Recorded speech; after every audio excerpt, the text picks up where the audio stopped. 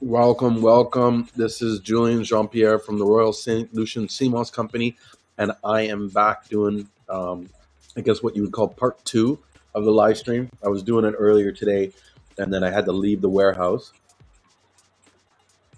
And so, like a dedicated Seamoss fanatic, I came back to do, I don't know, finish it off, spend at least another hour. I try to stay till like 1 o'clock if possible, doing these live streams. I really hope people come in and, you know, I guess participate, share, share some views and some comments. I just put a link in the, this link right here in the comments that link will allow you, click that link. If you're on Facebook, you click that link and Restream is going to ask you for your name and stuff. And then that way I can see your name, when you're doing the show, and so I know who I'm talking to, because a lot of times when you guys speak, there's a glitch in Facebook that doesn't allow me to see who it is. And then this right here is the link to, just weird, let me just type this again. I think this link is slightly different than the one from the first video, which I always thought it was the same link. And this is another thing too. If you have your own channels and groups, when you sign on with this link, this one right here, it will allow you to add in your own channels and your own, I guess, platforms. Hold on, this dog always wants to go away. Oh no. And so, whatchamacallit, yeah, it will allow you to share with your community as well as mine, or as well as the groups that we stream on. So one Facebook user says, "I'm happy to be part of this, and I'm definitely going to take Seamoss and sell it." Good for you. And let me know if you have any questions on how to sell it, or where to sell it, or what you need to do to sell it. A lot of people don't realize that, this isn't my first business that I've started. I've actually had several businesses all my life. I've never been someone that works for anybody. I try to start my own businesses. And so I used to have a car dealership. I used to have a computer store. I used to have a dispensary, you know what I mean? And so I'm very familiar with not only how to start a business, but how to build value in your product, and how to get people to convert, you know what I mean? To get people to buy into you. There's certain key things that you need to have in order for people to want to buy products from you. And guys, you gotta excuse me. I haven't ate all day. I'm just getting home now from working all day. And so I'm gonna eat while I'm talking to you guys. It just is what it is. And that's another thing when it comes to business. You got to be comfortable juggling things at the same time, like eating and doing a live stream, right? So yeah, let me know if you guys have anything you guys want to talk about, or discuss about Seamoss. Yeah, and here's another thing, and you can ask Moss King as, I guess, proof or testimony. I'm willing to help you, even if you're not buying this like Seamoss from me. Like, you don't have to buy Seamoss from me in order to get my help. It's not what I'm like. That's not the purpose of me helping people. The purpose of me helping people is to basically build up the industry. You know what I mean? I think this industry is still new and it needs a lot of work. And as much as people think it's saturated, it's not. It's not saturated at all. And there needs to be more people coming into the business constantly in order to feed or fuel, those that are already in it. You know what I mean? And so the more people that are in the business buying, whether you're buying from me or buying from someone else, you're still buying. Do you know what I mean? And that, especially if you're buying Seamoss from St. Lucia, it's helping St. Lucia. And that's really ultimately my goal. My goal is not really to sell Seamoss, it's to help the people of St. Lucia. I've just chosen selling Seamoss as one way to start in that, you know? So I'm always willing to help anybody, give them advice, give them my views, opinions, you know what I mean? And there's no obligation or expectation. Sorry, it's dog again. Always going in. Give me 1 second. I just want to turn on this light.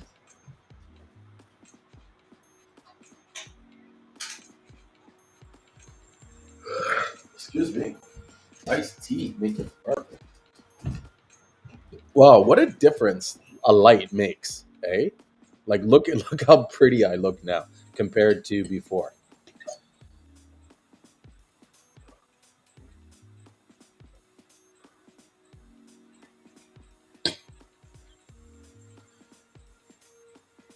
So, yeah, I'm not sure really what to talk about tonight. I was talking earlier.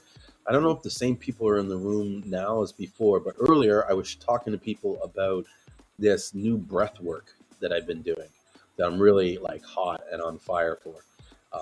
I thought it was amazing. I'm still feeling the effects of doing this breath work. I feel like it's given my body like this serious cleanse. I'm constantly I guess, purging stuff out of my body, and a lot of it is like really mucusy, just guck. You know what I mean? And so, yeah, I really really liked breath work and what it was about. Let me see if I can pull up her site so you guys. Savoya, I think it's Savoya, Savoya Cares. I think that's her company. That's it. Savoya Self Care.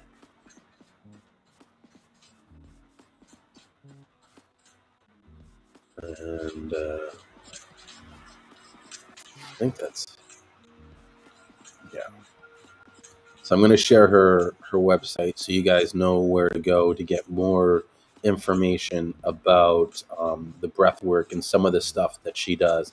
One of the things that she specializes, which is really cool, is she works with a lot of pre pre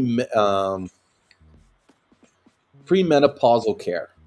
And so she specializes in working with people or females that are about to enter into the premenopausal stage. And so, that I think is kind of important for women because there's a lot that goes on with your health and a lot of changes in your hormones and in your body that really, it's important to be aware and to know and to, sometimes seek help, you know.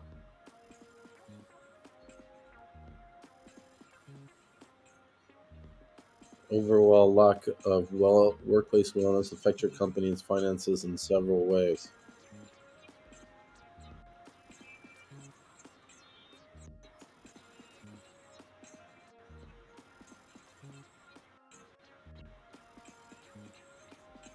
So this is the girl, Rita. Maybe I can. Can you guys see that? Yeah. Let me see if I put the volume up so you can hear who she is and what she's about. Hello, my name is Rita Savoy, certified nutritionist, holistic wellness coach, and workplace wellness consultant. In my previous career as an HR and talent management consultant, I focused mainly on personal and professional development and coaching. Today, I view my new focus as an extension of my coaching career, encompass health and wellness coaching as well. Why the shift, you may ask? Well, a few years ago, I developed strong food intolerances that made me feel horrible after each and every meal. I had low energy, sleep issues, and a foggy brain. But after adopting holistic lifestyle changes, my digestive health improved dramatically. And I was also able to reverse my mild case of polycystic ovarian syndrome. I became so convinced in the power of an integrative root cause approach to improving my health that I went back to school and obtained my diploma in applied holistic nutrition and other certifications in the field of holistic wellness. This extension to my coaching career is driven by my passion to help health seekers embrace self-care and allow their body's innate intelligence to self-heal. As a former HR professional and performance coach, I'm convinced that performance and wellness are inseparable, and the potential is limited when health and wellness are not optimized. Combining my corporate experience with my passion for evidence-based health and wellness, I have developed the Savoya self-care method to help create a healthier, happier, and more productive workforce by providing tools to thrive at work as well as in all aspects of your life. As your dedicated holistic wellness partner, I provide online and offline nutritional and lifestyle reset programs that help individuals and organizations establish a self-care practice for sustainable change and better performance in life and at work. Join me and my community, subscribe to my YouTube channel, and I cannot wait to be part of your wellness journey. Ciao for now. Yeah. So that was Savoya. Hey, Candy, how's it going? Was that you that asked me to join in the clubhouse room? Hello? Are you there, Candy? Hey, can you hear me? Yep, I can hear you. Oh, no, that wasn't me. Oh, okay. I thought it was because, like, as soon as I opened it, you were there. It was like, boom. It was a little choppy on the video, so I just hopped to Clubhouse. And I missed most of it, so I was trying to see if the replays were on. Yeah. I always try to do the replay when oh, look at that. Replay's off in there. I thought I selected it to be on. Hmm. Can you turn that on once it's off? I'm not sure. Because I know you usually do the replay, so I was like cooking dinner. Yeah, I usually do. I always try to record it so that I can do a replay afterwards. Hey, what's up, Wilson? Hey, what's going on? Not bad, not bad. I'm there. You know what I mean? Trying to stay alive. You know? Oh, yeah. I was loving what you were saying about the breath work because I've been thinking about doing it and contemplating when should I start. And I was just wondering what the benefits actually real. But to hear you say it's almost like it's a go ahead and do it. Yes. You know what I mean? My only concern would be just making sure that the person that you're doing with the work understands what they're doing and is serious about the craft, because you know what I mean, you're touching a lot. Like, it's pretty intense, like what you do. And right, I seen it. Fuck, bro, it's like, it's crazy. And the breath, the first few minutes you're doing these deep inhales, like, and then it sort of gets up to the point where you're at the end where you're going exactly. It's crazy. And then when you hold your breath at the end, it's like you feel all this pressure. It almost feels like your head's gonna. Okay. Yeah. And it's just intense. But yeah, I know. I seen the guy doing it. It was this guy, they call him like the Iceman. I think his name yeah, Wilson Hahn or something like that. Will Fallon. Right. Yeah, I was showing the video earlier today on YouTube. Okay. Yeah, man, I'm into that type of stuff. So yeah, and it's pretty amazing that the power that we have in our mind, that allows us to, you know, have this sort of control. And there's just so many areas that we haven't even fully explored yet. Right. Do you know what I mean? In the ways of health and wellness. And one of the things that I was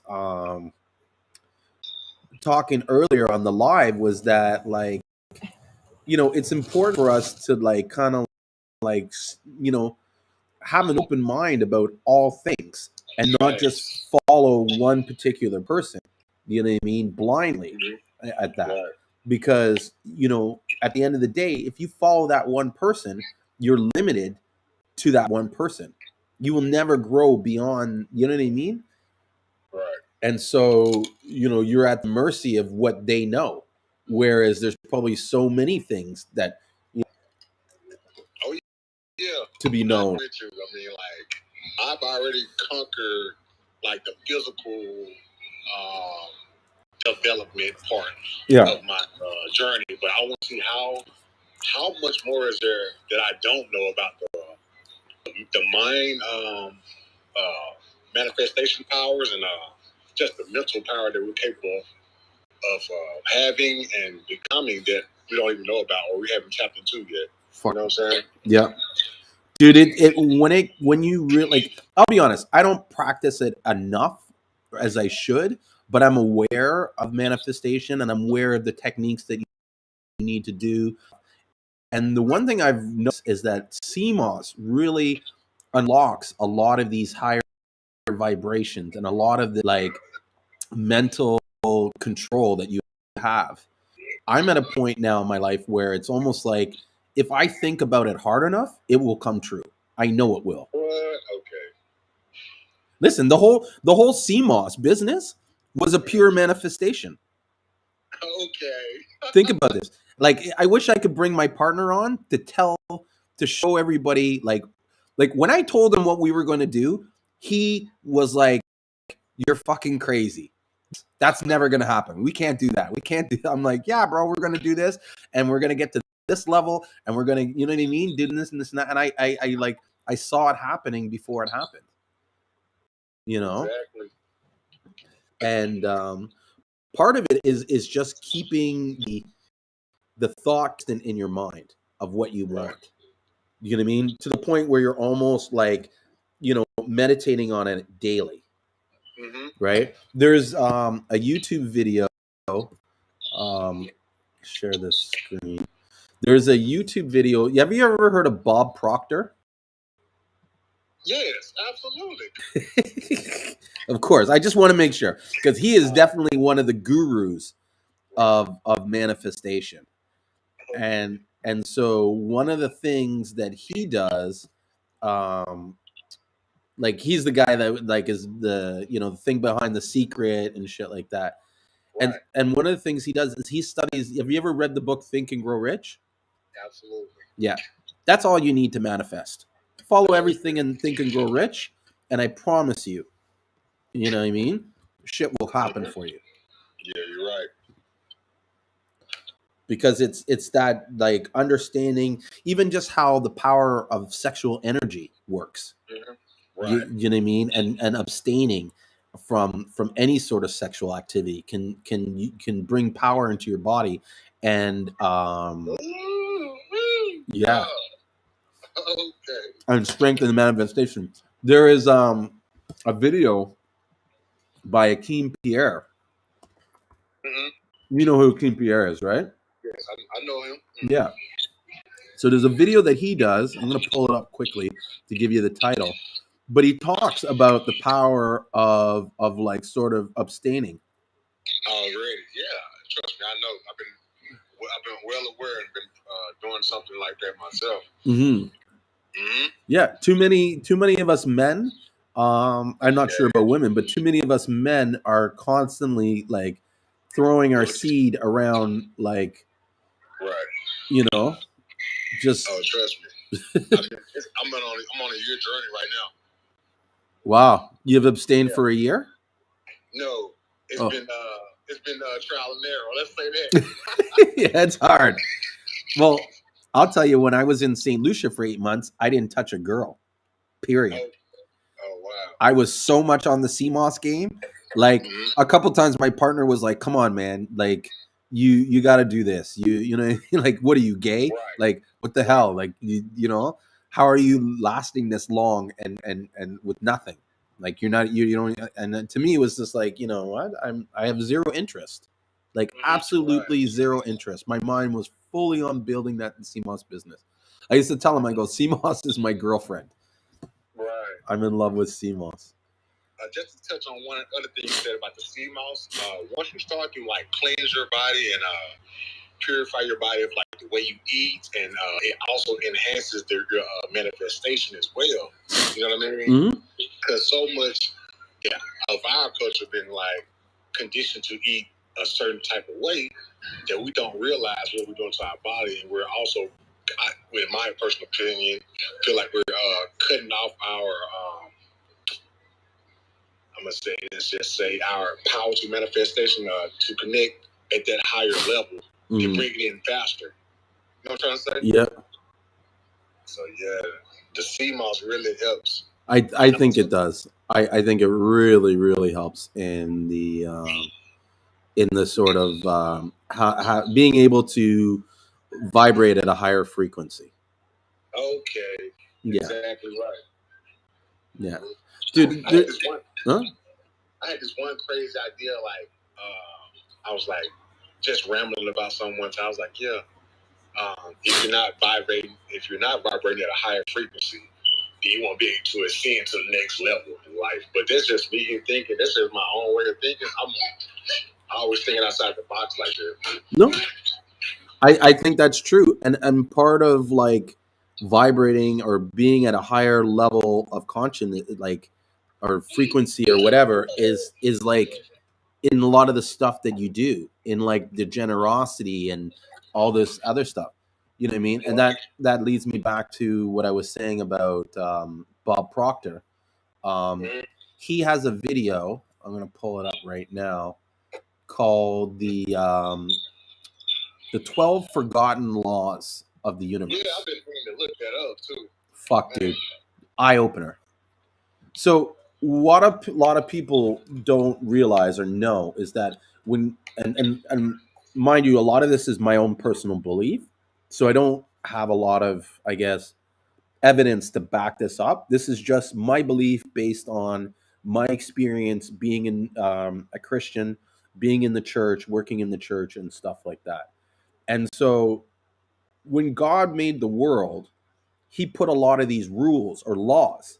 Now, these laws can't be broken, they can't be changed. Do you know what I mean? They're this. And this is where, you know, how people are always saying, like, how could God be in so many places and do all this stuff at one time? Well, first of all, we have no idea who God is and what it is. Do you know what I mean? That's for sure. It's you know, it's for as much as we can discern, it's a ball of energy, right? So they put these rules and these laws so that the things happen automatically. And so he doesn't need to be there to do the stuff himself, because he's put the laws in place for this to make it happen. And so there's like the law of supply, the law of thinking, the law of attraction, the law of increase, the law of receiving, the law of compensation, the law of non-resistance, the law of forgiveness, sacrifice, obedience. You know what I mean? So all these different laws have things, or how do you say it? They just got rules. And if you follow these rules, you will get it. This is like above being a Christian. Like, this is why sometimes you look at some people and you're like, how the hell are these people successful and doing all this shit? How are they getting all this stuff? Do you know what I mean? They're getting the stuff because they're following the laws of the universe that God put in place, because he did it for man. He didn't do it just for Christians. This applies to everybody. And it also could be good, and it also could be bad as well. So they both work in both ways, in good ways and the bad ways. I agree. So, yeah, totally agree. Totally agree. And that's where you got to be sort of mindful of your thinking, because when you start studying Bob Proctor and you start understanding about paradigms and excuse me, paradigms and the subconscious and the conscious mind, and how to feed the subconscious mind, because it's the subconscious mind that's really controlling everything, right? Absolutely. Right. And I'm with that. yeah, and so how you feed your subconscious mind determines on how your paradigm is shaped, and how your paradigm is shaped determines how you make decisions. See, a lot of people don't realize that everything in your life, and I mean, again, this is a belief that I have, right? But I believe that everything in life comes down to a decision that you've made or you haven't made. Right. That's why the future is. Hold on, not to cut you off, but I say that's why the future. You can predict the future based on your actions of today. Exactly. And the decisions that you make or the decisions that you don't make. And so you have to be fully aware. So many times people make decisions blindly and don't even understand why they're making these decisions or these choices. They just kind of be in reaction. And so you need to be mindful and aware of the decisions. And that really comes down to what you're thinking, because your thinking determines your, like, it's part of your paradigm, and your paradigm is what makes your decision. You know what I'm saying? So I always tell people, like, look, if you're not happy with your life, it's really you, right? It's your fault that you're not. You can't blame it on anybody else, because even if you do blame it on anybody else, it was your choice to be in that environment to allow that to happen. Yeah, I struggled with that when growing up. I always used to point the finger, but then after a lot of years of things not going my way, I realized that I had to take responsibility for my own actions and take life into my own hands. Well, and that's the thing. You can't control your life until you accept responsibility for what happens and everything in your life. Because, and again, this goes to my belief, is that we're all living in our own individual world. And what our world determines is controlled by our thoughts and feelings. Even our appearance, I believe, has a lot to do with your thoughts. You know, you ever notice you look at some people and they just look miserable? It's because all their thoughts are miserable. All they're thinking, you know what I mean? How they see things, and it usually translates in being overweight or unhealthy and stuff like that, and that compounds their feeling.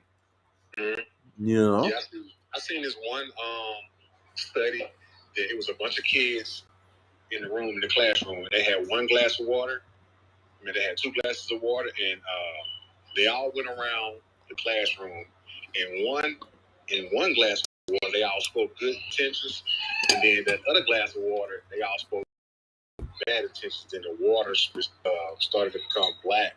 Wow. And yeah, like almost like you said your intentions or anything like that. I don't know if you're into crystals and stuff like that, but into what? So you don't know if I'm into what? I don't know if you're into crystals or stuff like that. Only not so much. Only because I don't know enough about the crystals. Right. But, I'm sure things like that. Just anything that you just want to speak good towards.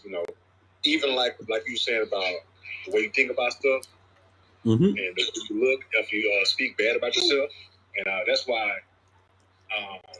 by me having my first child, you know how you get mad at your kid or a child, you be like, I'm so tired of you, and blah blah blah, woo woo, and you just speaking negativity on a child. After a while, they begin to become whatever you're saying.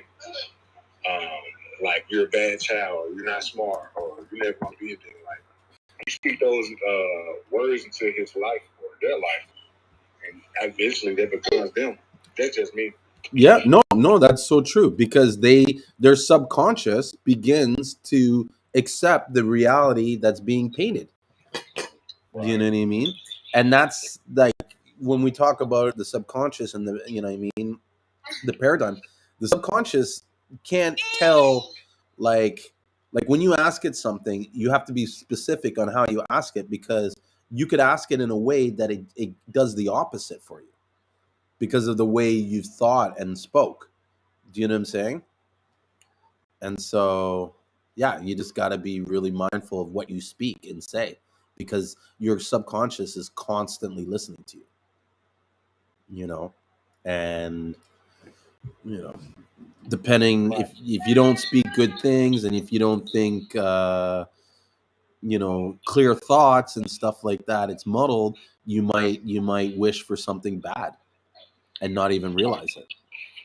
Also, by me growing up, sometimes my situation has not been as I would like it to be. So I was just automatic. My subconscious have been downloaded for me to just think negative. Mm-hmm. So with the last past 3 years, I've been listening to like my affirmations, so I can my subconscious can download positive ways of thinking.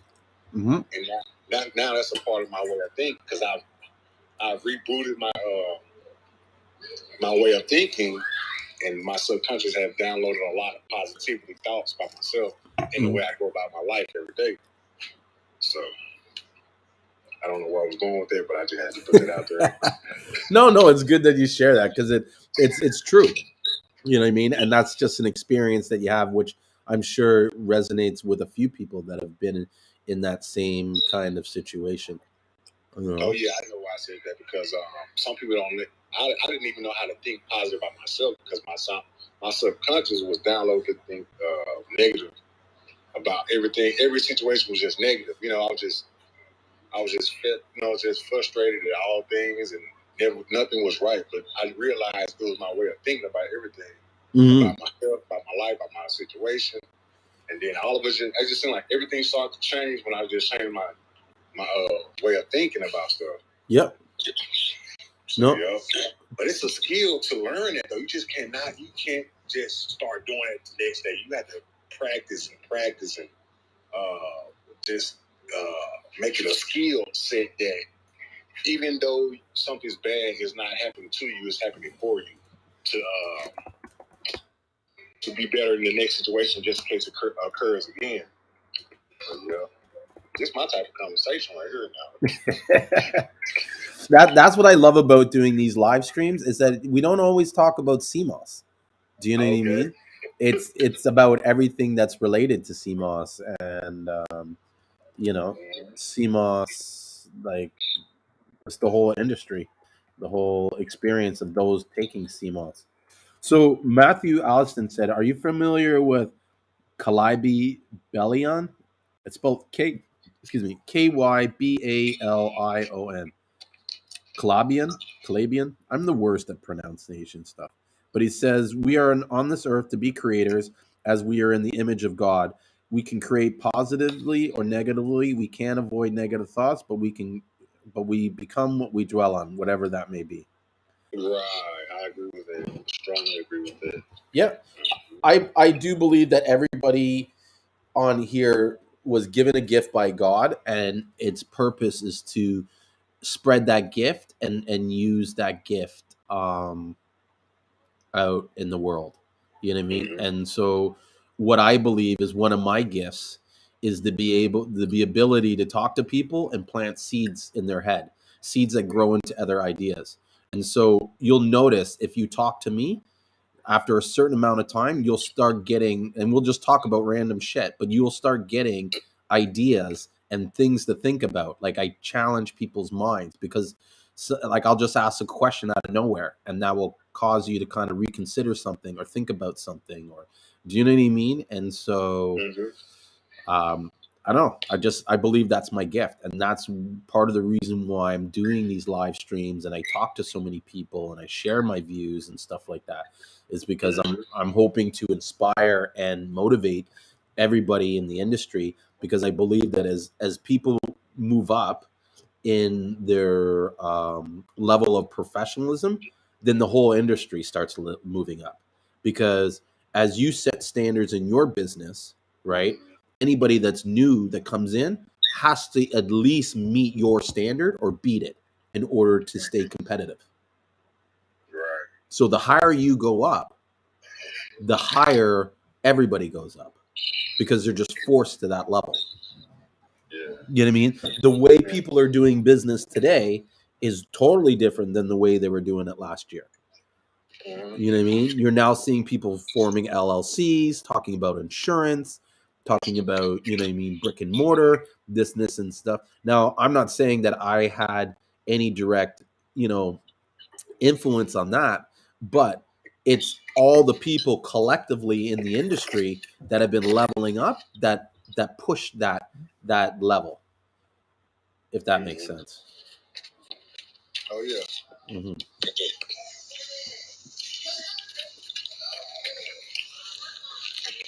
So yeah, I think I'm even gonna rewatch this Bob Proctor thing because, like, you know how it is. After a while, you forget things, you don't remember. It's always good to what's the word I'm looking for? Refamiliarize your stuff or revisit something. Mm-hmm. Yeah, you're right about that. Mm-hmm. Yeah, I've been on. Yeah, I manifested this business that I'm doing now, and I never thought I'd be selling Seamoss. Like this was like it's always been in my repertoire as far as like I come from a long line of like people that's been cooking my whole life. I always said to myself, I was like, I'll never be cooking I'll never be in the kitchen. But here I am right now doing what I've been like just been doing my whole entire life. I just never thought I'd start my first business, you know, and be so successful in it. Mm-hmm.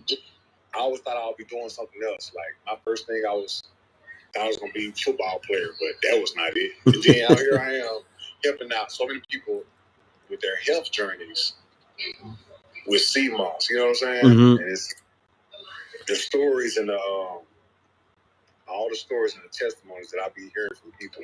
Because I also add herbs inside of my Seamoss, infuse herbs with my Seamoss, mm-hmm. and just to take it to another level. Mm-hmm. And I'm telling you, the difference when I add the herbs, people can feel it. You know, they can really feel it. You know, Seamoss has so many benefits, but when you add like burdock root, bladderwrack, maybe some ginger, some honey, man, it's like another level. You can people like tell me mucus start to come out. They start coughing up mucus instantly. You know what I'm saying? Mm-hmm. Mm-hmm.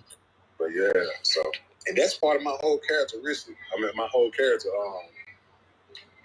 I'm that person that loves to help. You know, my whole life people always call me to help out and hey Sean, you think you can come over here and help me do this? Yeah, you know, I'm always that person that love to help people. Yeah. And no, that's good. Like you brought up something interesting when you said you like about the honey. That's originally, well, here I'll start by saying this. For many years, right, ever since my grandma passed away, I think it was like 2018. I've been having visions and thoughts, constant visions and thoughts of me going down to St. Lucia to start businesses, to basically inspire the local people there and to show them that how much opportunities the island has and just to kind of open their eyes. And originally, when I went down there, it was to start the honey business, right? Because I'm a beekeeper and I'm very involved in the bee community here in Toronto. And so it was natural for me to go down there. And I did the research to find the market, to see like how much people were producing honey. And, you know, I found data that suggested that there was, you know, a void that could be filled and stuff like that. And so that was that was the original intention. The Seamoss was a side thing where I was just going to buy some Seamoss and bring it back for me and my friends and this lady that was making gel. I kind of figured if I brought the Seamoss back to her, you know, and gave her a good price on her portion of the Seamoss, that she would take my portion and just make the gel for free. That was kind of like the arrangement I had with her. And when I got down there and I eventually met my partner, it was like he took me around to show to buy the CMOS, and it was like it was then that the vision came to me about like we need to start a business doing this, and that's where I kind of came to him and said like this is what I think we should do, and we're going to grow it like this, and you know, this and that, and the other. And yeah, we started, I think the first order we bought, we shipped out 200 pounds. And then from there, it just slowly grew. And now, like, not to say we're big, but we're doing pretty well, and we're helping out a lot of people on the island. I mean, there's a lot of people that are getting paid very well for their CMOS. There's a lot of people that are just getting their CMOS sold, and I've created a lot of opportunities for like almost everybody that we work with is doing well. Like, I have guys that have, before they started working with us, they could barely put money, like things together to buy things, and now I have guys where they've bought trucks, and they're building a new home, you know what I mean, and that kind of stuff, and it's all coming from the CMOS, because I've not only do I just buy the CMOS off them, but I show them, okay, like, this is what you need to do to manage things and to get the things that you want, you know what I mean, and to open doors for you, you know like, we've done microloans, we've done donations, like, what else have we done? Too many things. Some of the things I can't even discuss, you know what I mean, because we prefer not to. They're just things that we do out of our heart, and we're not doing it for, like, recognition, you know what I mean. Like, I could sit here all day and say, oh, we did this, we did that, blah blah blah, but it's like, what is the point, you know what I mean? We did it for the sake of doing it, not so that we can go tell people that we did it, if that makes sense. So yeah, um that was the vision in the CMOS, and I am so happy that we dove all in and went for it, because look, we've got the CMOS community, the CMOS Buyers Club. I'm doing these live streams every day. I'm meeting so many people, and helping them build their businesses, and you know what I mean. There's a lot of people that are creating sustainable lifestyles, you know, with the CMOS. Like Wilson was saying, like, he never thought that he would be running this business and selling CMOS and making CMOS products. And what's crazy, or not crazy, but what I want to point out is, like, he was talking just now, saying, like, it's 1 o'clock, and he was talking about making stuff in the kitchen right now. That's the difference between someone that's going to do well in this business and someone that's not. If you're not willing to stay up to 1 o'clock in the morning to make gels for the next day, you're not going to make it. Right? You're going to make it to a certain point, and then you're going to hate the job because it's going to be too much work for you, and you don't love it enough. Like, one of the first things I say to people is, make sure you like this before you jump all in. Proof the concept and the idea, and then go for it if you love it, because then it's when the bullshit comes, then you love that too, if that makes sense. And that's how I kind of feel about this business, is that you know I deal with a lot of crap and stuff, but because I love the business as a whole and what we're doing, it's it's minimal. I mean, it's just the cost of doing business. And so, yeah, I kind of forgot my point on that, which happens when it starts getting late. Yeah. Hey, Tata, Candy, how are you doing tonight? I see you're being all quiet there, just listening in and absorbing everything. Did you have any questions or anything you wanted to talk about? Oh, shoot. Can you hear me now? Yeah.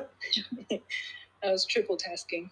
Oh, you're working on your business right now too, right? You said, am I doing what? You're working on your business right now? Yes, I am. Yeah. That's my whole point, is like, you need to constantly be working on it. Like, those that do it, like, that are putting the hours in, like, right now, they're the ones that are going to be the difference between those that are successful over the long term and those aren't. I feel like success is such a spiritual game, as I've been in business for like a year and a half. It's so much connection with, like, mind, body, and soul. Yeah, no, I agree.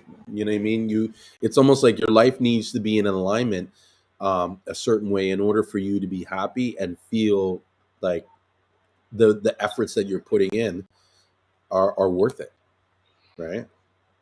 Yeah, it helps you get clear on what you want, what kind of business you want to structure.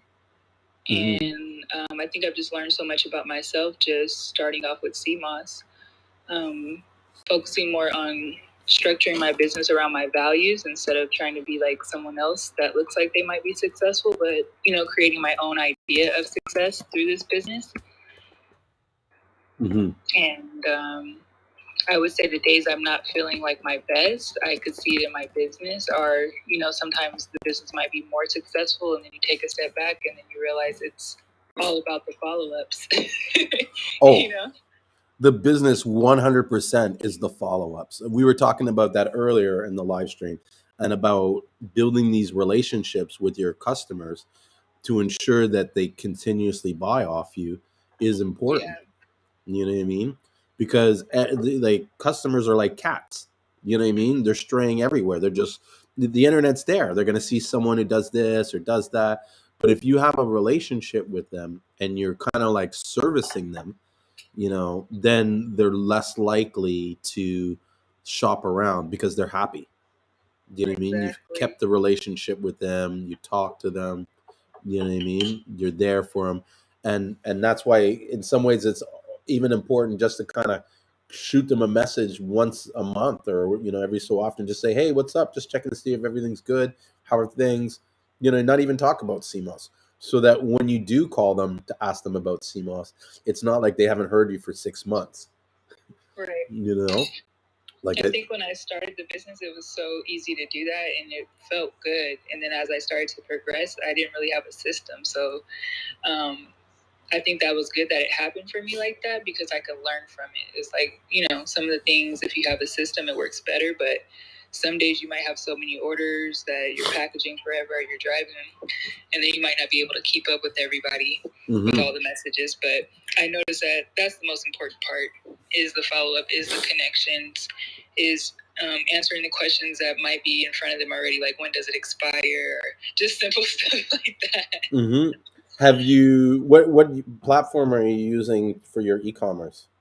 Is it Shopify? I just got my Shopify store and I connected it, or the guy who did it for me connected it to Klaviyo. Yes. So I didn't open the store yet because I wanted to do a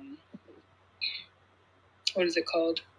Like a soft open or some tests? A product launch, like a website launch. That's what I wanted to do, is to try to gain like some email lists. But I think that's one of the things that I'm not the best at is the tech stuff. So I got all the creativity in the world. I could work hard, but when it comes to the tech stuff, I get really stuck. Like I'm almost afraid of it. Like, how am I gonna figure this out? What do you mean, like writing the text?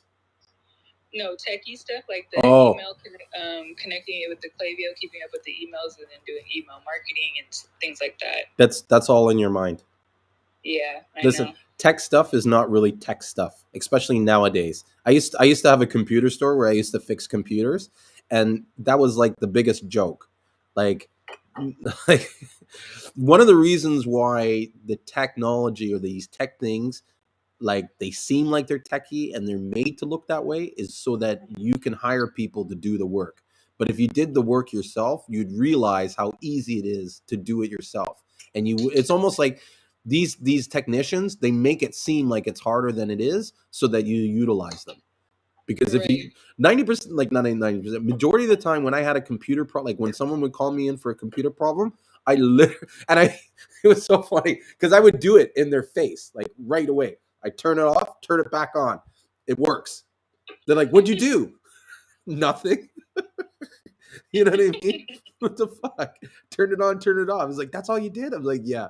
And because most of these problems are fixed when the computer resets itself.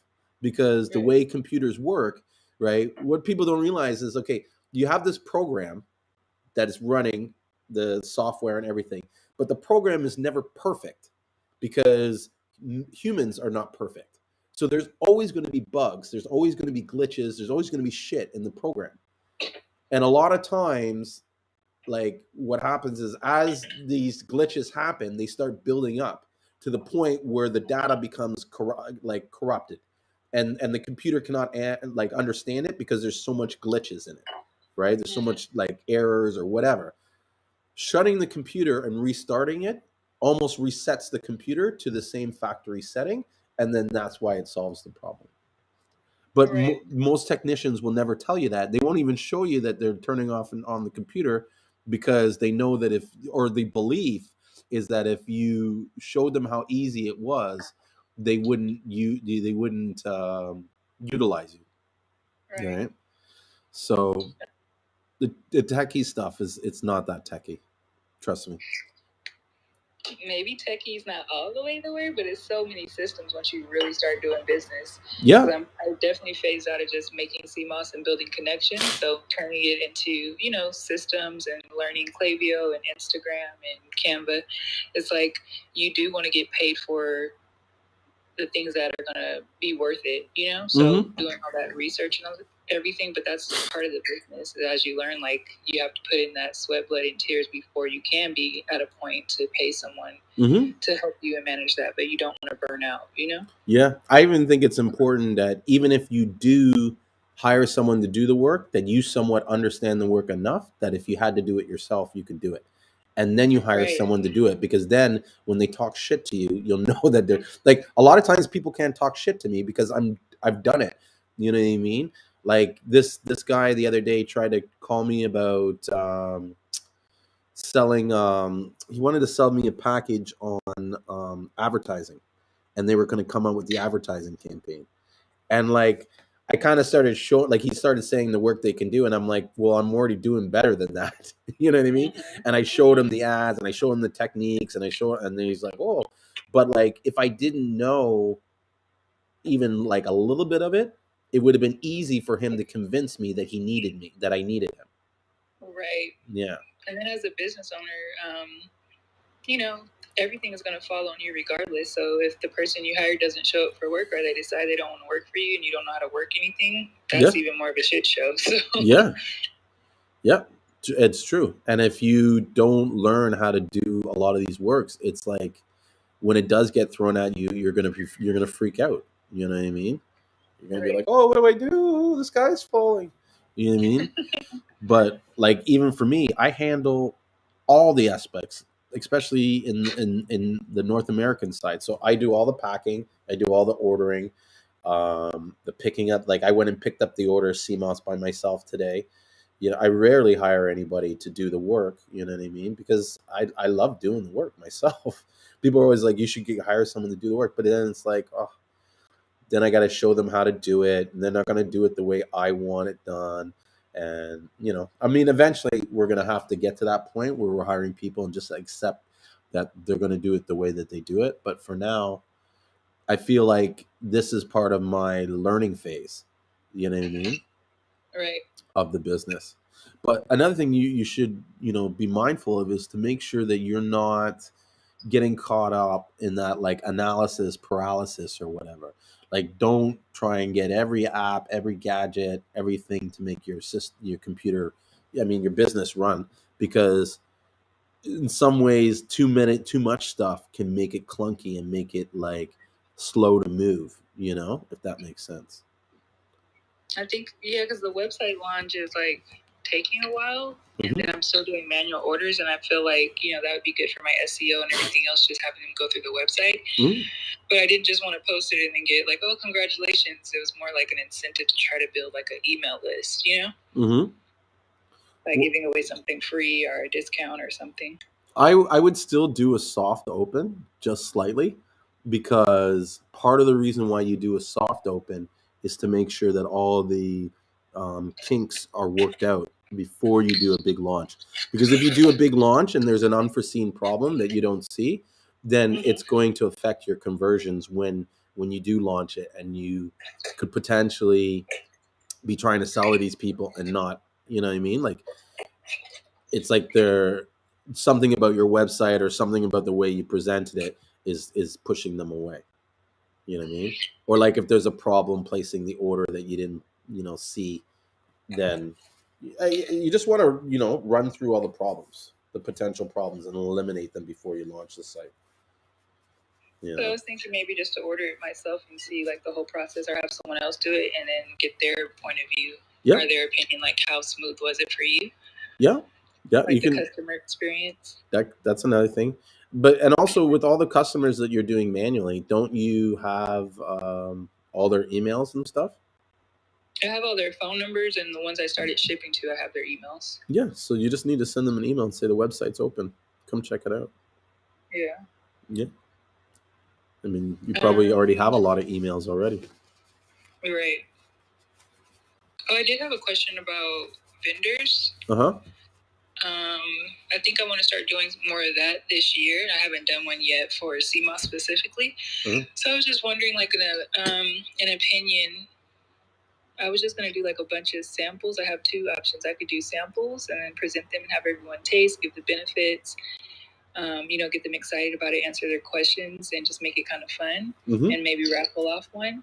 But as far as making jars to have available there, I'm not really sure how that would work, or if I should just have them order it there and then ship it for free for them. I think you should have some jars that you put on ice and stuff that's there for grab and go, because a lot of people don't want to wait. You know what I mean? Right. If you told them, oh, give me your number now and this and that, and I'll ship it to you, they'll be like, you know what? Fuck this. It's too much work. People hate friction. You know what I mean? So the less friction you give someone, the more opportunity you have of converting them, Yeah. BJ says, what do you guys use to send out emails? I use Klaviyo, and that's what I recommend. Everybody should be having Klaviyo. Even if you don't have a Shopify website, you should be running Klaviyo to do all your back-end communication. Yeah. So I have like 7 flavors. So I was thinking about just doing like my top 2 sellers. 3. But 3? Yeah. And the reason why I say 3 is because I believe that our minds are rigged that when you give 3 options, you're going to pick one. And it comes down to the game show thing. If you notice in all these game shows and stuff, they have, like, especially Let's Make a Deal, they'll have door number 1, door number 2, door number 3. If you looked at 2 options and you weren't sure about either one, there's a tendency for you not to pick any of them because you can't make up your mind. And if there's more than 3 options, I believe it becomes too overwhelming, and there's a chance I just believe you convert less when you either give them less than 3 options or more than 3 options, because it comes to the psychology of making decisions. I was going to say the psychology of selling, but making decisions. Yeah. And Tata Ward says definitely samples, and like Julien said, have Seamoss on hand as well. Yeah, I would for sure have samples, and not only would I have samples, but I would have a camera ready, like on a stand, to record them trying it and getting their reaction, and ask them, say, hey, because here's the thing, you're giving them a free sample. There's nothing wrong with asking something. It goes back to the Bob Proctor's laws. There's a law of reciprocation. And then that law that says, when you give someone of service something, they feel almost compelled to give something back, to reciprocate what you gave them. So and that's the right time to kind of ask them for a testimonial or your opinion. And you'll notice they'll give it to you like nothing, because it costs them nothing to do it. So they're just quick to do it. Now you take all those testimonials and you use that in your content. Right. And just ask them permission, I'm sure, if they don't mind being on camera for the content. Yeah, and let them know I want to use this so that I can let people know how good our Seamoss is, and just to get your reaction, and even get some of the bad reactions. Mm-hmm. Do you know what I mean? There's nothing wrong with having, if it was me, I would throw one guy that had a shitty or something where they're like, "Oh, what the fuck?" You know what I mean? Mm-hmm. Because that then tells whoever's watching that you're authentic in what you present, and you're not afraid to show something that could possibly hurt your business. You know what I mean? Because then that tells people this person is not trying to control the message. I think that's a good point because, I follow people that sell Seamoss, and there's a guy, and he gives samples from his store, but it's out of the same jar, and it creeps me out because I'm like, no one cares that this is the same big 16-ounce jar. I know he switches out spoons, but it's still gross to me. Mm-hmm. And then he only shows the good reactions. I'm like, nobody ever, out of every 5, somebody's going to say they don't like the texture or it feels slimy or, Mm-hmm. it's too soft or whatever it is. So I think the authenticity and just being a little bit more mindful of the safety. Like I'm going to have mine in little plastic, with the lid on it, like a 2-ounce. Yeah. And then just take that. Yeah. Or even like little mini Dixie cups where they taste it like a Jello shot or something. Right. Because that has helped my business a lot, just giving people samples. Mm-hmm. But I like getting something in return from it. So I think that'll be good for the vendor. And then just maybe having one big poster and then the information about it. Yeah. Mm-hmm. Tata says, do 3. And she said, strawberry, mango, and pineapple are their top sellers. I know. I have a love-hate relationship with the fruit Seamoss. I haven't made any fruit Seamoss yet. Mm-hmm. So what flavors do you have? You said you had 7 flavors. Yeah, I only have one that has, it's not fruit. I use apple juice. So I have original, burdock, and bladderwrack. I have moringa, black maca, and honey. I have elderberry. I have purple Seamoss. I have ginger lemonade. And I have apple Seamoss. Nice. Those are all good flavors, especially the moringa. People they're sleeping on moringa. Yeah. It's not the best tasting in Seamoss, so I definitely add honey, but I feel like it gives you a lot of energy. Oh, for sure. It's crazy. I used to drink moringa tea all the time. Yeah, and the amino acids that are in there. Those 2, I feel like more of a, I don't want to say older generation, I'll say 30 and up, ask me more about those than the younger generation just wants it to taste good. Yeah. And the 30 and up want to know, like, what's the difference between these benefits? Because they want the ones with the herbs. And the younger ones, they're like, I need the pineapple, peach cobbler, banana pudding flavor that I can get at the swap meet.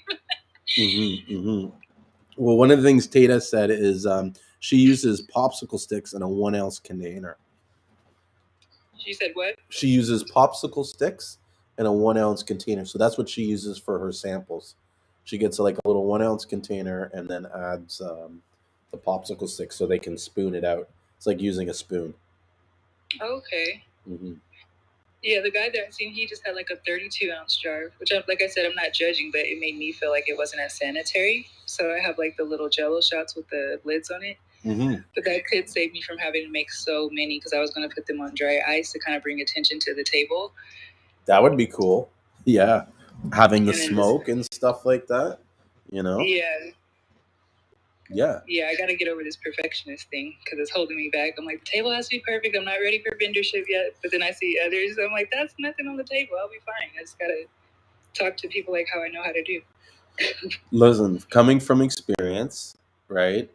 Being perfect is great. But if trying to be perfect takes, like, execution beats perfection. Right. Do you know what I mean? Just the execution alone is enough. We used to live in a time where first impressions matter. I don't think that's the case nowadays. I think there's so much information, so much shit going around that even if you screw up, people are either not going to remember or they're not going to notice because there's just too much going on. And so it's better to just get in there and figure things out than it is to stand there from the outside and try to guess what's going on. Because what could happen is you could spend all your time getting things perfect, and what you think is perfect is not what the market thinks. Do you mean? Or the market has changed, and what they were into before, they're not into now. And you've done all this work to get it to like this. Do you know what I mean? And ultimately, like, as long as your product's good and you provide good service, they're not going to care about the packaging. No one cares about my packaging. No one's ever said shit about my packaging. And I probably have the cheapest packaging on the market. Dead serious. Like, I use... Sorry? Yeah, I don't even have labels yet. I still have my logo on there. Yeah, you know what I use to make the labels? I use a black and white Brother QL7 700, which was like just basically a strip label printer. And I used to have that printer because I used to use it to make the labels. Like when I had a dispensary, I would use all the label, like I would use that to make my labels to stick on the thing.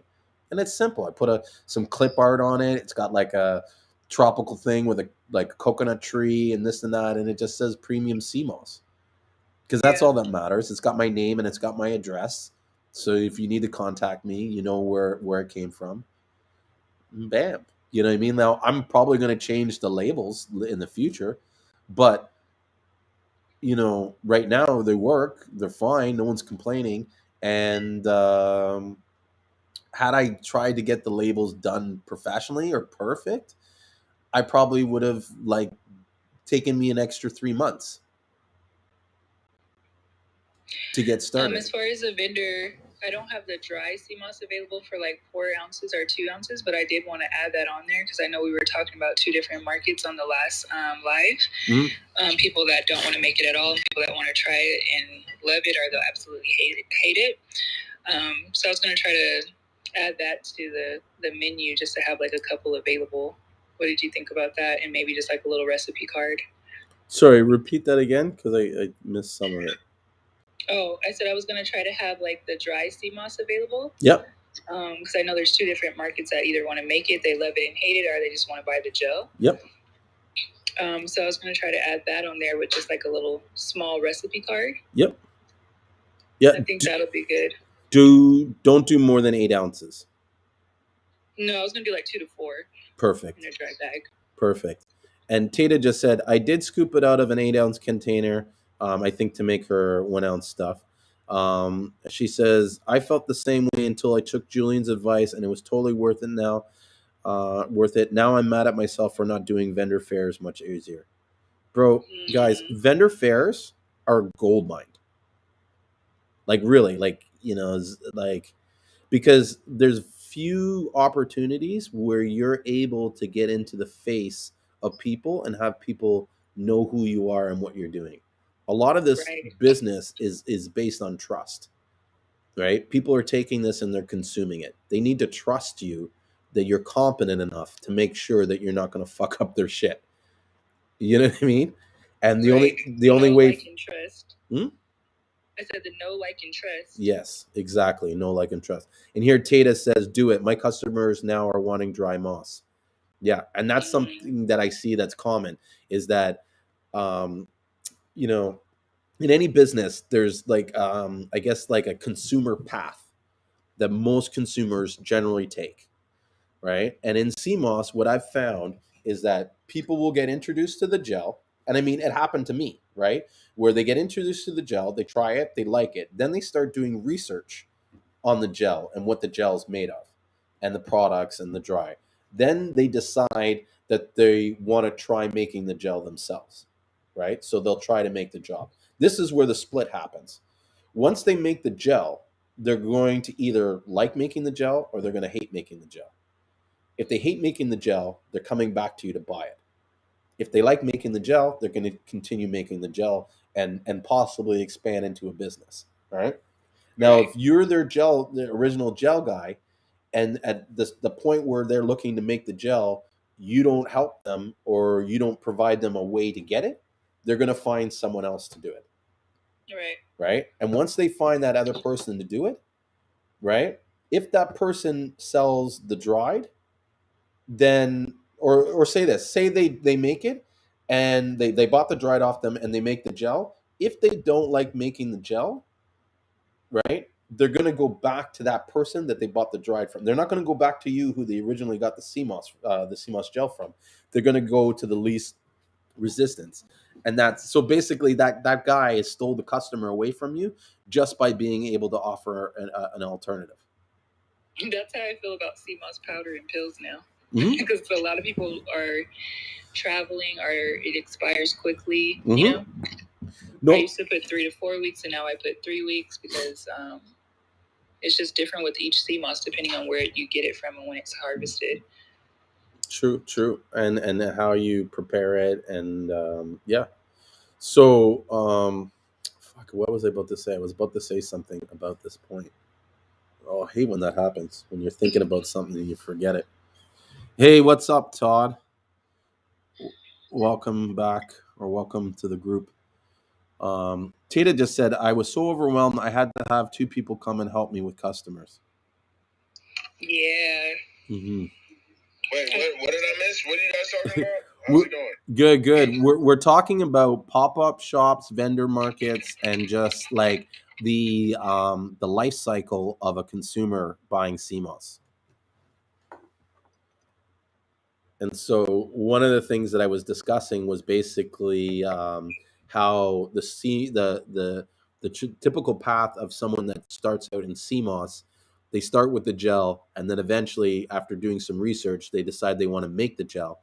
They're either going to like the gel or not like the gel. If they like the gel, making the gel, then they're going to keep with the person that they bought the dried Seamoss. If they don't like the gel, they're going to go back to the same person that has the dried Seamoss because that was the last person they communicated with. Right. And so if you don't offer an option, you can potentially lose customers.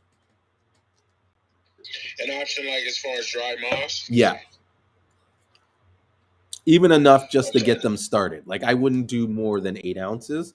I think 2 ounces or 4 ounces perfect.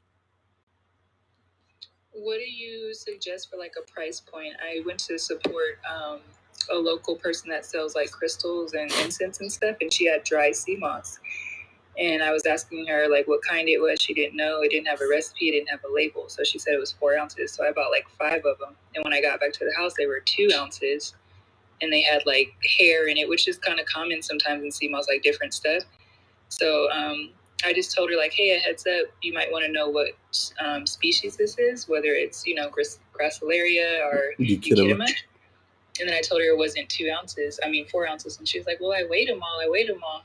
And then she said someone else bought the dry sea moss from her and said the same thing. So she was like embarrassed and crying, and she gave me a bunch for free. And I was like, no, I think things happen for a reason, because you never know. Like somebody might, Mm-hmm. So that's definitely not 4 ounces, but it was $15 for 4 ounces. And I was like, that's kind of high for 15 for 4 ounces. But actually, it's not too much. I think we sell like 2 ounces for 10. Let me just check what we sell our Seamoss for. But yeah, she had 2 ounces, but it was labeled as 4 ounces. Mm-hmm. And that could be something where she just didn't even understand her scale. Yeah, she said she threw the scale away. Yeah, or it could even been the scale was bad. Mm-hmm. Like there's a lot of times the scale is off. Like when we package our Seamoss, we tend to weigh it a little bit over, because that way no one can come back and say, oh, this was like no one can tell me my Seamoss was short, because I know. What do you weigh a pound out to, Julien? They're like the 454, or like the Agro? What do you go, 460? I do it. I have the scale that does 16 ounces. 16 ounces, so 28 times 16. Yeah, but here's the thing: an ounce is not a full 28. It's 28 point. An ounce was 28.3 or 28.4 or something. 28.5. Okay, all right. I knew there was a point in there. So, I just, when you look it up, a pound comes in at like 454 or something like that, and then it's divided by 16, blah blah blah. So I always just went right around that number, Yeah, 454. But I was just trying to wonder, because I know, it's you want to make sure everybody's happy, but then at a certain point, it's like diminishing returns, Yeah, true. But then you sell more Seamoss. Like a lot of times, these profit issues that people speak about, it's like it can be solved by just selling more Seamoss. Do you know what I'm saying? Like if I'm making $10 profit off whatever I'm selling, right? And say I sell 10 of them at $10, that's $100. If my price drops down to 8, you know what I mean, then or my profit drops down to 8, then I just need to sell 12 and a half, so 2.5 more, right? So sometimes it's like I can almost sell it at any price as long as I make enough money to justify the volume. You know what I mean? So that it makes a profit. Yeah. Like one of the things I see a lot of these vendors do, especially the gel vendors, is that they kind of squander over $1 or $2, you know. Even today I had a customer that, so we have this sale going on, spend $1,000. Before it was 500, now it's spend 1,000. So spend 1,000, you get 50% off. So the price of the CMOS goes from $10 or $30 down to 15, right? So she was going to buy, you know, the certain amount. She was in Canada, and then she didn't realize that the price was in US dollars. She was like, oh shit, that's too much. And then she was like, and I'm like, really? I'm like, well, what do you pay for CMOS? She's like, I get it for $7.99 US. And I'm like, where are you buying it for that price, right? Because I was like, $7.99, like, fuck it, let me find this person. I'll buy. You know what I mean? Oh my, that's a good, like, shit. That's cheap. And so when we investigated it more, it was coming from like some Caribbean market store in Miami. And I was like, a lot of times these stores, you know, and we have them up here in Canada too, they're getting the CMOS they're selling is from like Caribbean Corners, or it's the Angel brand and stuff like that. And a lot of that CMOS is in my opinion, overly hydrated, right? And so the amount of CMOS that you get compared to the CMOS that we sell is like night and day. So yeah, sure, you may be spending less, but when you do the numbers, it actually probably costs you more. You know what I mean? And then you also have to add in shipping, customs duties. You know what I mean? And so I guess my point is like you gotta like really factor in all the costs and make a difference and understand like sometimes when you see a price 15 and you see another price at 7.99, there's so many things hidden in that 79 price that you know it's probably as the same or if not more.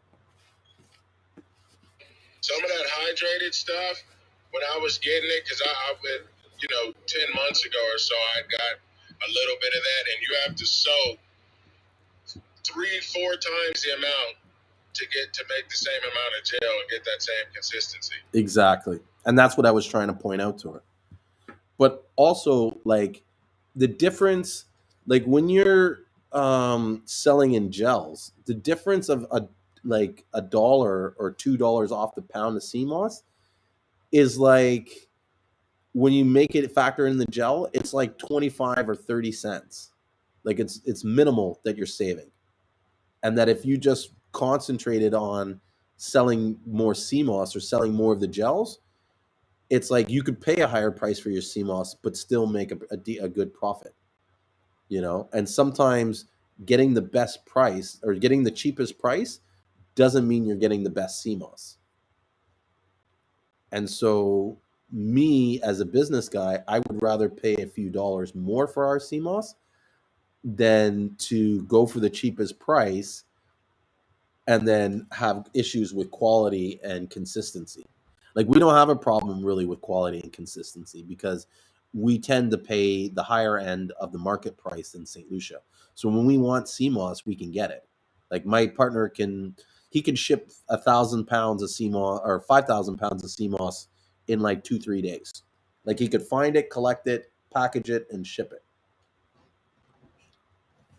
You know, and people almost line up to sell him their CMOS because they're getting good value for it. So I guess my whole point is don't be afraid to spend a little extra.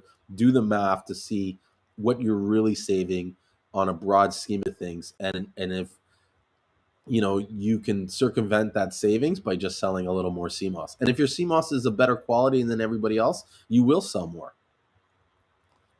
Right?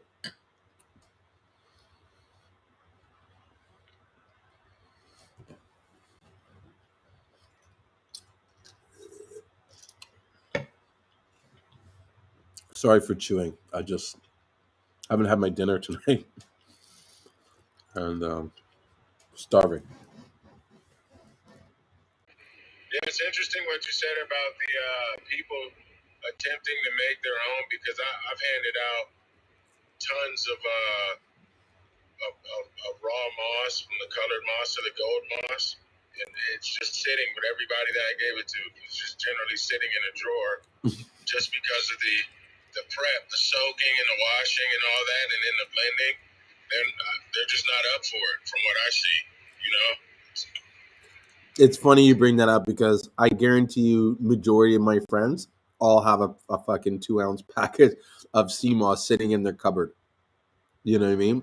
And a lot of times they are always like, "Oh yeah, give me the Seamoss. I want to try the Seamoss." And then I'll check in with them 2 weeks later. I'm like, "So how's the Seamoss?" "Oh, I haven't had time to make it yet." What do you mean you haven't had time to make it? That's why nowadays I don't even give out my friends the raw Seamoss. I give them out a gelled Seamoss. I make a small 250 um, container. It's like a plastic pouch, and I use that to kind of like give away a small portion, like a sample for them to try. And I find that works really well. Yeah, that's what I've been finding too. Is just giving out an 8 ounce sample of gel, or something like that. I mean, they're automatically jumping into that, you know. Yeah, and it's cheaper. It costs you less. Like an 8 ounce container of gel is probably half an ounce. Whereas if you were to give them a sample, you would tend to give them at least an ounce, maybe two. Right? Yeah, yeah. So that's why, it's better to do the gel samples. And then it gives people an idea of what it's supposed to taste like, what it's supposed to look like, and everything. So even as someone who only sells dried, I would recommend that you make some gel and sell not sell the gel, give away the gel for people to try.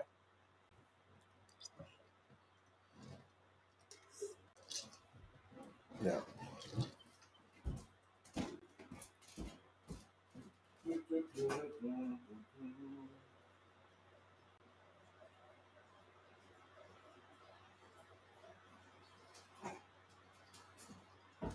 Sorry, I just had to get some water because I am parched. thirsty. I think I'm actually like severely dehydrated. And when I did that breath technique, I think it really kind of exposed the how dehydrated I was. You know.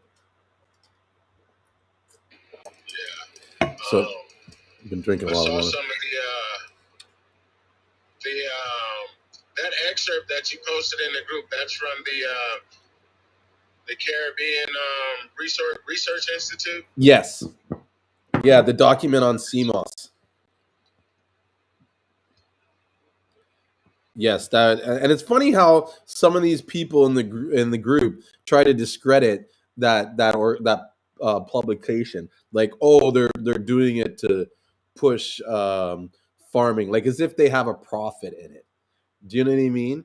Like, the reason why that document was created was because we were over harvesting the wild sea moss and we were destroying the environment, and so they had to come up with a solution to create a bigger market, like to feed the market, but to also do it in a way that doesn't damage and hurt the corals and hurt the sea moss. Like, I don't care what anybody says.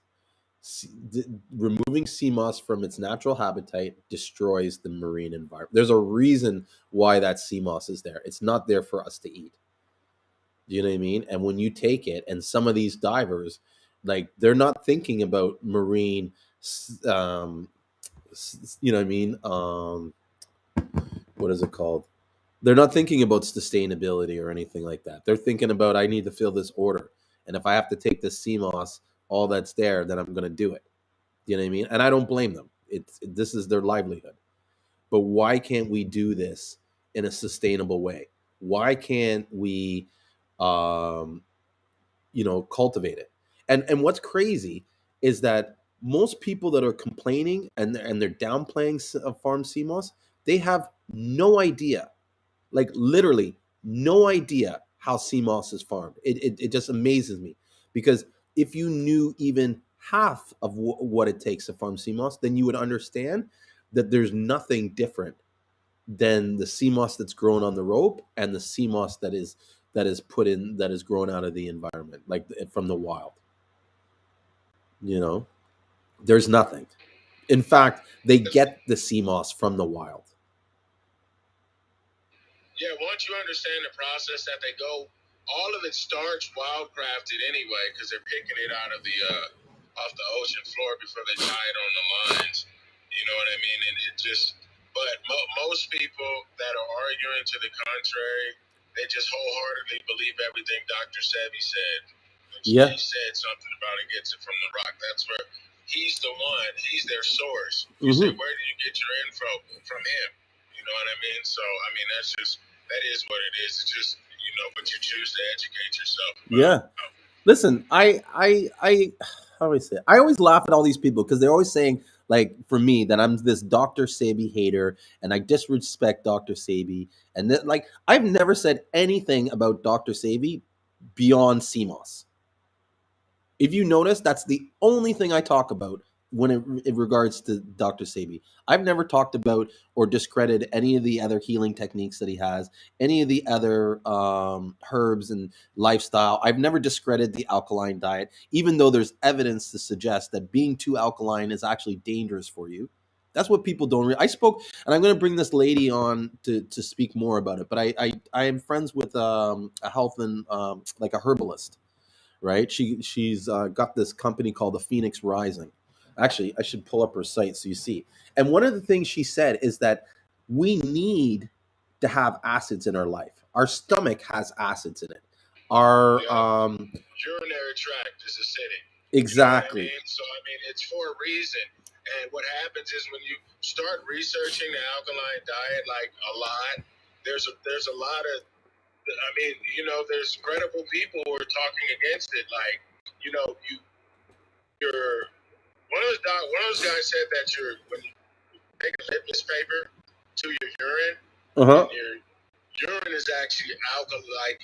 It's the pH is drastically higher, and that's not good for infections and stuff like that. And people don't even care. The ones who are wholeheartedly alkaline, they don't think, they want every part of their body alkaline. You know what I mean? And they don't really see both sides. They don't see the other side to the equation. You know what I mean? I'm not totally informed about it, but it became the rave, and I started looking into it. That's what I uncovered too. There's a whole lot of other stuff to it. I mean, it's like anything. Too much of anything is bad for you. So yeah, I just want to say for the record, I don't have a personal issue with Dr. Sebi. I do believe that he has gone far to heal a lot of people and help a lot of people. But I do have issues with some of the things that he has said about Seamoss, because many of the things that he said about Seamoss was incorrect. Right? And what people don't understand is that, like, it's only that he's become this like free healer after his passing. Before all this, he used to charge for everything. At least that's my understanding. I have not seen or heard anybody ever speak of him doing anything for free. He was running a business. So as much as you want to call him this healer that helped the world, he was doing it for a profit. He was doing it for money. He was no different than me or anybody else in this industry. And when he markets his products, he's making sure that the products you buy are his. Like, that's what kills me. Like, people can't draw that fucking conclusion. Like, like, you don't think it's suspicious that the only sea moss that you can get is the one that he has from his Honduras? You know what I mean? And even then, when he says it's like he's not talking about the right. There's so much confusion, right? Like, is he selling it for? You said something like he's selling it for 4 ounces for $100 or something like that. That's his son, Victor. Me and Victor, when I first started this business, me and him got into a fight on a live stream. He invited me on a live stream to talk about Seamoss, and I ripped him. I ripped him so bad. Like it got to the point, right, that he got so upset and frustrated with me because he couldn't, he couldn't respond to a lot of the questions that I was asking and the things that I was telling him, that he ended up calling me a boti man and ending up the live stream and then killing it. Like he deleted it, blocked. He called me a boti man. He called me a gay guy. He was like, "Fuck you, gay guy." Like, "Fuck you, boti man." And I was like, "What? What did you just say? What did you just call me?" Like, I go, "You just called me a boti man? Are you serious?" I'm like, "Ah, I won." I was like, "I don't even need to say anything anymore." The fact that you could seriously, bro, think about that. The fact that you couldn't come with anything that was the most credible professional thing that you could say. You're here representing your business and you can't have an intellectual talk with me without calling me a name. You've lost the argument. And one of the things I pointed out to him, because he was like, "Oh, you're a healer. You're not a healer. You're just in it for the money, this and this and that." And I was like, "Bro, I'm in it for the money. Like, take a look in the mirror. You're in it for the money." And I pulled up his website and I was like, "Bro, you're selling 2 ounces for shit." Let's even go on his website. Um, what is it? Bilingual balance? I don't know. I didn't even know what was going on, the village or whatever, as far as them selling until I saw the post and what you were saying. But I saw what you said he was selling a couple ounces for, and I was like, yeah, they must be running hard with the Sebi brand over there to price stuff like that. Oh, he's straight up writing off his dad's name, and that's what a lot of these guys are doing. Do you know what I mean? They rather, like, to me, if I was in Victor's shoes, not to say I wouldn't talk about my dad, but I would talk more about myself and not even, like, you know what I mean? You would just happen to find out that I'm his son. Do you know what I'm saying? I think he actually may have changed his prices. Yeah. Because I'm now looking on his website. Did I pull his website? So yeah, he has it here. Yeah, so for $25, it doesn't say how big the packaging. It used to say. I think after me and him had the issue, he took it off because he doesn't tell you how much is.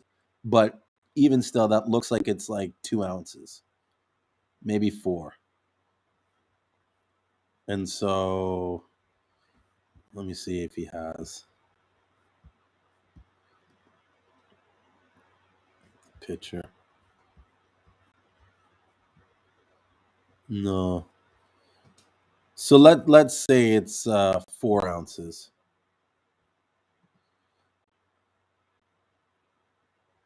And so if it was a 4 ounce pack at $25, then that's $100 a pound. Now that's fine, right? If you want to sell 2 ounces or 4 ounces price, I guess the issue that I have would be that that's the only option you have. Like you can only buy one size from at that price. So if you want more than that, you're gonna have to pay. You know what I'm saying? And you're gonna end up paying $100 for a pound. Like, why doesn't he offer a pound for say $50? You know? And so when he accused me of being like, someone that was just trying to make money off it, I was like, well, I challenge you. Like, if you say you're a healer and you're here to help people, then why aren't you doing this for free? Like, let's even talk this. What is he doing for free?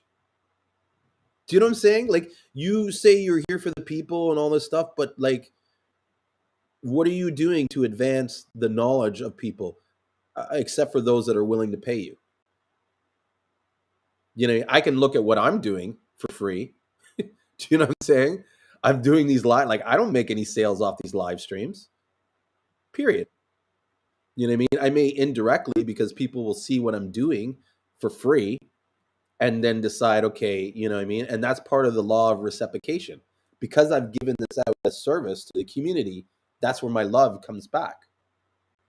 Do you know what I'm saying? I created the Seamoss group, that buyers club. For almost a year, I didn't, you know what I mean? How do you say it? I didn't try to sell in that group. I let everybody have free reign and sell who they want. And there's lots of people in that group that they, how do I say it? It's like that group is their sole source of revenue for their business. I don't make a cent off it. You know what I mean? The amount of people that call me that don't even buy Seamoss from me, that look for advice or opinions or my 2 cents or whatever, I always give up my time for free. So I guess in some ways it just it hurts a little. Do you know what I mean? To see how this person questions my integrity, my uh, like who I am as a person. Like I'm just here to make money. You know what I mean? When I've done so much stuff, like, do you know how many people I give business to? Like there's several. Huh? Sorry, you're breaking up. You're breaking up a little. But there's been several farmers where, like, say a buyer has called me up and was like, "Hey, I want to deal directly with a." I've I've given people markets in St. Lucia instead of keeping it for myself. You know what I mean? Like, there's so much I do that people don't even understand that I do. You know? You giving people plugs down there in the island? For sure. For sure. Listen, Marvin used to buy from us. Do you remember Marvin from the Seamoss? Or used to buy from us, used to sell to us. Do you know what I mean? Marvin a few months ago didn't have his own market, and I was the one who told him this is how you sell on this group. This is why he does the videos and he shows the people what he's doing with the Seamoss, because I said people need to see that to trust you. And he quickly like rose up and started selling a lot of Seamoss. And there are so many Seamoss farmers in that group that you don't see because they, for one reason or another, they don't want to post who they are. But if they did and they showed off their stuff and they were consistent with it and they let people get to know them and know that they can be trusted, then they would get a lot more business than they do.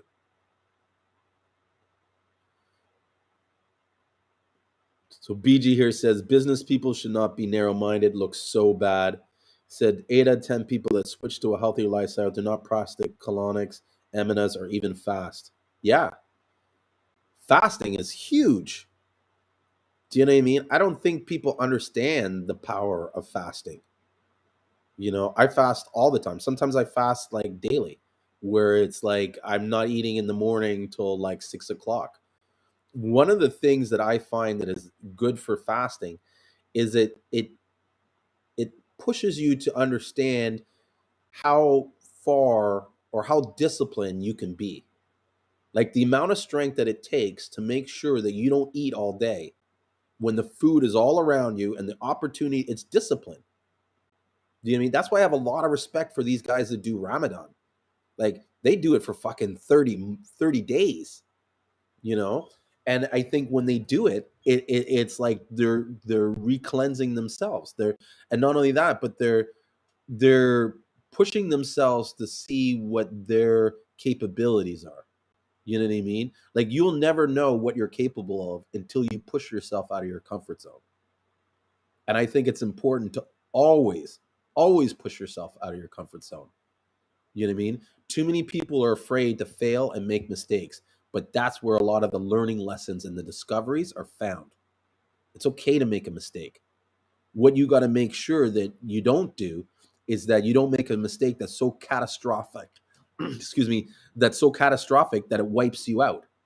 But a mistake here, a mistake there, they're all learning experiences. Or a little mistake here, a little mistake there, they're all learning experiences. And you shouldn't be afraid to try to explore these because you'll never know what you're capable of until you do it. I believe that being, how do you say it, growing as a human, it's important to, it's like life is like imagine like a lobster. Okay, a lobster, how it grows is it grows and grows until it can't fit into its shell anymore, and then it has to molt and remove its shell so that it can get bigger. So as humans, if we don't push ourselves into that uncomfortable state, we're never going to, like, you know what I mean? Our bodies are not going to molt, and we're not going to advance. We're always going to stay in that spot. And that's another thing that I have concerns about when people are following one particular person and not exploring their boundaries, because there's so many things in this world beyond what Dr. Sebi knows. And if you only care about what Dr. Sebi says, then you're only going to know what Dr. Sebi knows, and you're missing out on possible discoveries of things. Things you could discover something that no one has thought of. Do you know what I mean? And you'll never know that until you try and experiment and learn something. How do you think Dr. Sebi got to where he was? Do you know what I'm saying? He basically started as healing himself and doing the discovery and learning all this stuff, and then he was like, okay, I know enough that I can market this and sell this to other people to have the same results as me. But he did that journey to get to that point. Do you know what I mean? Which I think more people need to not be afraid of, is to step outside their comfort zone and push themselves to limits that they didn't see possible. I think there's a saying, you shoot for the stars and hope you land on the clouds. That's like my fucking model for everything. I always shoot for the stars, but I'm okay if I don't hit the stars and I just land on the clouds. It's, I'd rather land on the clouds than not go anywhere in my life, you know. And I don't want to keep talking. DJ Lego Star says, it reminds me of one summer day in the park. I was just having a delightful picnic with my good friend Orville, and I said to him, hey Orville, I have a story. And what's that story? I'm curious. You can share us what that story is. Hey Sean, you're back. Yes, sir. Yes, sir. Wicked. Seamoss boss, what up? What's up, man? What's up, my brother? All right. Were you in here early? I came in after you. Yeah, I was on the phone to discuss some Seamoss. That's the Seamoss life, you know what I mean? Exactly. Get off one call, get on another. Oh man. And aren't you making like gels right now and stuff? Are you in the kitchen making stuff? You know, I'm in the kitchen whipping and whipping. That's it. And that's gonna, and that drive is gonna be the difference between those that make it and those that don't. You know, that was one of the things we were just talking about before you came on, was talking about like doing all that we can to step outside our comfort zone so that we grow and that we expand expand into areas that we never even thought we could possibly do. Like you were saying earlier, you never thought you could be selling Seamoss and making all these gels and doing this, and you know what I mean? Facts. You know, but you weren't afraid to, like, I think too many people are afraid to fail. Okay. Yeah, that was my problem before. But you gotta just say, I'm going for mine, whatever. And let me tell you what someone told me. They said, if you wait to start your business to everything's perfect, then you wait too late. He said that if you wait, he said, whenever you first jump out there, you should almost be embarrassed you did it. But then we'll make it better though, you know what I'm saying? Mm-hmm. Mm-hmm. But yeah. So I just go out there and shoot. I used to be scared to pull the trigger, but now I just go. And I know one thing about it. Once I got my heart to something, I'm just gonna make it do what it do. Mm-hmm. And I'm not gonna stop until I succeed. This is one thing about me. I would go until I have nothing left in the tank, until I have that thing perfected. You know what I'm saying? Mm-hmm. Mm-hmm. For real. I just been like that my whole life. No, and that's what you got to be. Like I was saying earlier, it's not. You can't, like, as long as you don't do something that catastrophically destroys your business. It's not the mistakes that are important, right? It's how you recover from those mistakes. Mm-hmm. Right. And if there's one thing I'm good at, is recovering from mistakes. So I make mistakes all the time, but my recovery is so good on whatever mistake I made that it's almost like you don't like if you see the mistake, it's not there for long. I fixed it because you know what I mean? I don't give up. And that's the thing. People, they hit a little bit of adversity and then they get afraid that they're going to fail more. So they're like, oh, fuck it. I'm just going to, dump it. It's easier. I'm just going to fail anyways. Well, now you've insured that fail and guaranteed it. That's a skill set. That's a characteristic. That's a character trait. You got to build that character trait. It just don't happen overnight. Once again, these are things that you have to be built and instilled inside of you. In order to be successful, you have to have that success and that drive instilled inside of you. Like it's just got to be in your blood. You know what I'm saying? Like for real.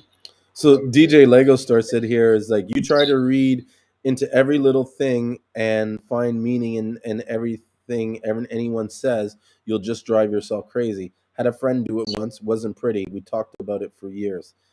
And not only that, but you'll likely end up believing something you shouldn't believe, thinking something you shouldn't think, or assuming something you shouldn't assume. Yes, I agree. Definitely the assumptions. A lot of times we assume things that aren't real, that don't exist, and you never know what's going to happen until you do it. That's why a lot of times I'm all open to try something, because even though I think it might not work, I really don't know. And here's a fact. Most of us don't know shit. Do you know what I'm saying? We just think we know a lot of shit. But in the end, we're all idiots. You're right. Yeah. And you don't excel until you accept that fact that you're an idiot. And you start seeing life with an open mind and understand that you don't know all the answers. You don't know everything. And so there's so many things that I didn't know until I tried it. I didn't know I could do this until I tried it. I thought I couldn't do it, but then I ended up doing it. So was I right in my mind? No, I was wrong, So yeah. Yeah, you're right. That's the way it is in life with a lot of things. Yeah. Yeah. Facts. Yeah, I always was a kid. If I was up for anything, it was like, hey, you want to go and do this? I'm like, why not? I don't have anything else to do. Let's go. You know what I'm saying? But yeah, I always was afraid to do stuff, but I never did let someone know that I was afraid. So I just went ahead and did it. At the end of it, I realized that it wasn't. It turned out better than I thought it did. No. Yeah. I mean, fuck. I was just thinking about how when I was younger, how I was like, I used to be a DJ, like a really big DJ. I was really into DJing, and DJing was yeah.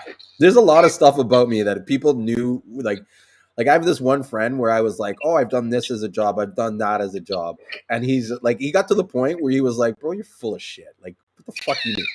So I worked in a Chinese food restaurant. I can cook like full Chinese food, do the wok, make chicken chow mein, egg rolls, hot and sour soup.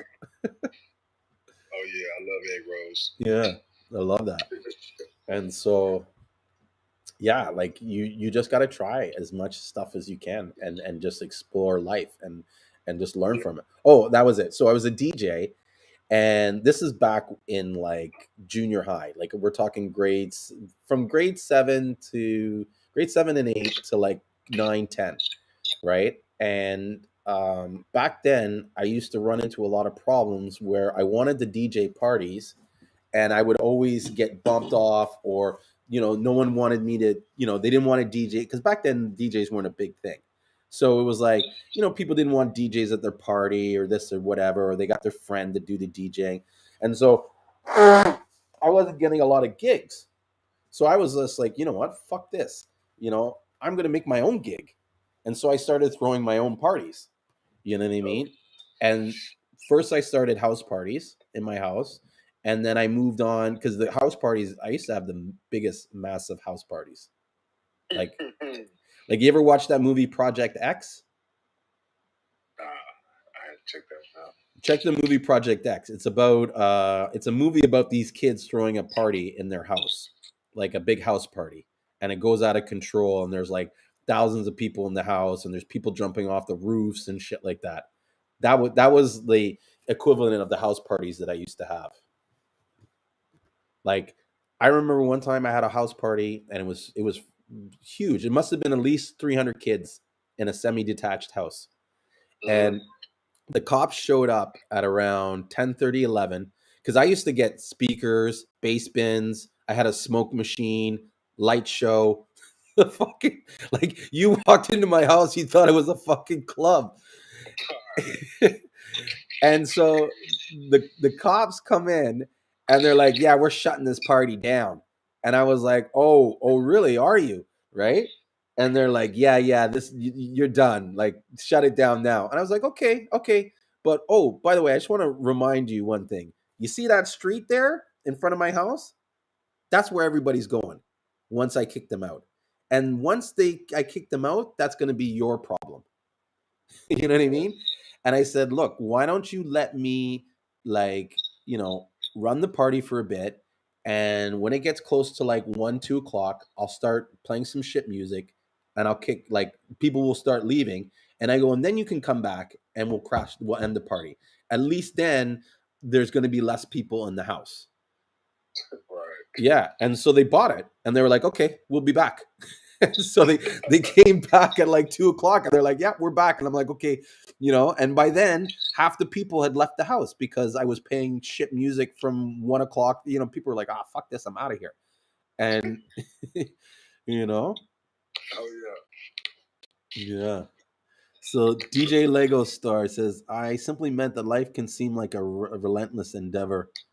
He said, my friend, of course, looked at me surprised and said, you could have been in the jaws of the beast, friend. To which I know. Oh, sorry. I should have started this way because I'm reading, like, it's almost like I'm reading it from the end to the beginning. So he says, sometimes I feel like a fish leaping over and over again, always trying to get somewhere, though I don't know where, and only to find myself in the jaws of the beast. My friend, of course, looked at me and says, you surprise, hey, surprise, you've been in the jaws of the beast, friend. To which I said, of course not, Orville. I said, no. I don't understand fully what that means. But I know this, that sometimes if you feel like, you're running around in circles and you're not really getting in that anywhere, it's because you haven't done enough to define your life's purpose. You haven't found what gifts God has given you to work with.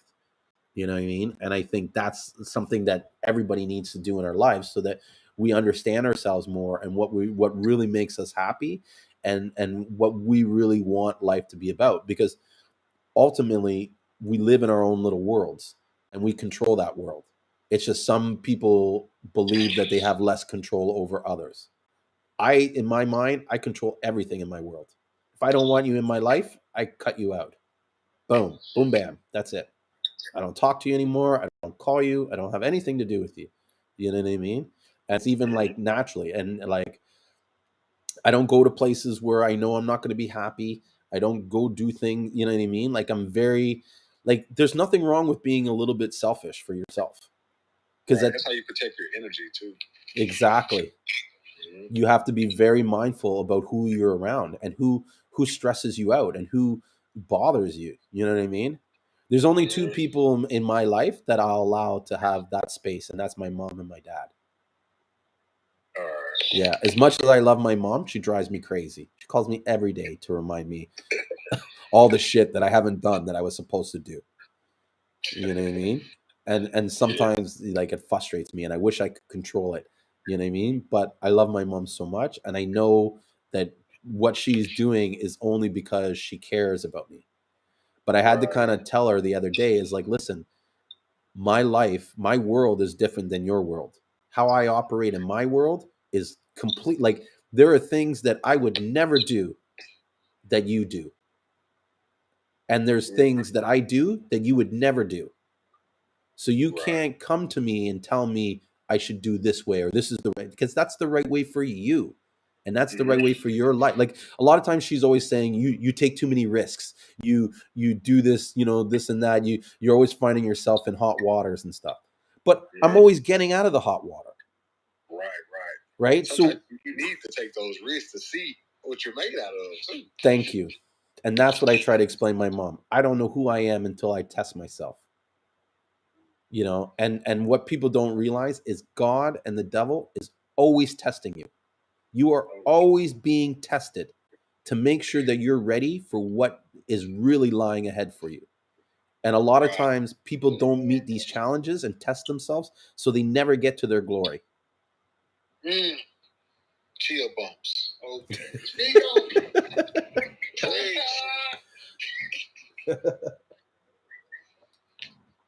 But it's true, you know.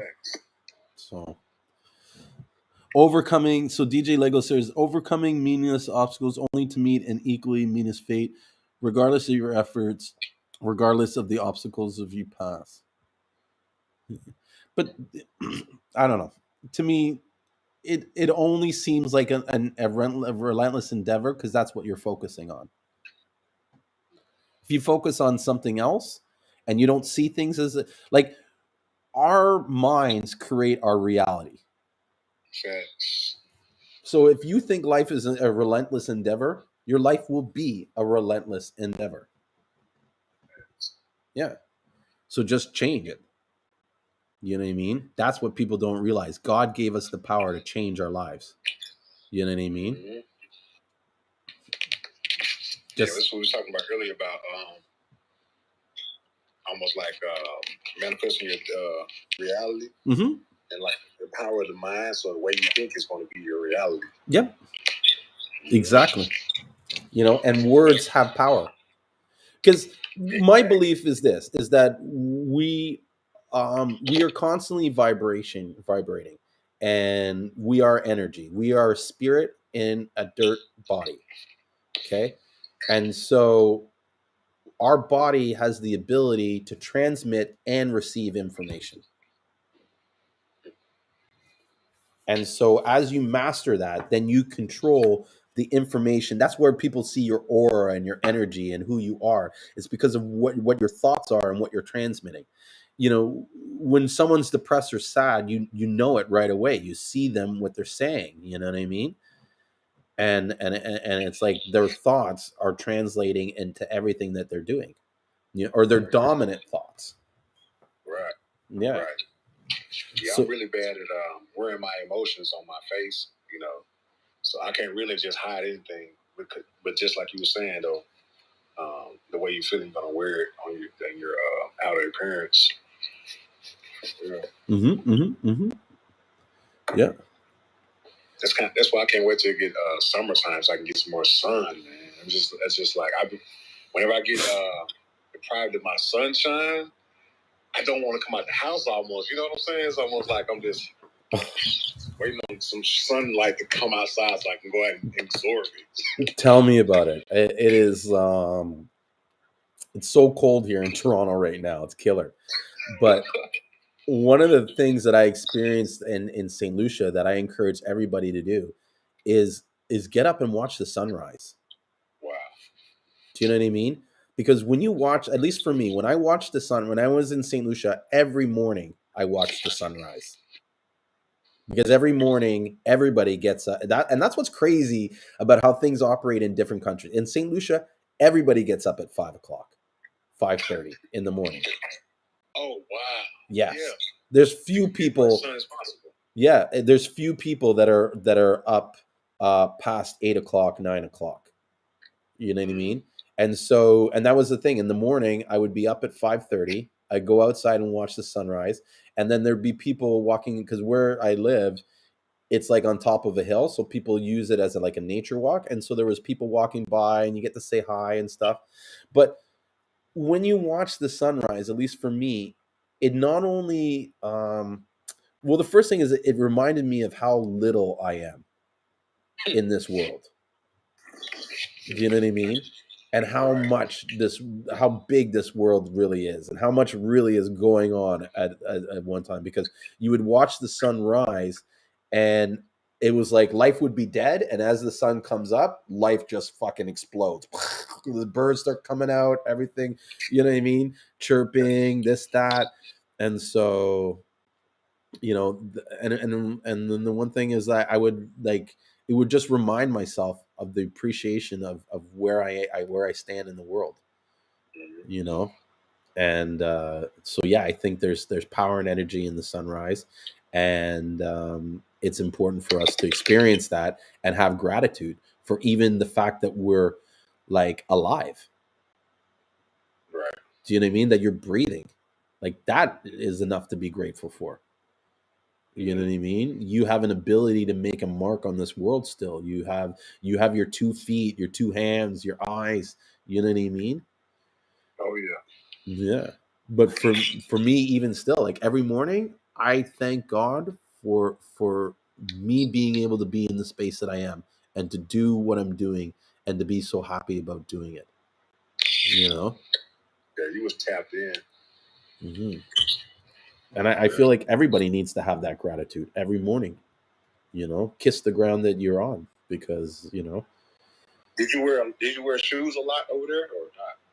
flip flops. Flip flops. Oh, okay. Yeah, everywhere were flip flops. I mean, I did wear shoes occasionally, especially if I went on a hike or something like that. But for the most part, everybody wears flip flops down there. Yeah, it's too hot to not wear foot. But there's a lot of people don't even wear shoes down there. Right. Yeah, walking around the street bare feet. It's crazy. Right. Yeah. Yeah. Yeah. So are you saying something about the sun giving you energy, and also the ground gives you energy when you ground yourself to the earth as well. There's been studies shown that over a certain, I think within seconds of you grounding, your cells in your body, your blood responds immediately. I believe that. Yeah. Especially if you go bare feet and you touch the grass and the soil and everything like that. It's a sensation that you can't feel when you're wearing shoes and stuff. You know, the moon too is another thing that is beautiful. That was one thing too. Before I went to bed every night, I would stand and just watch the stars and the moon and stuff like that. And occasionally you'd see a shooting star, which is amazing. You know what I mean? To see. I've been thinking about buying a telescope, like seriously. Fuck yeah. I want to bring one down to St. Lucia. The amount of stars that I would see down there was insane. You know what I mean? Oh yeah, so many stars. That's crazy. Yeah, so many stars and shooting stars and stuff like that. There's even a couple times where I saw and this is something that like I'm amazed that more people aren't talking about. Like when you talk about conspiracies and shit like that. So Elon Musk is making this thing called Starlink that basically is going to put low orbiting satellites across the planet to uh, allow internet connectivity anywhere in the world. Mm-hmm. Yeah, sounds like a great idea, right? Mm-hmm. Until you realize that many of these government, like, I guess, like say drones or these robot dogs or anything that they're going to use to usher in law and order is going to probably operate on the internet and be controlled some way remotely. And so they're going to need internet connectivity everywhere. Yeah, I seen those remote dogs, and I thought I was in that movie where they had those robot dogs. Yeah, I think I saw one in Black. Is it Black Mirror? That show that was on Netflix. Yeah, it was an episode. It was an episode of that. Yes. They had those like they were like predators, right? Mm-hmm. Yeah. Yes, fucking scary shit, man. With the dog, and these dogs exist. These robot dogs exist. They're used in Let me Google it here. Robot dogs.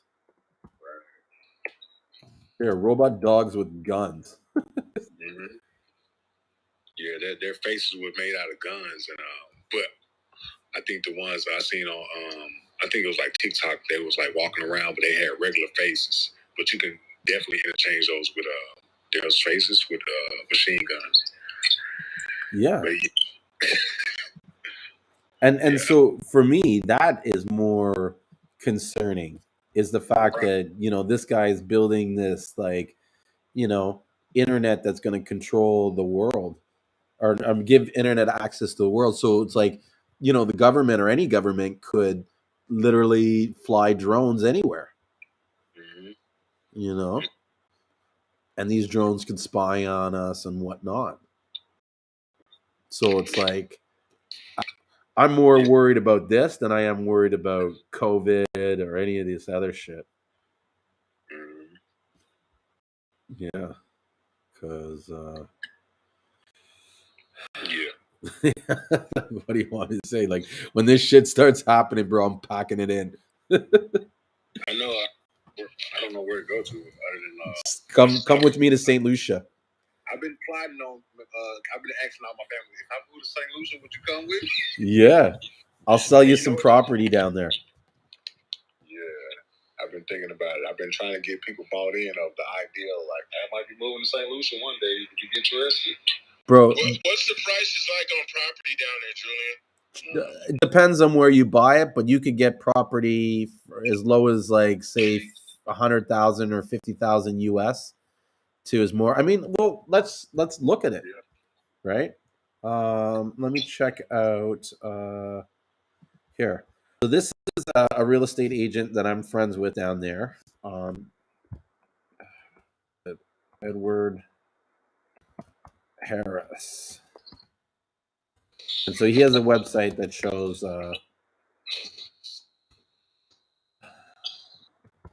prices of the land and stuff like that. Oh, those drone dogs are crazy. I see that. Yeah. It's insane. And soon they're gonna have these, like, all over the world. You know what I mean? Right. Well, at least I think, like, in North America. I honestly find it hard to believe that all this stuff is going to follow into a lot of the smaller islands and stuff. Like, bro, if dogs and shit were to start roaming the streets in St. Lucia, people would have a fucking mental. You know what I mean? Like, they figure a way to get rid of those dogs. You know what I mean? Right. Like, if there's one thing, I have a lot of respect. St. Lucians are serious. These guys don't fuck around. You know? And when they put their minds to something, they'll accomplish it. For sure. For sure. So look, there's a property here in Sofri. So I know I'm pronouncing it wrong. They got land for sale, like, right by the beach, or is it inland No, more? like, they have land for sale everywhere. Like, everywhere. Although he doesn't have a lot of prices on this stuff. Yeah, one thing I liked about that I've heard, that you don't have to pay, like, state taxes on your property. Yeah, I don't think they have any property tax. Or they probably do, but there's, like, no enforcement on it.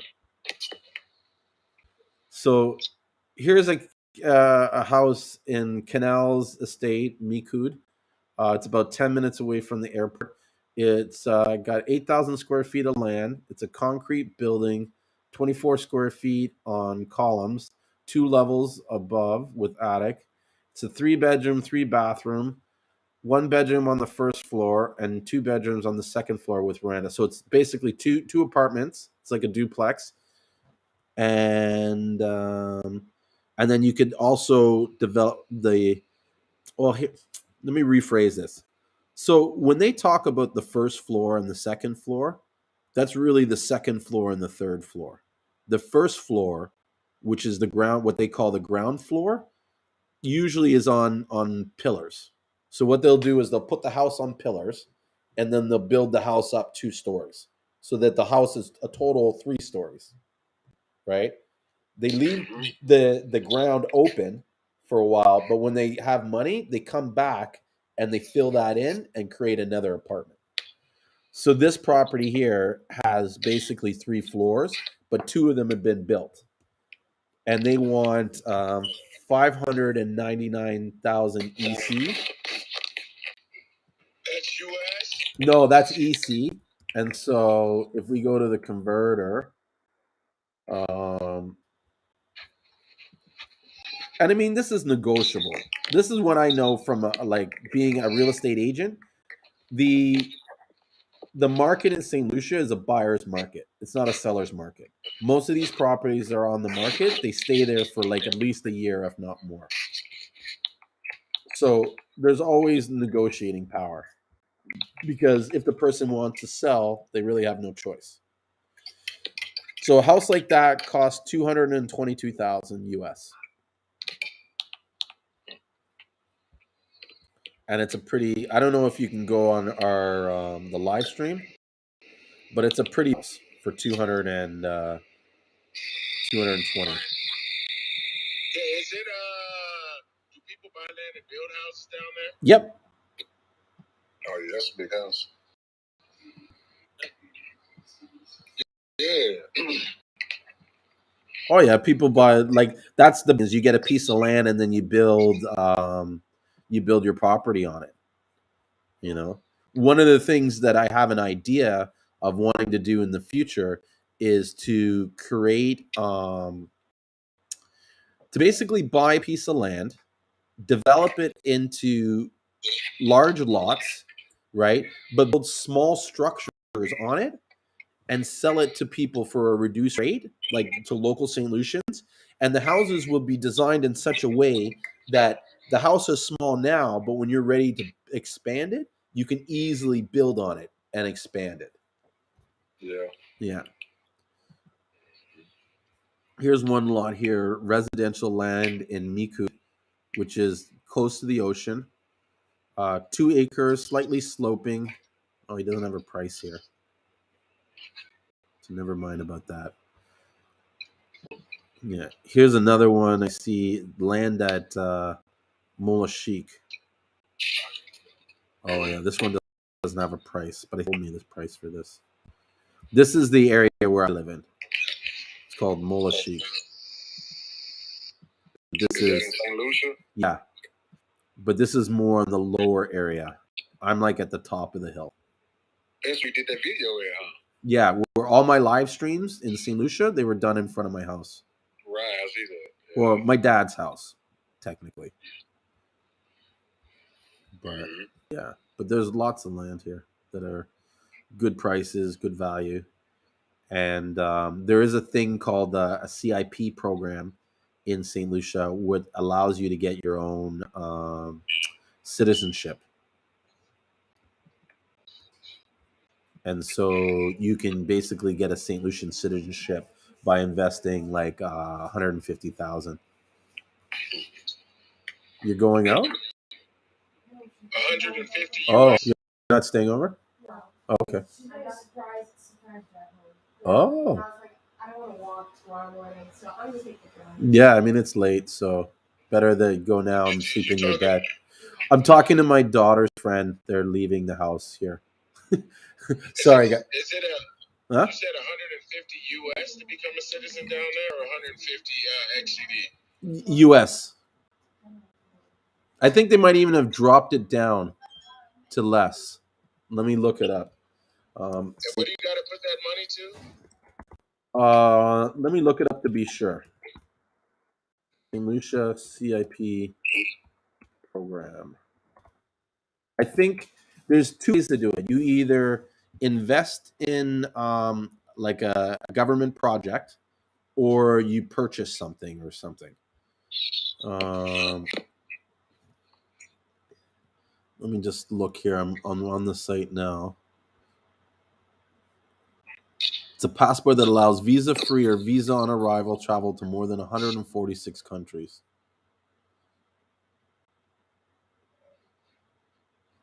So you do a government-approved citizen by investment program in real estate. So you invest in one of those, or yeah, let me see this. Or let me go to the. Sorry, I'm just kind of browsing through this.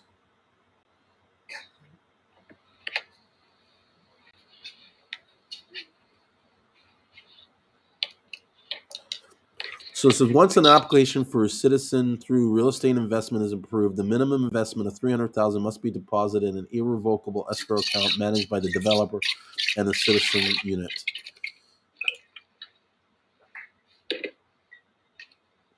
They look like they changed this.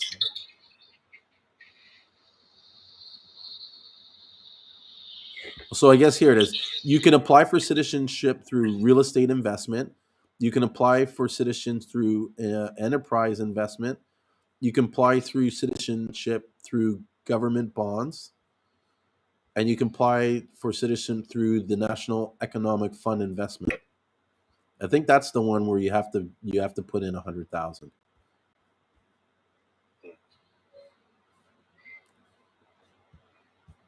Yeah.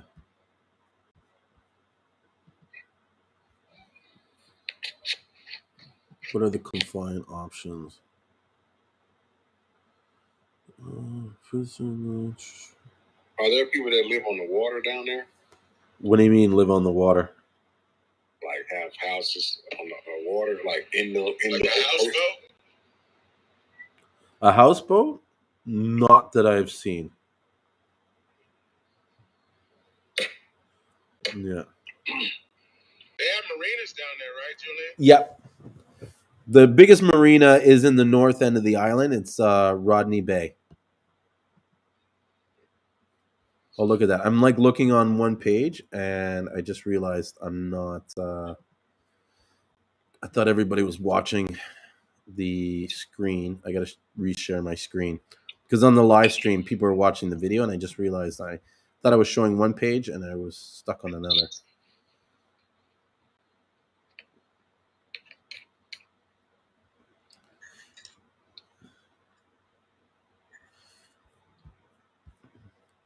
Yeah, I'm going to read more about this citizen by investment and like maybe discuss it more on one of our talks because I think it is a good opportunity for those that want to create a lifestyle beyond just being in the States. You know. Yeah. Yeah, and it's a good way if you have a lot of money to kind of like pull your money out of the US and put it into somewhere where it's almost like tax free because I don't think there's any capital gains tax or anything like that in St. Lucia. So BG said that's why tropical places is the way to go now. I'd love to move to St. Lucia. Um, they already do actually. I think I wouldn't burn nothing serious. It's like a kiosk machine. Yeah, I'm not sure what that was relating to. Probably something we were talking to earlier that I missed. So yeah, I think it's good to have to explore these possibilities. And honestly, doing business in St. Lucia, there's so much opportunity in St. Lucia. Like it's ridiculous how much opportunity there is. There's almost like zero competition. You know what I mean? I'll never forget my cousin like was asking me for some help on creating some content material for his business, right? And he had a business where he was renting out jumpy castles and kids costumes for kids parties, right? And so he's like, yeah, I put down that we're the um, number two event planning company, you know what I mean, or like for kids parties or whatever, like whatever he did, he was like, we're the number two of doing. And I'm like, how do you know that you're the number two? He's like, well, we got to be either number one or number two. There's only two of us. So he's like, if I'm not number one, I'm definitely number two. And that's the thing there. There's just, there's not a lot of, there are certain things where everybody's doing, but there's a lot of things that no one's doing that could make money. Like one of the things we're looking at doing down there in the future is building an ice factory in the southern part of the island. Building a what? Ice factory. So we'll make ice cubes, ice blocks, ice everything. Because right now in the island, there's only one. Well, there is one in the southern part of the island, but it's kind of like at the fisheries and it's run by the government. But there's only one major ice manufacturing company on the island, and it's in the north. And a lot of times they sell ice that has to be trucked down to the south. and they pay significant. The people in the South that need the ice on a constant basis, they're paying extra to have it moved down to the South. So if we created this business, we'd kill it because no one has it down there. Yeah, I know. Like down here, they got like an ice machine that you just pull up and get your own ice. Mm-hmm. Yeah, but imagine you had like we'd have a whole warehouse full of it where we're just like I have a friend in Toronto. He does he sells ice. He makes ice, and he showed me these machines that make like 5 tons of ice in a day or something ridiculous. So it's like we just need that machine and a good source of water, and fuck, we're good to go. And if we started that, even if Seamoss goes belly up, we're protected. Right. Yeah.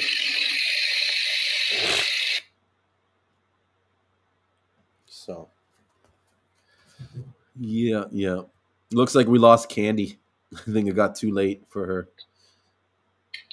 Yeah. But yeah, the fucking another thing I want to start planning that I haven't really had time to do, and I mean I've been reluctant to do because of COVID, but I want to start doing like trips, organized Seamoss trips. Okay. Yeah. That'd be great. Yeah. Now I've seen other Seamoss farmers doing it, and I totally encourage them. But a lot of them are just doing it where like one person comes down or 2 people come down and they stay around there and stuff like it. Like I'd like to rent a house and bring like 15 people down. Yeah, like a cabin. Like they do it like they have a cabin, we all meet there and yeah. That'd be great. Yeah, and we do all and not just Seamoss, but do all kinds of things on the island. You probably start a reality show too about it. Yeah. Well, I want to try and see if we can pull off a kind of like Seamoss blog, like how Ross Kitchen is. And I love him.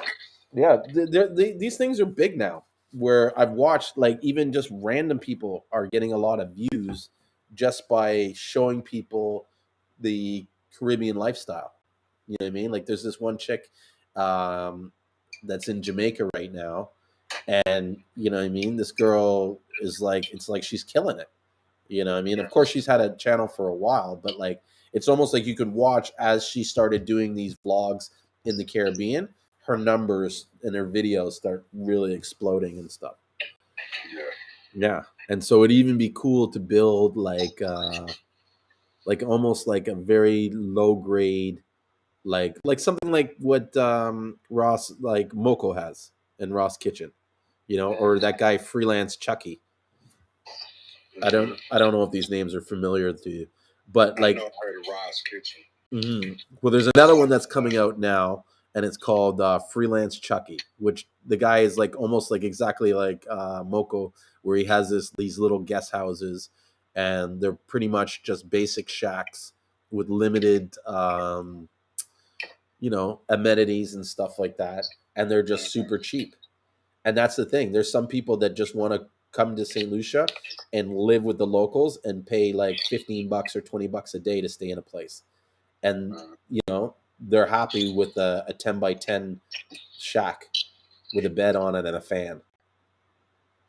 Yeah. I watched Ross Kitchen, mm-hmm. and I look at my living situation. I look at theirs, and I'm like, can I make it? I have to be able to make it out there. Like giant mosquitoes come hit me in the back of the neck. Oh, fuck, bro! Don't even get me started on the sand flies. You think mosquitoes are bad? Fuck, sand flies are killer. Like killer. Like they just swarm you, and because like sometimes when we're at the beach, right, doing the Seamoss, you end up staying there later, right, than you need to. The moment the sun starts going down, that's when the sand flies come out. And if you don't have a proper fire built by then, it's like they just fucking attack you.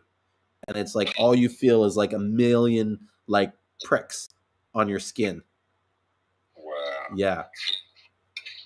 Like all over. And it would be crazy because there'll be times too when the fire is going and you don't think that there, you don't feel any sand flies, and then you step outside the range of where the fire is and you just get swarmed. Like it happened to me a couple times where it's like, I left the campfire to go take a piss, and then I turned around this area and that was it. Like, like you got to piss as fast as you can and run back to the fire. Yeah. But it was beautiful being there. It was beautiful being by the water. It was beautiful finding like raw sea moss in the ocean. You know what I mean? It was awesome. Yeah. I can't wait to go back. You know? That's the one thing I miss right now in my life. Like that's the one thing I wish I could change that I don't have the power to change right now. And it's killing me. Yeah. Because if COVID wasn't going on right now, I'd probably be booking a flight to St. Lucia right now, even just to spend a couple weeks there and fly back.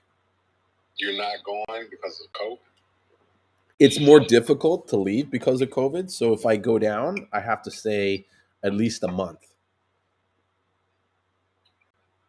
Yeah, because I'm not officially vaccinated, so I have to. I didn't know that. Huh? I said, I didn't know that. Yeah. I'm avoiding the shit like a plague, and it's not because I believe that there's any sort of conspiracy with this virus or anything like that. I just don't trust things. That's it. And I hate needles. And I like even just the thought of me getting a needle is enough to give me anxiety. Cause I just like I'm just not like I don't even see doctors. I don't even have a doctor. Like literally, I do not I haven't been the only time I really see a doctor is once in a while I go to the walk-in clinic, and it's usually because I have allergies, and sometimes they'll flare up, so I just need him to see him to get an inhaler. Yeah, because I'm allergic to the dog that we have now, and so but my dog is so cute and so cuddly and lovable that there's times that even though I'm allergic to dog, I'll like snuggle with the dog, or you know what I mean, like hug it and shit like that. And then so my asthma flares up and then I can't breathe. And so that's the only time I've been to a doctor. But beyond that, like I don't get sick, ammonia. If I get sick, it's for like 24 hours. Like What kind of dog you got? Huh? What kind of dog you have? Yeah. Like I think I have a natural immunity or built up a resistance to COVID. Like I even think I've gotten like last week I think I had it, but I had it for like 2 days. That's what I said before even COVID. They even came out with COVID.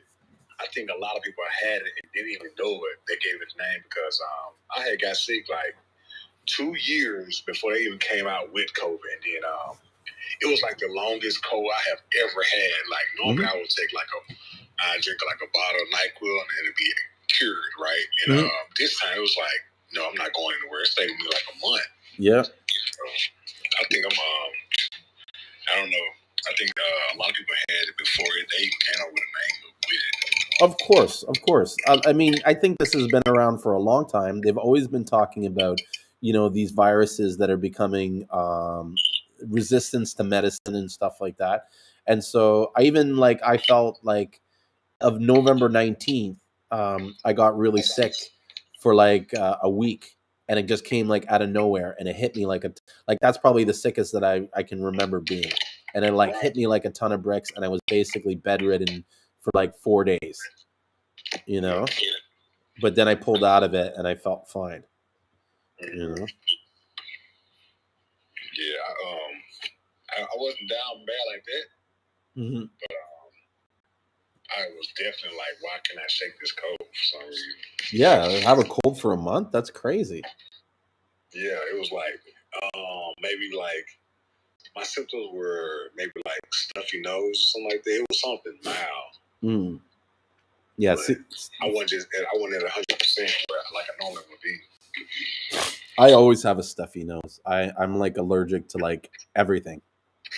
I'm allergic to weed.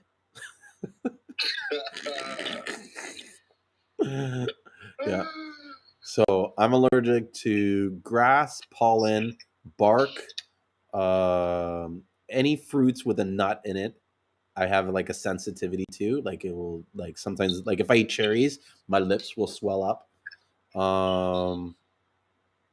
Certain soaps on my skin will cause reactions.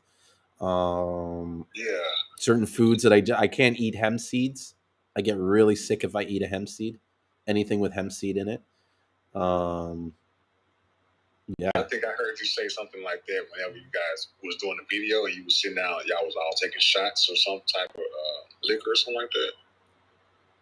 Huh?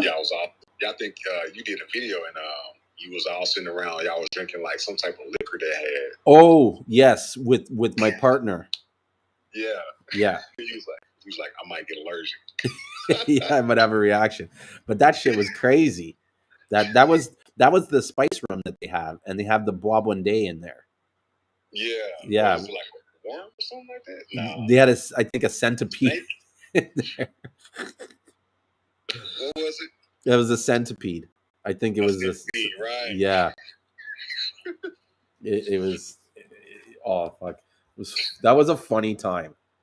I know it, right? Yeah, I'm trying to remember how we ended up at that place, but I think what had happened was we were hanging out at a bar in Prahlen buying Seamoss, and one of the bartenders was like, "Yeah, I have Seamoss. Come check me in, and you know what I mean? We have Seamoss. I'll buy some Seamoss from you, right? Mm-hmm. Or you can buy some Seamoss from me." So we went there, and we met his brother, who I'm still friends with today. We talk all the time, and he's one of the guys that I've given like his own market to. Like I had a client that was buying a lot of Seamoss from me, and she was kind of like, it was weird. Well, not weird, but it was nice. But what she was doing was buying Seamoss for me, but then diverting some of the Seamoss like money that she would spend to me to buy directly from a farmer. And so after a couple times doing it, I was like, listen, why don't I just put you in directly contact with one of these people, and you can just deal with them direct, and we'll see how it goes. And what I did, and the reason why I did it was because that same guy was kind of saying to me, like, all I just need is one good customer. You know what I mean? One market. And I was like, well, have you shipped abroad? Have you done? Because a lot of these farmers, they don't know how to do all that work, right? Yeah, that's the thing. Mm-hmm. And so I said to him, like, here, I'm going to set you up with this girl. I'll pretty much not hold your hand, but I was there through the whole process in the beginning till like after he's done a couple shipments, just to make sure everything went right. And you know what I mean? There was no issues. And I checked in with her. Are you happy with what he's doing? Yeah, yeah. You know what I mean? And I haven't checked back with him since. Mm-hmm. And I think that was probably at least 8 months ago or more.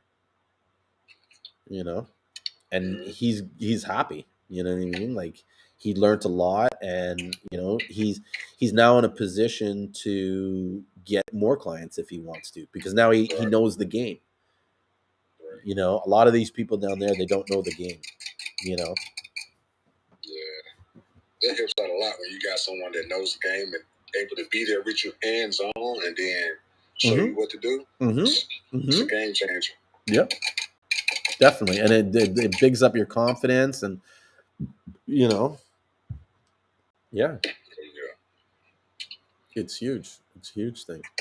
That's why I'm always like willing to offer people the help. Like both you guys, I don't think, Todd, you buy Seamoss off me. I know you don't, Sean, but I'm always like, dude, you guys can call me anytime, and I would like spend an hour or so on the phone with you, helping you out. You know what I mean? Where I can.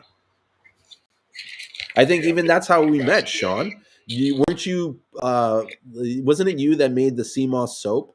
And then I shared it in the group and was like, people need to take a look at this guy. I think it was you, wasn't it? Yeah, it was the gummies. It was the gummies. Yeah. Oh,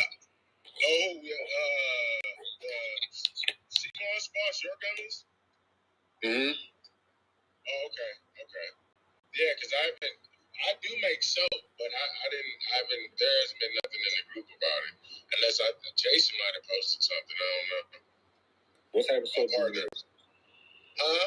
What type of soap do you make? We make soap with the gel in it. A melted pour base with cocoa butter and shea butter.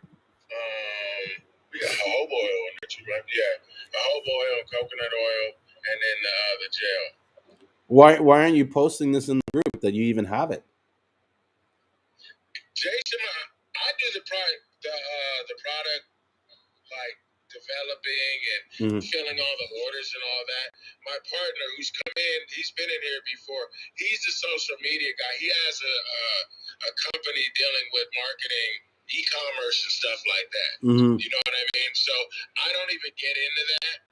There is posts in the groups regarding our products, like sales we've had and tried and stuff like that. But you'll never see me posting there. You'll see me in the groups, but I might say something. But a lot of the Afia posts, that's all him. Yeah, and that's good. He designs the videos, whatever. You know what I mean? Because that's his specialty, and we don't really cross paths. You know what I mean? And that's good, because in some ways you need to make sure, like in any partnership, you need to have like one person needs to do their job and just let them do their job. Don't interfere, or you know what I mean? Like when it comes to everything that happens in St. Lucia, for the most part, I'm hands on. I don't even know how much we buy the Seamoss for, how much Seamoss we buy, any of that. You know what I mean? My partner deals with all that stuff. You know what I mean? If anything, he just talks to me and tells me what he's up to. You know? It's a lot of work. Yeah. I mean, the just the social media side to it. I mean, if you watch other e-commerce businesses, they have, marketing specialists that they partner with that's just continuously, running the back end of their ads and their posts and everything. Because it's a 24-hour job. Yep. It's hard. It is hard. Yeah. It is hard. For real. Yeah. It's not hard, but it's just time consuming. Really. That's what I was about to say, because it isn't really hard, but it takes a certain level of dedication and commitment. Right. Yeah. And I think it's, you always have to be learning and studying. Like I watch constantly videos on Facebook marketing, Instagram marketing, retargeting, like all that stuff, understanding how to use Klaviyo to my advantage and stuff. And a lot of times these videos are like 20 minutes long, 30 minutes long. You can just play them in the background while you're working, you know what I mean? But at least you're learning new things anywhere you can. Like I'm always trying to be like an open book, and always be like something where like I'm always trying to absorb information. And I feel that's where my power is over a lot of people, is just I just know a lot. But the only pardon? I said, Yeah, but the only reason why I know a lot is because I've taken the time to learn it.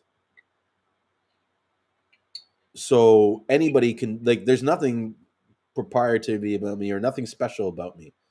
Anything I do, anybody can do. They just got to want to do it. That's it. You know what I mean? But there's nothing I do that's spectacular or unique, or, you know what I'm saying? That's like special that only I can do. This no. I don't know. I'm just putting more hours in than other people. That's the key. That's what makes Oprah Oprah. Gotta put those hours in, man. That's it. And you gotta how do you say it? You got to be efficient with your time. You know what I mean? You have to that's be the biggest part, efficiency. True. But you only get efficiency by practicing, by trying, by experimenting. Oh yeah.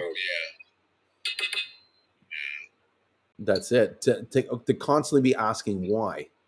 Like a lot of people, like, they see me go shit on Wildcrafted Seamoss and stuff, but the one thing I don't really talk about is there was a time that I believed that the nutrients were coming from a rock. Me too. Everybody's done it. Yeah. But I asked myself why. Do you know what I'm saying? I asked myself why, and is this true? And I question everything. Right? So that and it's not because I don't trust what people are saying, but I want to see what's beyond what they say. You know what I mean? What is what else is there that they haven't discussed or they're not talking about? Because a lot of times when people are giving you information, they're not giving you the full deal. They're controlling the information because it's in their best interest. You know what I mean? And that happens anytime. Anytime you speak to someone, you are somewhat being biased on what you're saying because you want it to reflect your interest. You know, if that makes sense. So that's why I always question people and I ask them why. You know, and then that's another reason why I'm kind of like a full open book. And I'm just honest. If I don't know something, I say I don't know it. You know what I mean? And I make sure that I differentiate my opinions and my beliefs between what I know as fact. Right. Yeah. So you'll notice in my conversation, I'll say I believe this, or I think this is the way. You know what I mean? Or I'll say this is, you know, this is the fact. This, you know, this is a fact or whatever. Right. Yeah. But too many people in this world, they take their opinions and they try to pass it off as if it's facts. Right. You know, and so I think that's a disservice to the community. Yeah. Yeah. That's why I couldn't sell nothing that I knew that didn't work for me. Yeah, I can't sell something that doesn't have the actual, results behind it. You know what I'm saying? Yep. Facts. I mean, when I took Seamoss for the first time, it literally blew my mind. Me too. And this is another reason why I am always about, like, there's no fake Seamoss. Because when I did the research, right, the Seamoss that I was taking in the beginning was the what they would consider fake or pool grown, or you know what I mean. And so that's what led me on a quest too. Like, okay, where are these fake facilities? Where are these, like, you know, shit? And how is this even possible? You know what I mean? Like, I don't know about you guys, but I have a pool in my backyard, and it's fucking expensive to run that pool every year. It gets an extra $200, $300 a month, and just the electricity costs to power the pump. I mean, it's not going to ever make sense unless they're producing a superior product compared to nature. You know, it's just artificially going out of sight. It would never make sense financially. You know. Yeah. And that's what I kind of laugh at. Like, they're all like, "Oh, I can smell the chlorine," and like if you actually think that sea moss can grow in pool water, you need to do more research. Like, what you're smelling is not chlorine. That's ammonia or some other by off gas from it decomposing, and it's usually from like it's spoiling. That's what the smell is. It's not pool. But getting back, a chemical change happening in it from somebody screwing up the process. Exactly. Or whatever. Exactly. And so in the beginning, I was using that same, like, when I looked at it, I was like, the Seamoss I was getting was Angel brand, or why I asked her, I don't know what brand it is, so I don't want to name the brand, but I asked her, like, where are you getting this? And she's like, I'm getting it in the 2 and 4 ounce packages from the Caribbean store. And that's what kind of led me on the hunt for better Seamoss, because I was like, you know, like anybody, I start researching what I'm taking, this and this and that, and that's when I stumbled on Akeem Pierre and started realizing, oh, wait a minute, St. Lucia has some quality Seamoss, and it's like known, you know, for being very good. So I was like, oh, my dad's in St. Lucia. I'm about to go down there soon. I'll plan a trip and go, you know? Yeah. And so that's kind of. Is that your dad holding a fish in that ad? Yeah. Okay. I fucking love that ad. Hilarious. Yeah, that was hilarious. I was like, that's that. Okay, because when I saw videos on your Instagram, Yeah, you know, I was like, that's the same guy. Yeah, sometimes he'll be in the videos talking about St. Lucia and stuff. So that photo is actually a photo of one day his brother came by and basically brought some tuna. And so I was like, let me take a picture of you holding the tuna. And so he was holding the tuna, but he was given this look on his face. Yeah. So when we were promoting the Seamoss, like when we were starting the Seamoss business, I found the photo and I'm like, oh my God, this is perfect. And I got to redo it again because I think the text wasn't that readable when I did it, but I love it. Like, I bought this. I ordered Seamoss from this guy on Instagram, and he sent me this random fish. Sorry, I love when I come up with these amazing concepts, because that's what happens a lot. You buy off some guy, and he sends you some garbage. You know, you don't know what you're getting. So the whole point of the ad is like, know who you're buying from. Don't buy. Make sure you don't get a fish. Buy St. Lucian Seamoss. And that's why I called it St. Lucian Seamoss Company, because it's like when I use the word St. Lucian Seamoss, it almost gives you the idea that I'm talking about us. But I'm just saying buy St. Lucian Seamoss. But you're gonna connect it with the company. You're promoting the Seamoss either as a whole coming down there, regardless if it's yours. Yes and no. So I am doing that. Like, I'm always promoting St. Lucian Seamoss, and I'm okay if other people get it. Like, I'm not one of those people that kind of thing.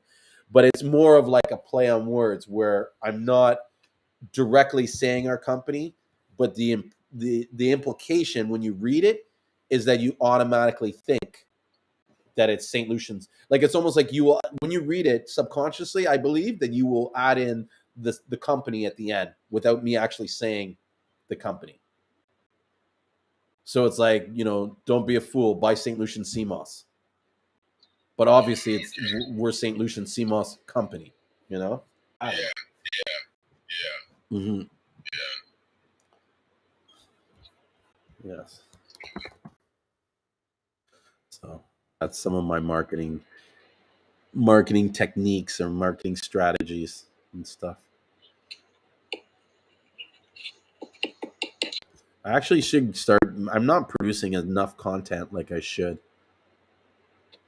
It's hard, man. That content is key, though. I promise you, because you got to keep people engaged, man. And when you're so busy and you're doing this, when you're doing the boxing, the shipping, and the handling, and the producing, and all that, something's got to slack. You know what I'm saying? But that advertisement and keeping the people engaged, they need to be fed. They have to be fed this a hunger for, for knowledge and what are you doing next? And if you're not giving that, they lose interest fast. Real. But the same thing, though, in that sense, if you got enough people that are buying, there goes your advertisement right there in a sense, too, because once people get back and they like, oh, I just bought some great Seamoss from the St. Lucian Company, that's ads in itself. But there are people that are paying like high dollar for people to do it professionally for them. Mm-hmm. And that's what I'm trying to do. I'm trying to get me a couple grants right now, you know what I'm saying, so I can just, get everything I need for the business, because I'm only one person, and this is all new to me, and I need some extra help, some free money to come in where I can just pay for the advertising. Mm-hmm. Yeah, I mean, pardon? I thought I heard someone say something. Yeah, just talking in the background. Okay. I wanted to see you running ads at all? No, I'm not doing any ads. I'm just doing strictly Facebook, and that's it. Okay. Like, I haven't even tapped into like the full potential of like what could possibly boost my company, because I'm not running ads. The only thing I'm doing is just word of mouth and just Facebook and Instagram and TikTok. Mm-hmm. Yeah, I see you on TikTok a lot, and a lot of times, if you're able to get the reach out there, that's all you really need. Like when we first started St. Lucian Seamoss, um, how I would market and get the first sales I did was I did two things. I liked I went to a section called like hashtag gel makers or gel for sale, and I liked every single page on there. Just did like a carpet bomb, like. And it's because my belief is this: most people that get likes, they don't get a lot of them. So when they do get it, they'll look to see who is liking their pages, especially if you like a whole bunch of stuff. Once they start seeing, like, they look at you, and at least for our company, when they look on our Instagram page, that's why there's all those live streams and shit. Because now you're scrolling through and you start watching the videos, and as you're watching the videos, you get to know me and my personality. I'm a completely different person offline than I am online, especially in the Seamoss buyers group. I know I come off like a dick on there. You know, straight. You know what I mean? I know I do. And some, because sometimes I don't have the time to articulate myself in a nice way so that people, you know, feel respected. But I just come and just I flat out say it. You know what I mean? But and sometimes I'm even saying that stuff to create shock value, right? To create somewhat of an argument so that people are drawn in to listen to our argument, to understand what we're talking about.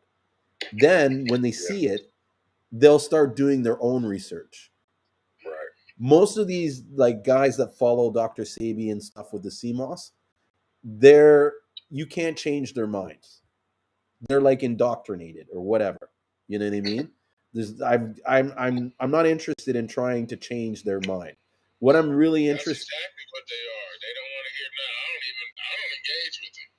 Yeah, I just like fucking with them because it's fun to watch them fucking have a meltdown over some of the. And a lot of them, like I was saying this earlier, a lot of these guys think I hate Dr. Sabi. I don't give a shit about Dr. Sabi. Do you know what I'm saying? If you notice, I never talk about anything that Dr. Sabi's done beyond the issues that I have found or the inconsistencies of what he said about Seamoss. Like, show me where I've disrespected him in any other way. And it's only because I've done the research to like I was that guy at one time that believed minerals got off the rock. And that's where I was like, well, wait a minute. If there's 92 minerals and the Seamoss gets the minerals directly from the rock, then that rock has to have 92 minerals in it. Right? Yeah, that sounds good. And I know that rocks don't have all the minerals in every rock. Every rock is different. Every rock has different concentrations of minerals. So how is it possible that you get it directly from the rock? So those were the questions I had earlier, and I went to find the information to answer those questions. Now, if I said to myself, well, Dr. Sabi says this, so I don't need to question that, I would never have gotten to where I am now. And the knowledge that I have on Seamoss, because it's like falling down a rabbit hole. Once you learn one thing, you want to learn something else, and you start reading something else. You know what I mean? I know this. I spent at least 2 weeks, almost 24 hours. Well, not say 24 hours, but at least 8 to 10 hours a day reading Seamoss articles.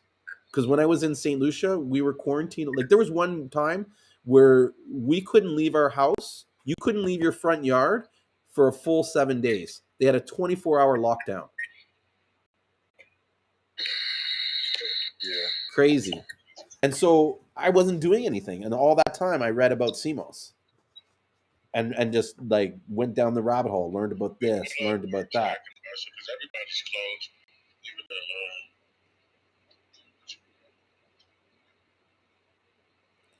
So Khaled Rogers, he said, but please don't forget when you get a chance to describe the benefits or difference between your pure green Seamoss and the other purple gold and Condorus Crispus. I ordered some from you, and all my customers want to know. So I don't sell Condorus Crispus. I only sell Seamoss from St. Lucia, right? And I can't speak on Condorus Crispus because I've never tried it. Although someone, Maria from Prototype Skincare, gave me some, and I think I'm going to try some and use it. And I'm actually going to like wean myself off the regular Seamoss that I take, and then take that Seamoss so that I can see if there's a difference. Do you know what I mean? Because it's quite possible that Seamoss is the best Seamoss, or that Seamoss has better effects than the Seamoss that I'm selling. Like, I don't try to maintain that our sea moss is the best sea moss in the world. That's impossible. No one knows what's the best sea moss in the world. Do you know what I mean? That's why, because if they did, there would be a clear test between, say, Garcilaria and Condorus crispus. You know what I mean? They would have tested it to see what the difference is. But from what I know about sea moss, the level of nutrients or the potency of the sea moss can vary between season to season or month to month, because there could be more storm weather, there could be more runoff from rains that add more nitrates to the water, which help feed the sea moss more. Like sea moss, its main source of food is nitrogen, and it uses the sun to convert it through photosynthesis into the other building blocks that they use to grow the algae. So, just to answer Khaled's question really quick, what's the difference between the pure green, the purple, the gold, and the condors? So, in regards to the difference between the purple and the gold, the green, I find from my experience, it's more of a cleansing sea moss. You're going to have a lot of bowel movements. Like, I was like a washout for me. It's high in chlorophyll, so it has the same sort of effects off anything they eat as chlorophyll. So, like any kind of leafy greens and stuff like that, that would this one of the benefits. And then the gold is more of like the most mild, but I think it's also the most like consumable, and it's what you should be taking if you're taking sea moss every day. My experience from trying the purple was that it was very intense in the smell and the taste, and that's somewhat, you know, it was almost like when I took it, I felt like my stomach was working harder you know what I mean, like it was really tough on my stomach, and so I tended not to take it for a long period of time, and so that's why I feel like and it's so strong that I feel like, even with the gold sea moss, after a certain point of time in taking it, you're going to stop feeling the results. Right. And it's not to say you're not getting the results. Your body has just become so accustomed to it that you don't notice it. Your body is designed to filter out things. You know what I'm saying? So, like, because there's so much sensory shit that's coming on. So once something is consistent in their mind, then in the mind, it tunes it out almost. So you don't feel the benefits because you're just normal, right? But with the purple, it's like if you get used to the purple and you develop a tolerance on the purple, there's nowhere to go up from there. Yeah. Do you know what I'm saying? And so it's almost better to use the gold every day because it works and it's good. And then when you feel like you need an extra dose or a push, then you go into the purple. You know, that's my just belief. I just sent you a text message on Messenger. If you get it, you can read it. That's what I got as far as like what they said, what I've been seeing out there between the gold and the purple. But definitely, once you get through with the gold and then you upgrade to the purple, there's nowhere to go. So that's where I'm really at in my sea moss journey. So I've been adding herbs to it, like the infused herbs. That's you know what I'm saying? Mm-hmm. I had one customer say, "What is this? It's not working anymore. Is this fake sea moss?" I'm like, "I've been selling you sea moss for almost 7 months now. You gonna tell me?" So now, I said, "I'm gonna add some herbs in there for you because after you get the gold and the purple, there's nowhere else you can go." So, yeah. Mm-hmm. I'm like, it was crazy because, like, why would I sell you something that I don't even use? But yeah, that purple is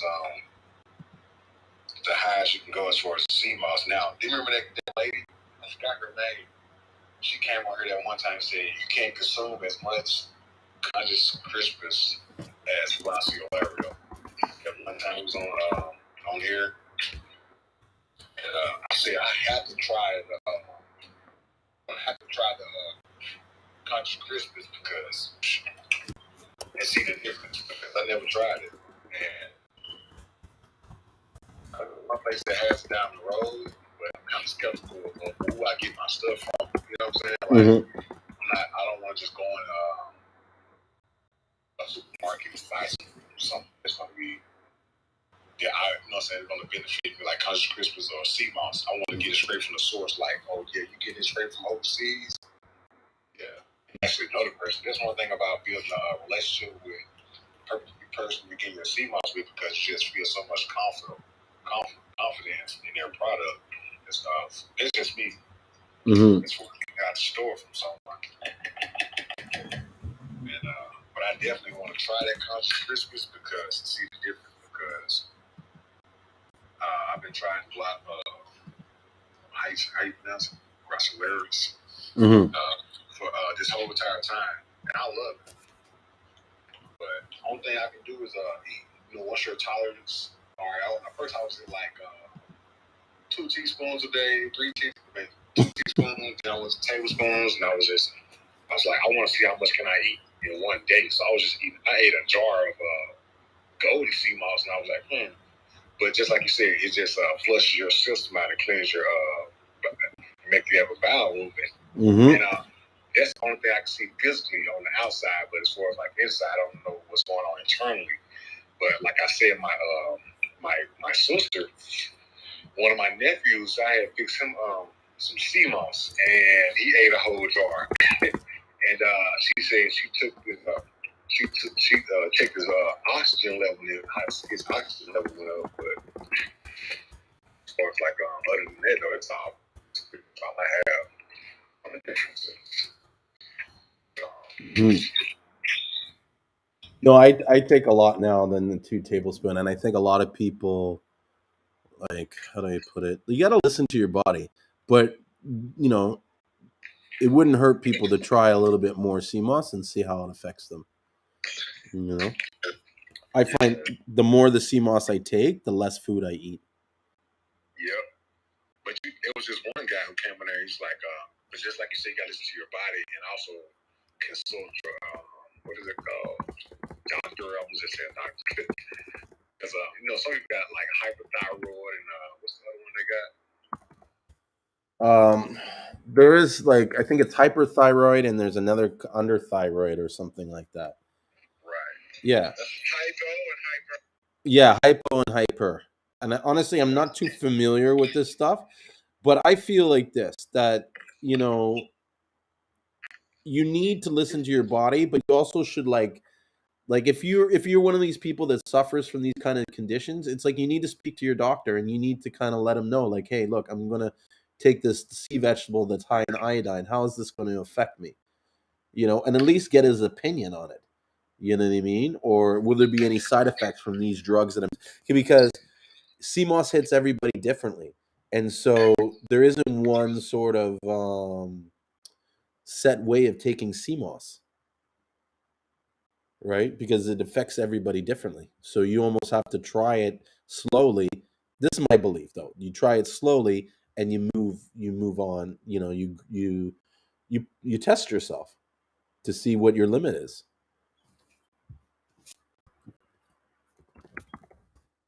You know. I think I might have overdid it one day, but I was doing a lot. I think a lot more supplements behind it though. Mm-hmm. But I'm gonna try it out again, see what happens. Yeah. Yeah. The first time I took CMOS, like, and it was, you know, what people would consider this fake one, I loved it so much. I definitely took more than 2 tablespoons. And it was like, I literally felt like my brain was exploding. Like, I had so much energy. I felt like I was on a drug. It was like a mineral rush. Mm-hmm. You know what I mean? Because at that time in my life, I was not eating healthy at all. You know what I mean? The only thing I was doing healthy was maybe I reduced my sugar intake. Yeah. You know what I mean? But for the most, and I think that was one of the best things I ever did. Was Have you tried to add herbs in your sea moss as well? no. Really? Yeah. You tried black rack and burdock root together, right? No. Well, actually, I lied. I tried the bladderwrack once with the sea moss, but it was a long time ago, and I bought it from someone else. But I haven't used bladderwrack or burdock root or any of those. I mean, I should start trying them. I think this year, what I want to really do is start exploring and experimenting with different health stuff, and basically documenting it as I'm doing it. Yeah. Yeah. Yeah, man. Because one of the things that gets me or irritates me. Yeah, I can imagine it being nasty and smelling like shit. But well, I'm gonna tell you, it's fishy. It's just too fishy. Mm-hmm. Yeah, you can get it. Okay, go ahead. You can get it in two forms. I know when you get it in the whole leaf, it's not as fishy. But when you get it in the powder, you can't do nothing but tolerate the fish smell. So yeah. But what I always do is so you get it in leaf. You get it in a leaf versus seed. You can, yeah. So you get it in leaf form too. Yeah, it's called. You can get it in the whole leaf, or you can get it in the powder as well. Okay. Yeah. Once you get it in that leaf, it's not as fishy. But if you get it in that powder, there's nothing you can do about that taste. But put some sweetener on. The leaf is just a dried leaf, and then you can grind it out. What is it? Is it a fresh leaf or what is it? It's almost like it's almost like the sea moss. So what do? The same thing with the sea moss, and you bring it back with spring water. You do it the exact same way. Okay. Mm-hmm. And I'm telling you, once I turn people on to that herbs with the sea moss, they don't want anything else but the herbs with the sea moss infused with it. There's no going back. Like Julian, I thought you didn't do moringa with your gel, Julian? No, I've used moringa on its own. Yeah. Okay. Yeah. Right. I would drink it as the leaves in a tea. Yeah. Yeah, and I've tried dandelion root, but that's so bitter. And there was another one, goldenrod. I don't know, it wasn't goldenrod. It was like some golden something with some Golden root. seal? Golden seal? I think it might have been golden seal. I think it might have been golden seal. How was that? How was that golden seal? I've been hearing Bitter. I know it makes you drop water. I don't know what else that's got a few different, but that it kind of like not drop. I'm thinking of dandelion, but it kind of like doesn't it purify your kidneys and liver and stuff like that? Yes. Golden seal to help clean them out. Yeah, that it was more of a. It's supposed to be for cleansing and stuff like that. Pardon? Oh, that's someone in the background. No, I was saying that.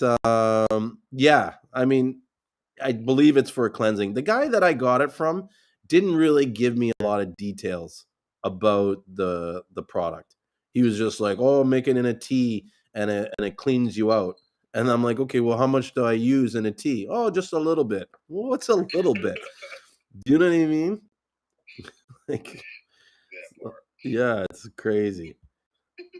So I'm just looking because I gave some of it to my cousin the other day. He was at my place, at my warehouse, snooping through my stuff, and he found it. And so he was like, "Oh, can I have this?" And I was like, "Yeah, sure."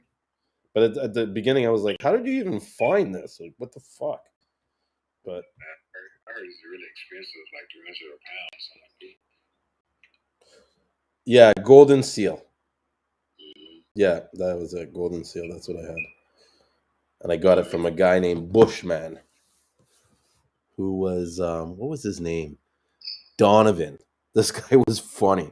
I met this guy Donovan. Basically, I was going to this Caribbean store to buy barrels because we shipped stuff back in barrels to St. Lucia, and so he was there selling his herbs out front. So I was like, "Yo, you want to sell sea moss?" And he was like, "Sea moss, yeah." So we ended up basically, and this is how I know like there's so many undiscovered markets. The amount of sea moss we used to sell in, so I'm in this area called Scarborough, and we used to just drive around in Scarborough to all these different Caribbean stores, and he would go in and talk to them and sell them the sea moss, and he would come to my car and pick out what he had. We would travel, easily sell 40 pounds in a day. You know what I mean? 20, 30 pounds purple, and then a bunch of gold too. Purple was like the biggest seller because it was hard to get. You know what I'm saying? But like we sold it. You know what I'm saying? Like to me it's like and people are just, how do we say it? They're not exploring all the different opportunities or possibilities. Yeah. You know, like I don't know if I told you guys one of the secrets of what we're doing to get into. Like I have a guy that I'm working with where we're selling Seamoss in Quebec. Ontario, it's a province just north of Ontario. It's like a French-speaking place, and he's getting into the stores because we're making 3.5 ounce packages. We're selling them for $25 Canadian retail. Like we tell them you can sell this between $25 and $30 retail, and then we sell it to them for $15. But we give it to them on 30 days terms. Right. Okay. That's the key. That's the key. You give this on these guys 30 days terms, then it's like a no-brainer. They'll say yes. No one's going to say no to that. You know? Yeah. It's like about 30 days. 30 days to pay it off. Yeah. Or you basically come back and you collect whatever they didn't sell. So it's almost and I'm pretty sure that like we've been doing this for less than a month, and we've already gotten like I think he's got pretty much every store that he's talked to has taken the Seamoss. And so I'm curious to see what it's going to be like in the next month, but I have a feeling that they're at least going to sell enough to cover the cost of what they have to pay us, right? And so if you did the numbers, right, what we're doing is we're giving them 5 packages per flavor. So at $15, we're doing 5. That's 75 times 3. So each store is $220 per month, right? And so that 3.5 ounces times 15 is 52 ounces, 52 and a half divided by 16. So that's like 3.28 pounds. If you paid 3.28 pounds times, let's say you're paying $35 for the Seamoss. That's $114 minus the $225. So each store you're making $110. Like say you're making $110 a month off these guys. Right? If you had 30 stores times 110, that's 3,035. You know? Say you wanted to make 5,000 a month. At 110, that's 45 and a half stores. So let's say 46. You find 46 stores to sell to every month. You're going to make over $5,000. And that's $5,000 after you've paid for your Seamoss and stuff. At that price, $5,000, you could probably pay someone $1,000 to do most of the work for you. Do you know what I mean? How many people do you know could you offer $1,000 to say package up how many stores? So if it was 45 stores times 3.5 pounds, that's 157 pounds. You know what I mean? You could probably how many packages is that? 157 pounds times 3.5. So that's 45 packages. I think that's right. No, that can't be right. That's bad math. Let me see here. That's my next move. Immediately. When the new year start, I'm going from store to store. Hey, how you going? Yeah. Yeah. But I wonder what store should I go to? Because I don't think I can really think of. I'm just gonna try everyone out. Who do I talk to? I don't. There's. I know. Who do you think could benefit from having Seamoss in their store? Right, that's what I said. Maybe like the people that's I can really just think about who will actually put it in the stores, like the Indian people who have the gas stations and stuff like that. Not trying to disrespect if there's disrespect or not, but most of them will be the ones that I can think of that will that benefit the most, because anyone else is like a shells or they're not doing anything like that probably. I don't know. If it was me, I would contact any natural holistic health store, any sort of Caribbean like food market, because you got to think about who your target market is and where do they shop. If they're not shopping at the gas stations, then don't put them in the gas stations because they're not going to sell. Okay, got you. Right, you're right. Yeah. What you got to kind of do in all your marketing is find out who your ideal market is. Who is the clientele that you are most happy doing business with, and focus on them. Okay, yeah, I like where you think. And then everybody else will just follow because they see you. But if you focus on your core clients, and those are the ones that are making you happy, you're always going to be happy dealing with them. There are certain people that I just fuck off because I don't want to deal with them. Do you know what I'm saying? You know, there was a time too that I would I'll never forget that there was a couple guys that were irritating me to the point where I was just like, I called up my brother and I was like, listen, bro, I can't stand this guy. He's just driving me crazy. Here, you deal with him. And I'll never forget it because he was like talking to my brother one time and he was saying a bunch of shit. And my brother turned to him and was like, do you ever ask yourself why you're dealing with me and not my brother? I died.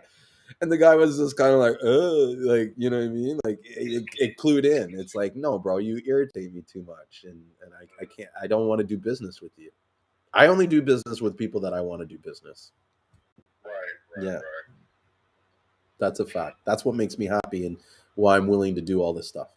And you know what I mean?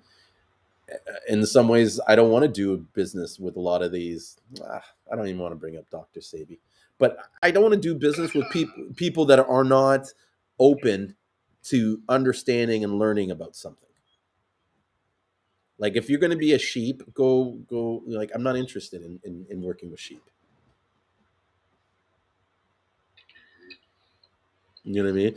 In fact, I don't have any problem with Dr. Sabi as much as I have problems with those that follow him blindly and will consistently argue with you over something and have no proof or credibility, no credible information to back it up.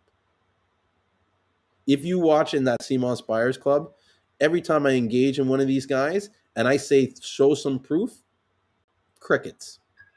Every time. That's how I end the conversation with them. I'm like, okay, show me your proof that backs up everything you say, and make sure it's someone besides Dr. Sabi. Well, I know he did. I don't know for sure, but they say he cured AIDS. But I'm like, hold on, this guy must know something. Well, and that's the thing. I'm not saying he doesn't, and I'm not saying he couldn't cure these people, right? I've never said that.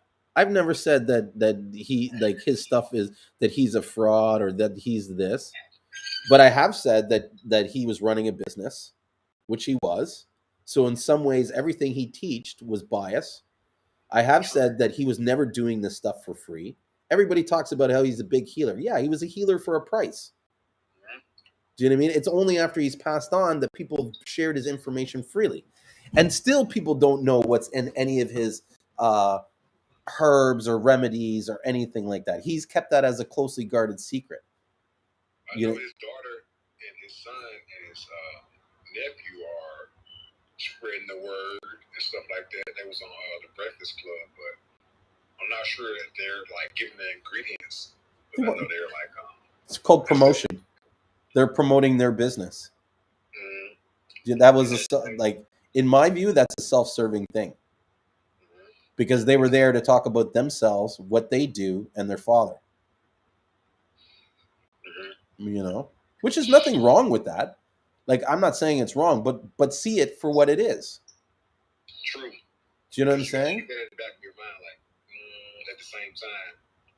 Yeah. There's no denying that he got Condorus crispus wrong when he talked about Seamoss.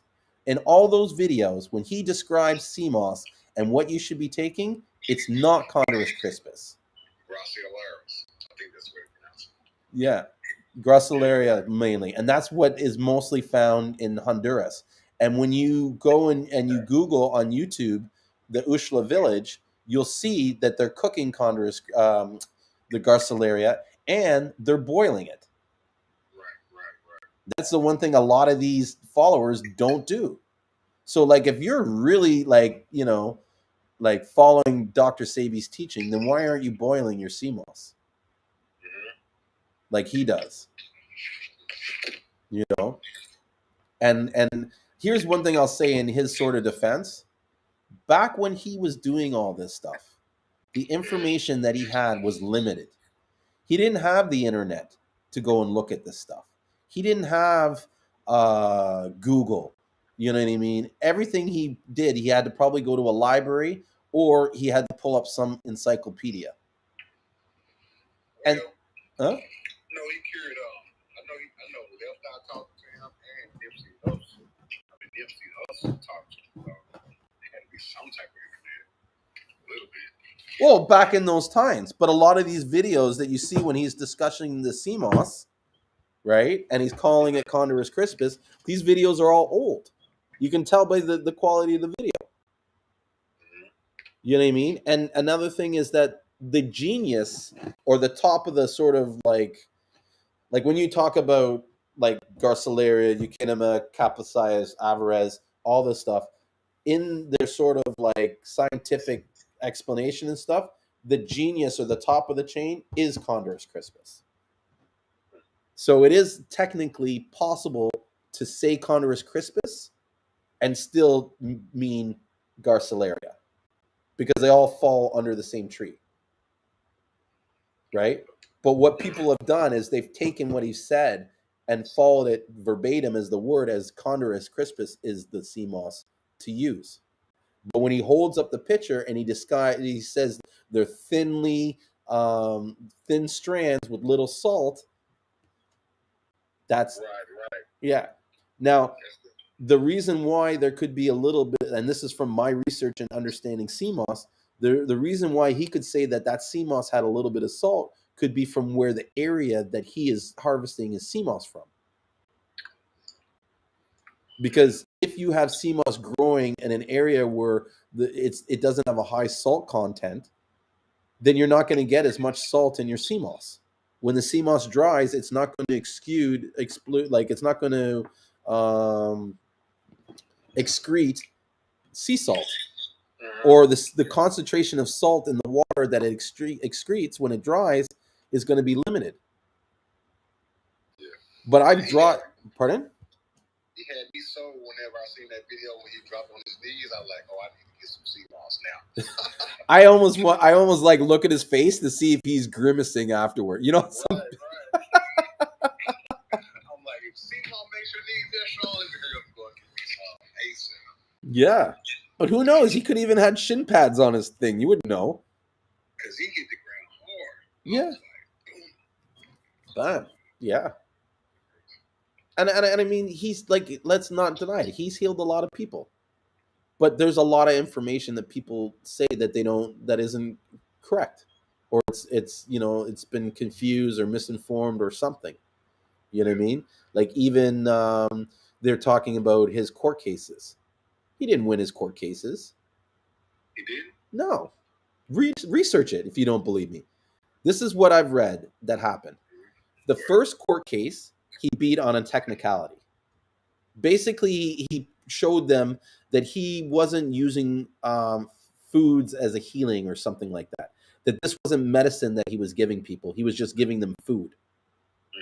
Right?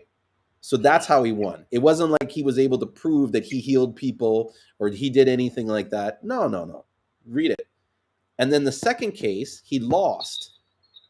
Right? Because what happened was he got acquitted and they were able to retry him again, and then they got him on some other stuff. And so, embezzlement? huh? Embezzlement for money? No, that was later on. Okay. Well, let's look it up here while I'm talking, and I'll read it. You still on live too? Yeah, I'm still on the live.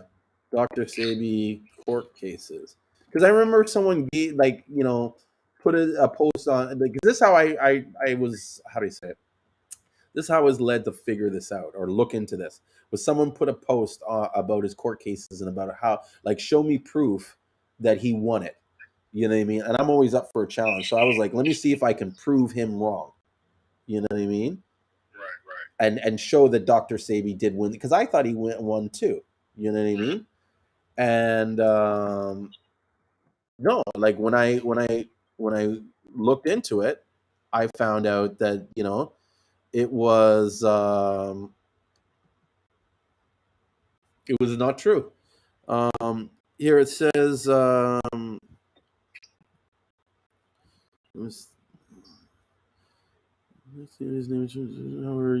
his claims of being able to heal everyone, every disease, medical problem, or weight issue known to man were upheld in a court of law.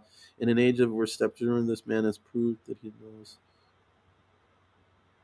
Okay, so no, this one is Ford. This one doesn't. You know what? Let me look up transcripts, because it's in the transcripts that I saw it. And basically, he had to, in the second court case that he lost, he had to remove all his claims and everything that he was saying that he was healing people, and then he had to pay a fine. Yeah. Only thing I knew about, he had a court date. A court case saying that he was actually healing people and curing people, and the embezzlement of the money. I only knew about two cases. No, I think the embezzlement of the money happened when he was traveling, and they were trying to get him on something. There's no doubt in my mind that people were concerned about the things that he was doing. Do you know what I'm saying? Like the stuff, like he people were claiming to be healed. People were doing life-changing stuff. You know what I mean? But I've also heard stories about how people, spent all this money and didn't get any results. Yes. Now, why they didn't get any results is beyond me. More than likely, they probably weren't following his program, his regimen, because I think that's what happens a lot. You know what I mean?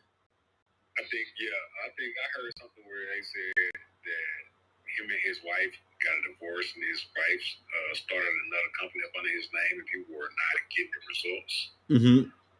But don't quote me on that. It's just something I do a lot of research too, and most of my research come off of YouTube. So. He was what? Most of your research come out what? Off YouTube. Yeah. So don't quote me on that. Yeah, there's a lot of stuff on YouTube. And I mean, you got to be careful with the information. There are cases that are seen on I1 not only did I prove scientifically. Okay, here's the article that talks about it.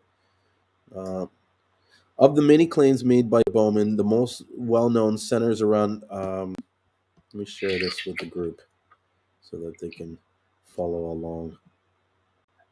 This was actually the article that I posted, and people like fucking flipped out over this. They were so mad. I thought I was gonna get bomb threats because they were flipping out, because they're just like, oh, you're discrediting his name and this and this and that. But to me, in exploring everything, you need to look at these things and question them. Do you know what I mean? It doesn't invalidate any of the work he does, but to ignore it would be to limit your own ability. You know what I mean? Like you're limiting your own knowledge. Yeah, and you're biasing. So the many claims, well-known centers around New York Supreme Child that catapulted the healer to celebrity status.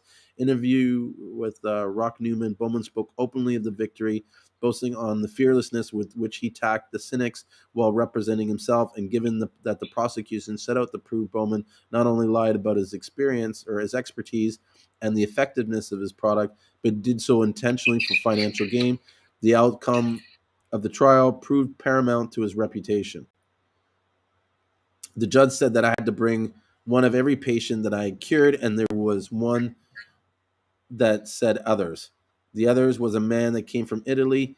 He was paralyzed. I was supposed to take 9. I took 77. I don't understand what that is. Yeah.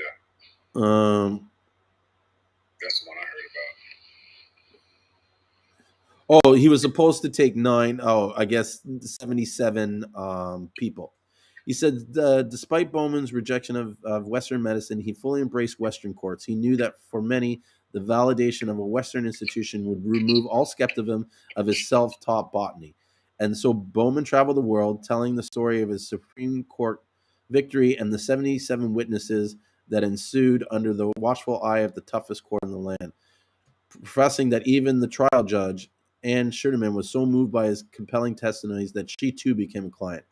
Followers of Bowman felt this win both endorsed him and endangered him, making him and any who dared to align with his message enemies of the state. The only problem with the tale of the great Supreme Court victory is that it never happened. On February 9th, 1987, Bowman and his affiliate business faced off against the state of New York and then Attorney General Robert Adams. The courts alleged that Bowman was incapable of backing his medical claims due to insufficient research and testing, as well as the fact that he never actually verified illnesses before treating them, a step he claimed to have no use for. Allegations of illegal and fraudulent practicing medicine without a license, and consumer fraud meant Bowman would have to prove that both he and his products were legitimate by preponderance of the evidence. And while the tale of the 77 witnesses sound captivating, the actual trial proved to be far less eventful. There were no witnesses, no triumphant grandstands, no Anne Schuderman, and certainly no victories to celebrate. Bowman requested to reach a resolution without the court to avoid the financial burden of additional petitioners and legal proceedings. He agreed to write retractions to all this is from his second court case. He agreed to write retractions to all advertising claims of curing, treating, and healing, refunding all new and existing claimants, and cease advertising, publicizing, and distributing materials making these false claims. Following the loss, Bowman halted New York operations and relocated to the Los Angeles area, taking with him a distorted account of the Supreme Court proceedings in order to solidify his position in the global conscious community. This lie offered Bowman something that he honestly never could, and that was something that came with a hefty price tag. At the root of Bowman's $1 million empire was a herbal product marketed to the masses as an intercellular cleanse, a product said to rid the body of disease at the cellular level and restore the body's to original state. Bowman taught that illness went through the consumption of natural foods. He believed that blah, blah, blah. A process he mislabeled as chemical affinity.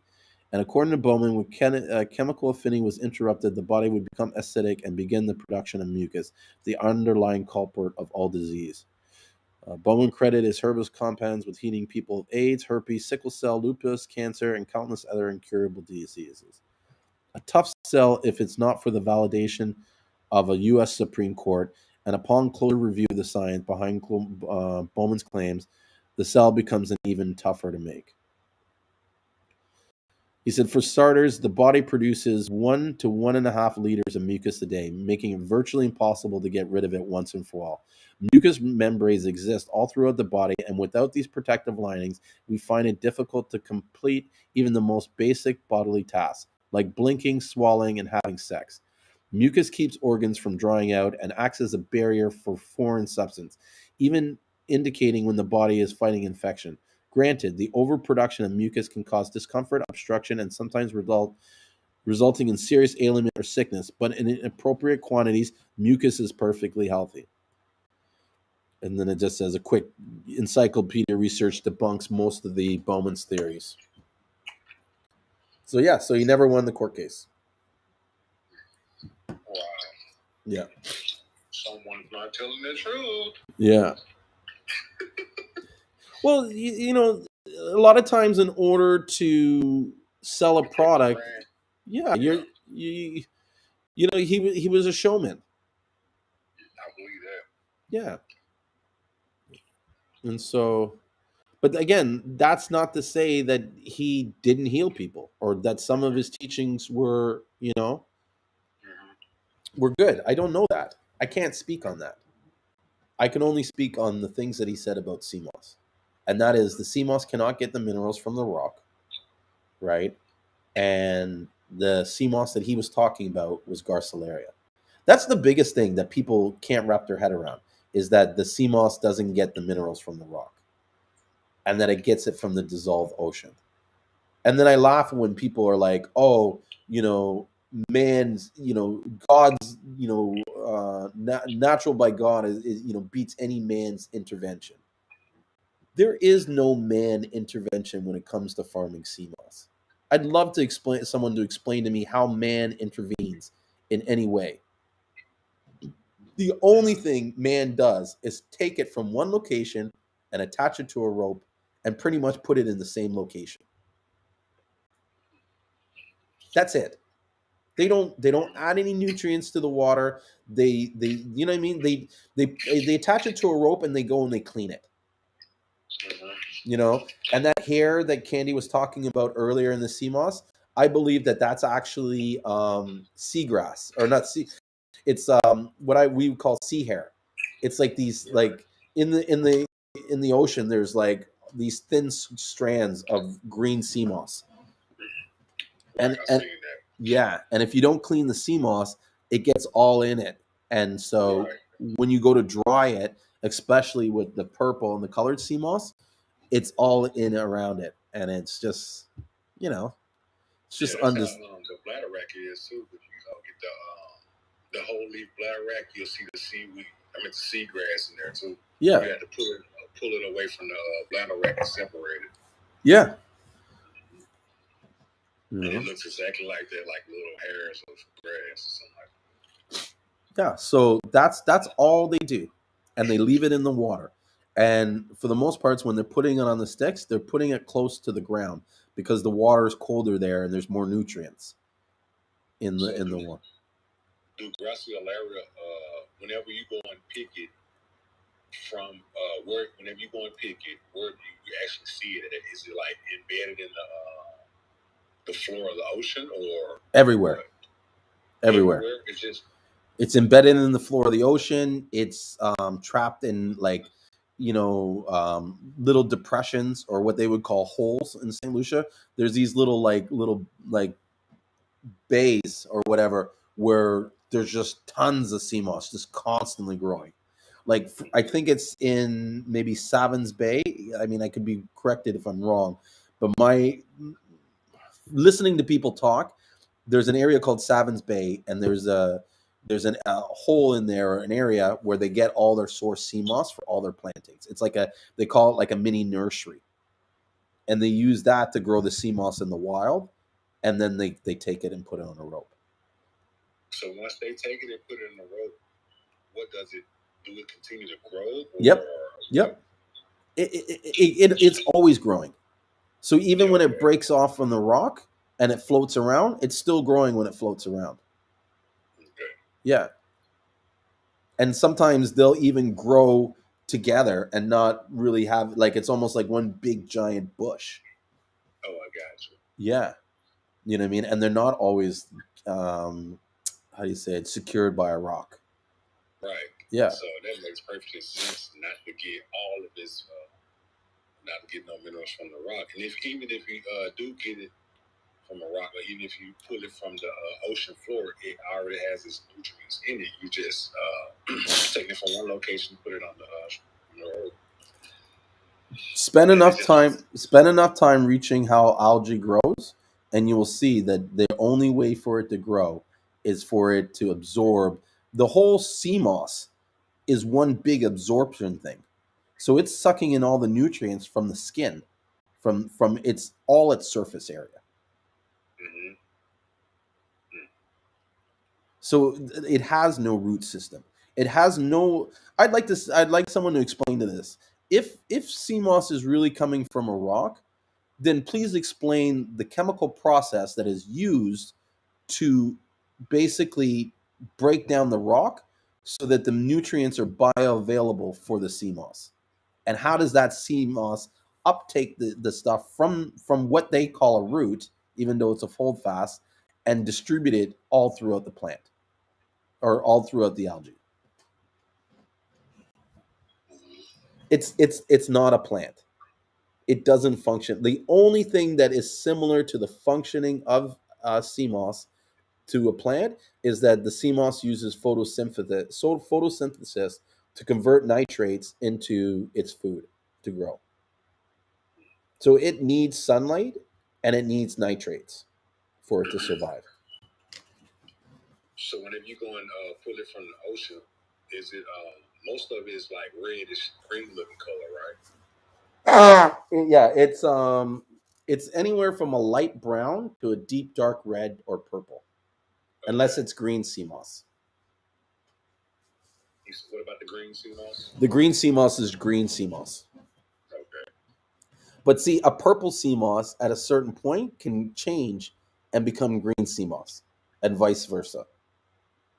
Oh, really? Yep. I thought it was green first, then it becomes purple. Maybe, I don't know, but I know I know this, that they change, and that one, it's not always like greens are not always greens. Greens can become different colors, or these other ones can become greens. That's what they've said. It's it's all about the stage at which is what it's at, because these things grow for a long time, and even though you break a piece off it, you know what I mean, it still has that original age from the piece that you broke it off, and you can break off as small as an inch of the sea moss, attach it to something, and it will continue growing. Wow. Yeah. Yeah, that was my next question. Yeah.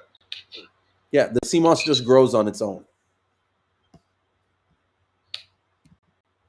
So what's the lifespan of them growing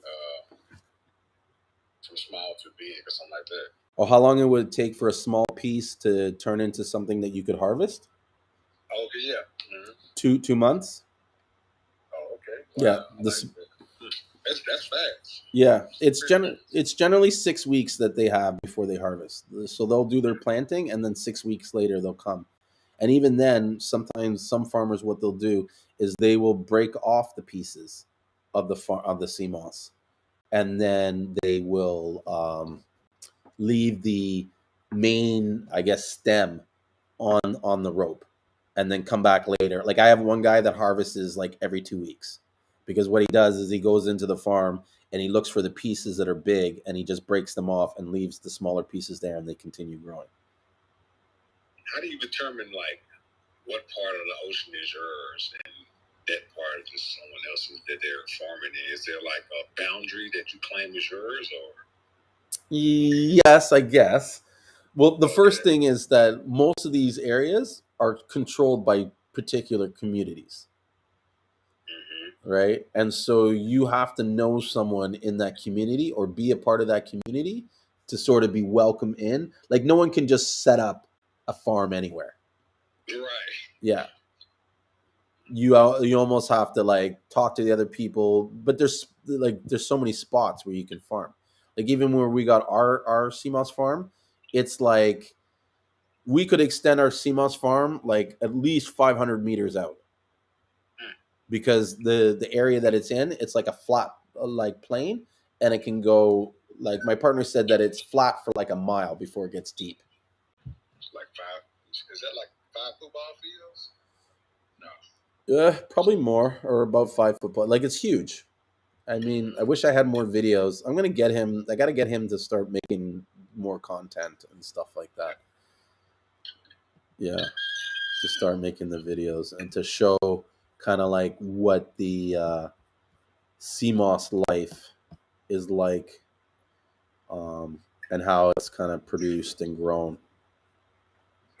Because I think that's one of the things that most people misunderstood or misunderstand is how farm Seamoss actually works. Mm-hmm. Because if you understood it, then you would be like, man, the only thing man's doing is cleaning it. That's it. I mean, the benefits are there. The benefits are, they're there. It's not like you're getting Seamoss and it's not doing what it's supposed to do. You know what I'm saying? Yeah. So even the stuff that they call pool grown, I personally have seen benefits. That's why I don't really shit on it, because it's like, yeah, it's ugly, and yeah, it's it's moist, and that can cause bacteria and all that stuff. So to me, it's not a desirable sea moss. But everybody's been there and tried it and got it. Everybody starts with that sea moss. You know, part of the reason. Sorry. I was like, that's what I thought was like the selling point. Oh, it's fake and it's real, so I gotta find the real, and I gotta not get the I gotta pick out the certain person, not get the fake sea moss because it's not dried properly. It's got a lot of salt and it's in the pool and stuff like that. But to hear you say that that's what you started off with, you still got the benefits, it actually makes sense because the only thing that separates the sea moss that's already bleached and processed and dried correctly from the one that's not is the size differences. Mm-hmm. That's what I'm getting from what you're saying. Yeah, the definitely, like, if I had to say like why you want to pick one or the other, it comes down to the fact that you're going to get more sea moss if the sea moss is dried properly, as opposed to if it wasn't. Also, the weight of the sea moss too, so you actually be spending more for the enlarged than the one that's dried properly too. That exactly.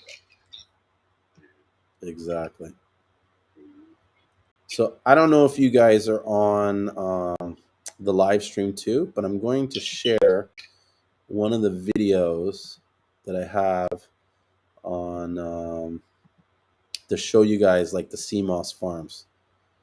And this is in an area called Bois Chardon, which stands for like tons of sea eggs. And this video here shows like how big these farms are. And this was back a year ago or 2 years ago, I guess now, when in May, or was it May? Yeah, it was probably May, but this time where we came there. And so what you're looking at now is probably like 10 times more. Like there's more sticks in the water. And if you look into the ocean, you'll see where the water is kind of breaking. That's where the deep water starts. That's why the water is breaking there, because as it comes into shore, you know what I mean? The water does a break because it goes from deep to light.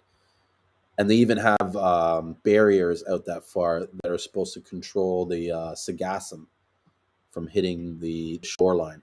Because the sargassum, which if you look in this video, it's all the shit in front.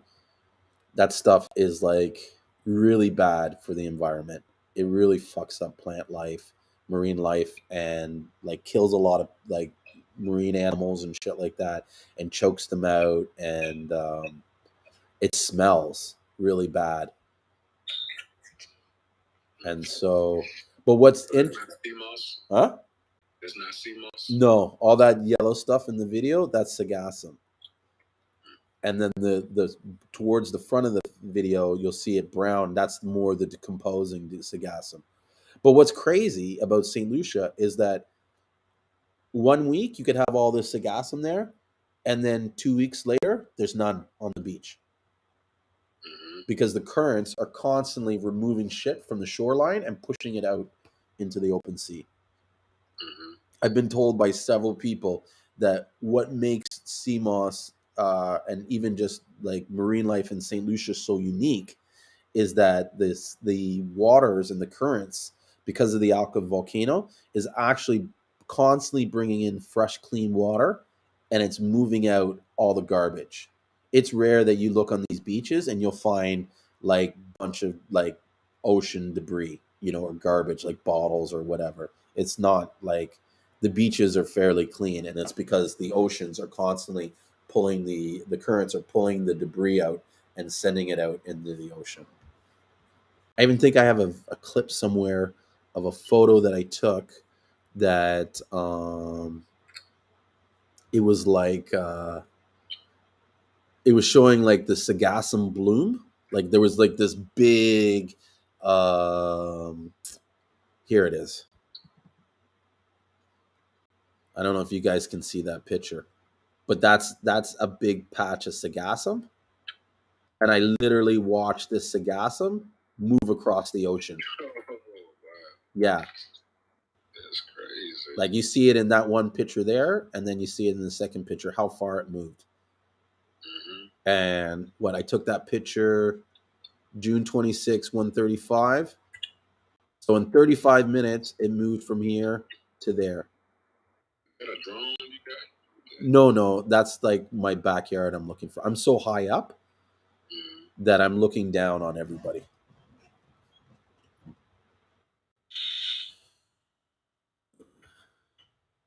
There's some purple sea moss. There's some pinkish purple.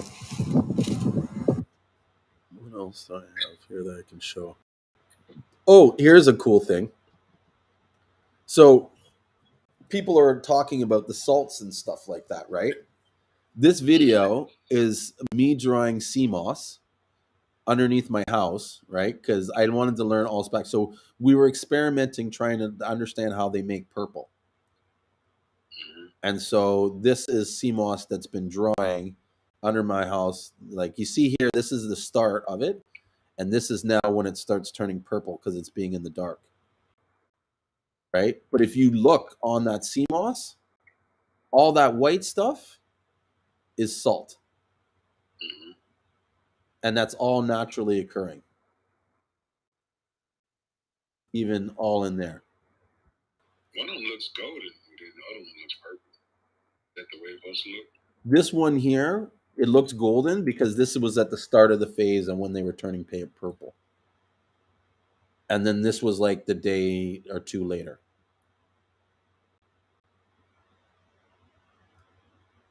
Because you dry it in the dark for about a day or so.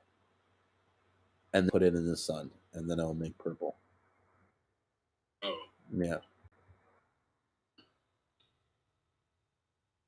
This is part of the reason why I get so ballsy sometimes is because I've done it all.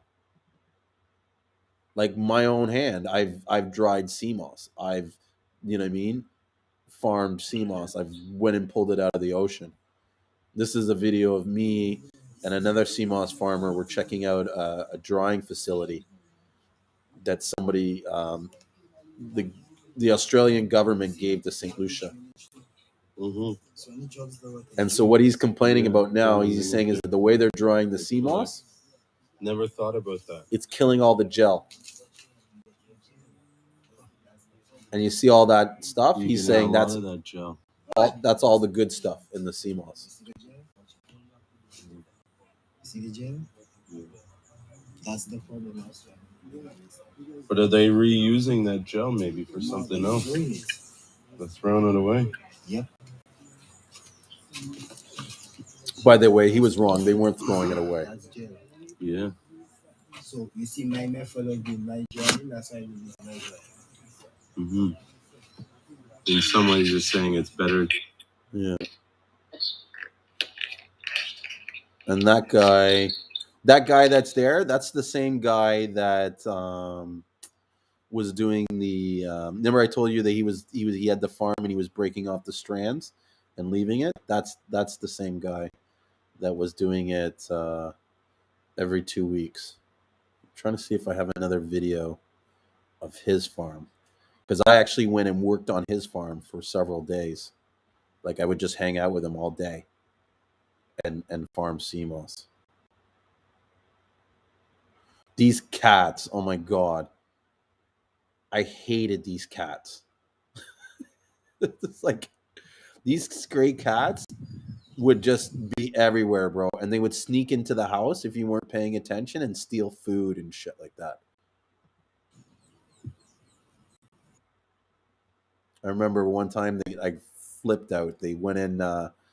They stole a cheesecake, or they ate half of the cheesecake. So imagine we make this cheesecake. It was like the most beautiful cheesecake, right? It had like this Oreo crust and everything, and it was perfect. My dad is like a like he was making like at least one or two cheesecakes a week, right? He loves cheesecakes, and so we had the cheesecake. We were admiring about how great this cheesecake was. We turn our backs for maybe 5 minutes. Now we're in the kitchen talking. The thing is in the counter. Our backs are to the cheesecake, and then we turn around to eat the cheesecake, and all you see is like it half eaten by the cat and like a paw print in it. Like the fucking cat ruined the whole cheesecake, and I lost my mind. And then that's when I banned all of them from the house. They weren't allowed to come anywhere near, and that was the thing. They knew it. Like after that, I got so mad. They were just like, you know. One time, one of them, and see, this is another thing. We'd be sitting in the house napping, and they would sneak into the house and try and steal stuff.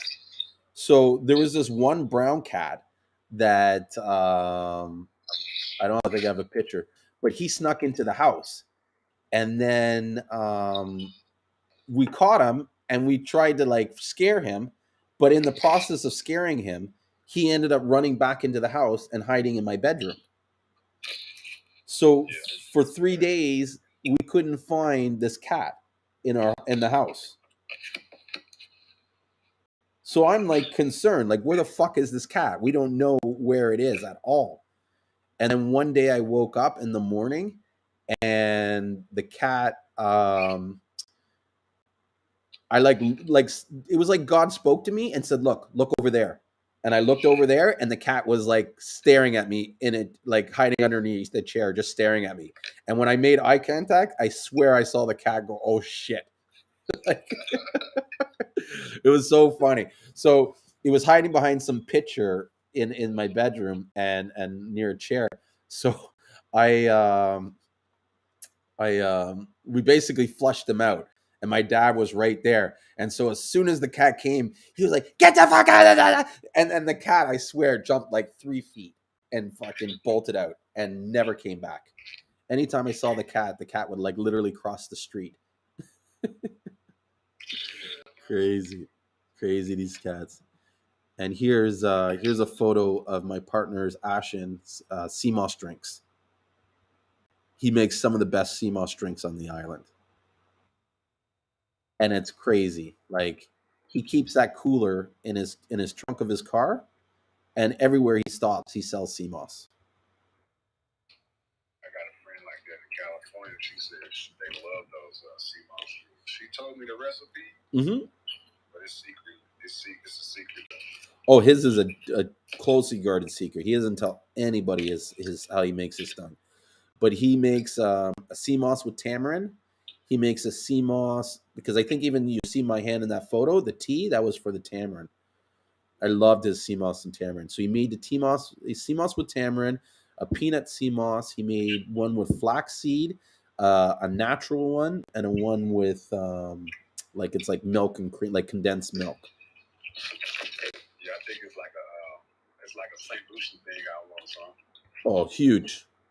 And like literally, he would like almost bribe people with this stuff. You know what I mean? Like we got into so many places because we would like show up and they'd be like, "Hey, boss Seamoss, what's up? Where's your Seamoss?" And he'd be like, "Oh, here you go. Here's 2 Seamosses for you. Thanks, man. All right." And we'd just walk in. Yeah, like if we had to go to a club, he'd bring Seamoss with him and bribe the guards, the security, and let us in. Yes, that's good. Like super good. You sell about every time. Yeah. This is Pralin that I was in. This is one of the biggest Seamoss communities, or it is the biggest Seamoss community in St. Lucia. And so everybody on the street sells Seamoss or dry Seamoss. Like this lady across the street, this lady here, they all do it. I guess Seamoss in St. Lucia's like Kung Fu in China. Yeah, it's getting like that now. You know what I mean? I mean, before there were certain people with the community and stuff. This is some wild crafted sea moss that my uncle had gotten from me.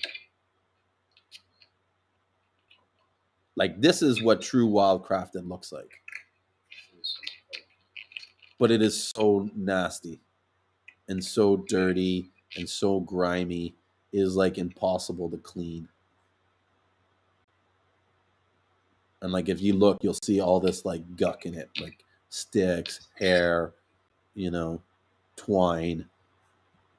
This was even like a decent picture. It wasn't like it was really worse. Yeah, it was horrible. So this is like fresh sea moss pulled from the ocean. Yeah, but this would be what they would consider wild crafted sea moss.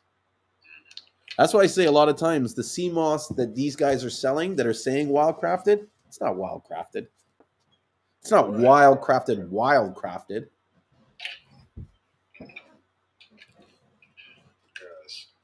I got a big sign on my car that says wild crafted sea moss for sale. I mean, here's my view is that the stuff that they call wild crafted should actually be called wild harvested because it's harvested from the rat. And I feel like something that's crafted to be like that is produced to be like something in the wild, that's wild crafted. Like I think Seamoss farming technically is wild crafted because we go into the wild, we put it in the wild. The only thing we do that's artificial is the rope.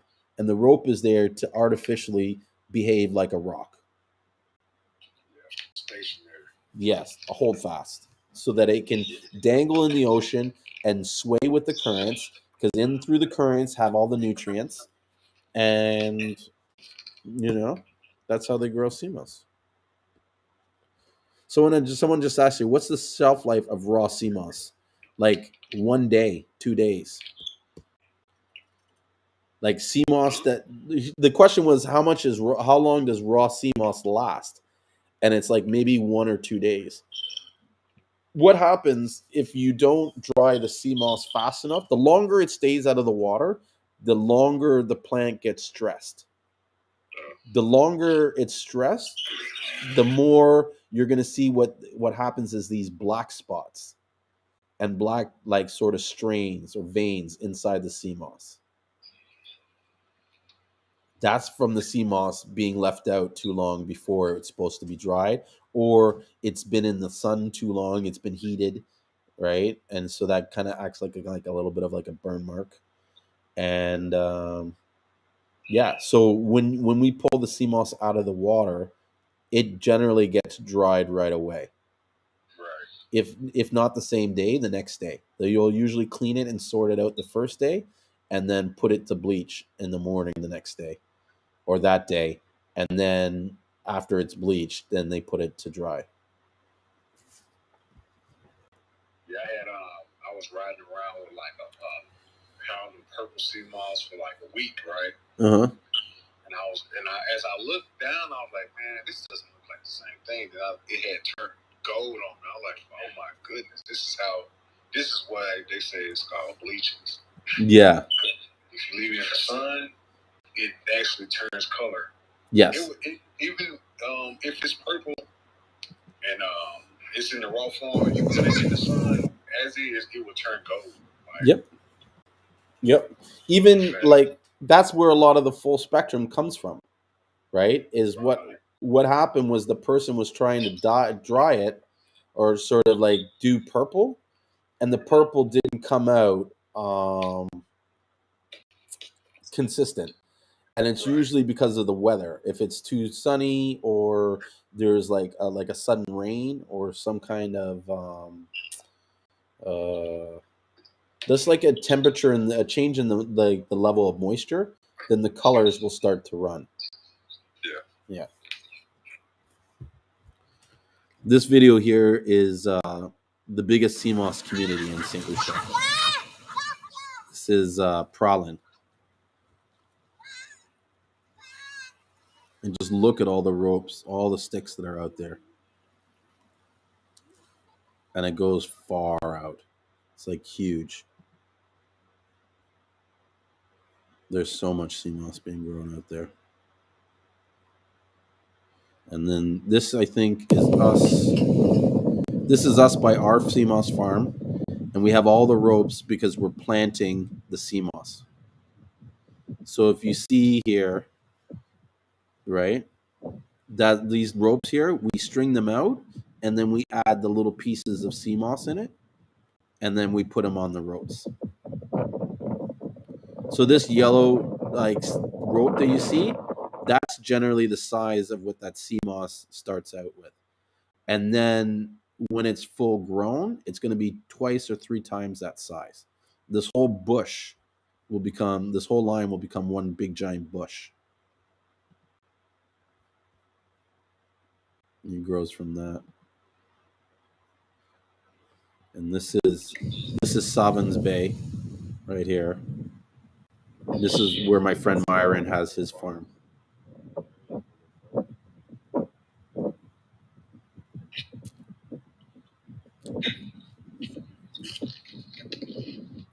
So these are the areas where they're growing the sea moss. Like, do you see like how there's no like the nearest house is like miles away.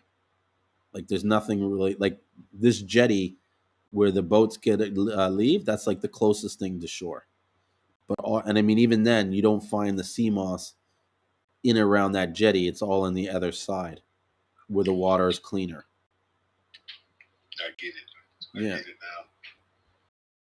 And I mean, so what you guys do, you go in, and then you bring it back to your farm, and then you grow it. Yeah. And then you harvest. I got you. Yeah. So here's like a farm here, right? You see it there. I think that's my buddy Myron's farm. But where they're grabbing the sea moss, if you look in the video and see the boat out there, it's usually somewhere out there, or you know what I mean? It's in and around these areas where they're farming. It's not like they go to a different region and pull the sea moss and bring it to somewhere else. It's all like in and around there.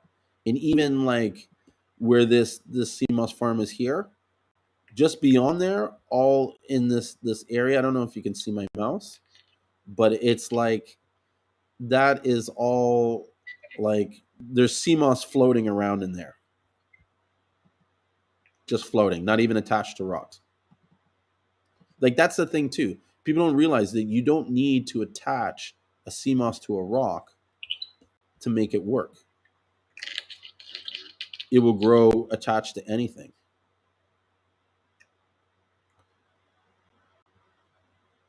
This was another sea moss farm. This I think was when me and Ash and me and my partner, we went and toured all the sea moss different farms in the community. I wonder if that's Marvin. Looks like Marvin.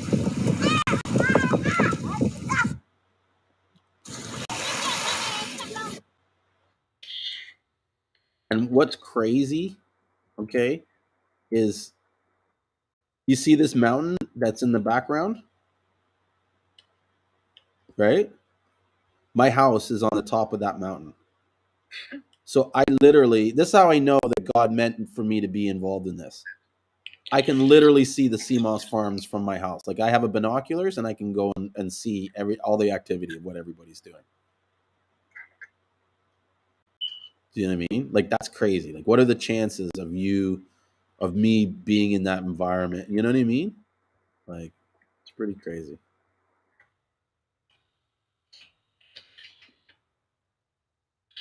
Somebody's going crazy on the Facebook Live with the lights. With the lights?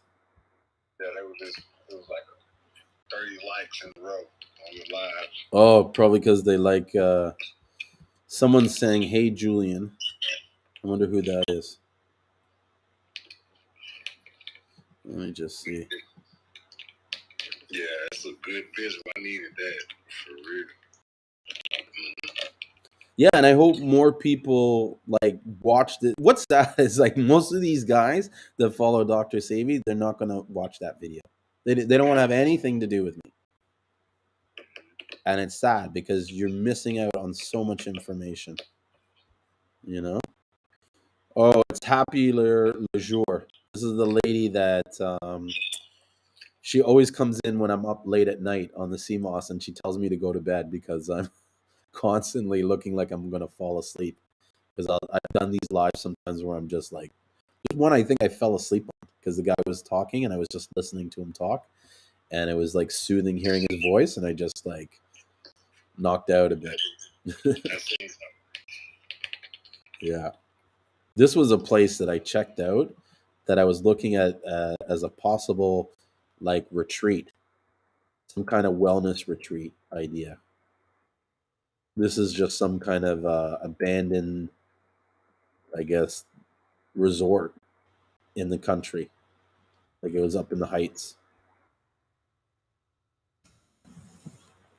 To get it to where you want to go. Can you guys, some of you guys see this? Or? Yeah. You need Yeah. or investors. So he was showing me the place, and I wanted this. I was gonna, but the guy never gave me a price. Do you know what I mean? Like I was kind of like, I need a price to know what to work with, so that I can sell it to other people. You know, and a lot of times, what they're like down there, they're just like, "Oh, well, what price do you think?" And it's like, no, like that's not how we negotiate. You know, you tell me what your price is, huh? I said, it looks like that Dr. Savior resort. Well, that was kind of like the idea when I seen it was to make some kind of like Ushla village. Oh, okay, yeah. Because like, look at it, it's great.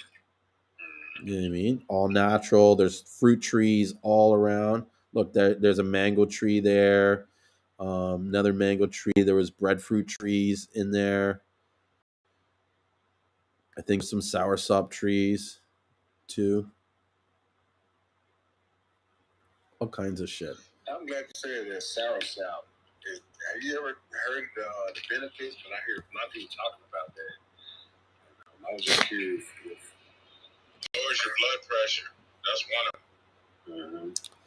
It's amazing for helping you fall asleep. Like if you want to, if you're tired and you want to relax and sort of wind down, it's the best thing. Like I drink it and I'm like almost knocking out in within 10 minutes.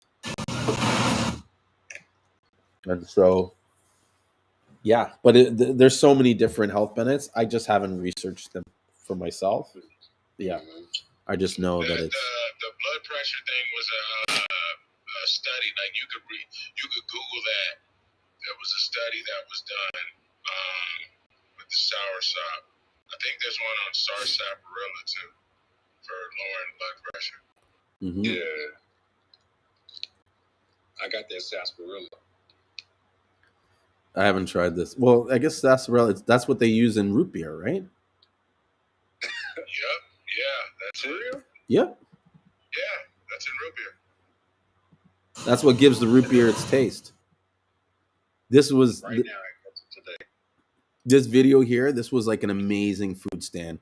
Anytime we went to the north end of the island, we always stopped here to grab some food. Like if we went to the main town Castry, and you'll see in the video this one, they're making what they call local bread. And this is like a homemade built wooden oven. That's how most of the bread is made down there, in these like wood ovens like this. That's cool, man. And then if you look on the side here, he's got the rolls right there. And that bread, like hot out of the oven, is like some of the most tastiest bread you'll ever taste. And so they'll slice that open and throw like cheese in it or like lunch meats and shit. And then they, that's like their meal. Actually, here's one with saltfish in it, which is friggin' amazing. Oh my god, I miss this. I miss that shit. And then here's a video of us going to build a Seamoss farm for these guys. Actually, that's a time-lapse video. The amount of people are is.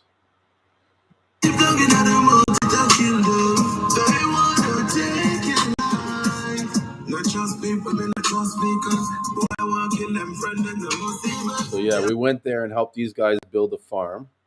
I wonder if they show. Oh, here it is. Oh, this is cool. So everywhere we stopped, these guys would catch crabs.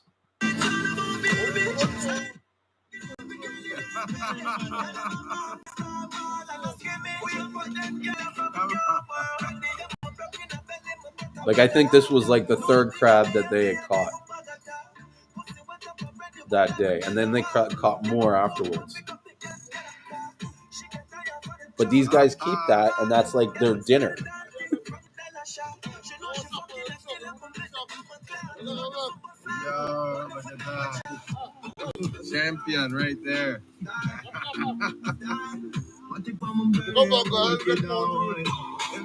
Yeah. So we drove from there, looking through the bush that we had to drive. Like, it was fucking crazy.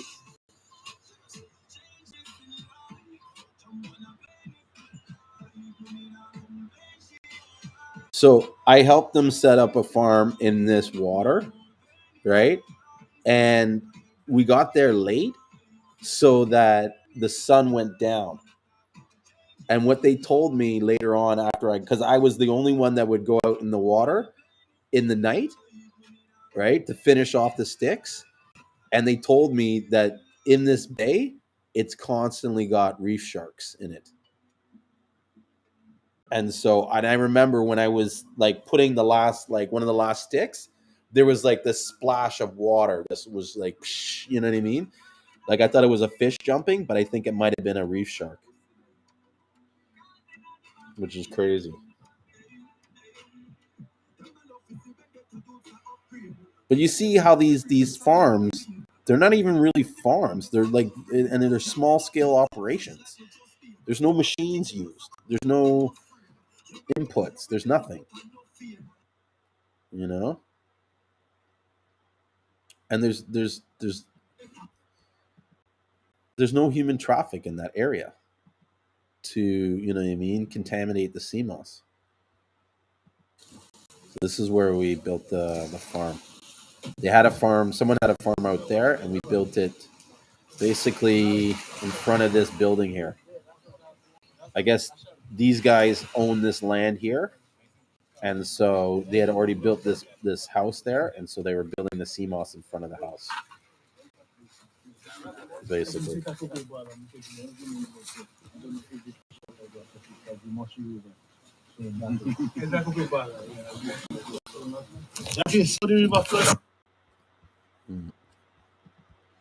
Let's see if I have any more. And then this is how late it was when we left. Oh, this is them catching another crab.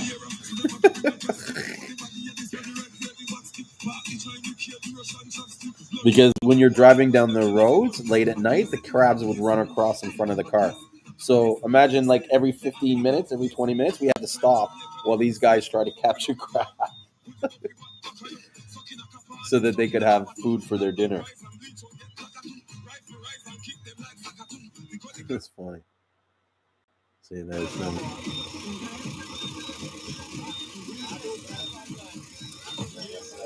Huh? The crab hunters. Yeah.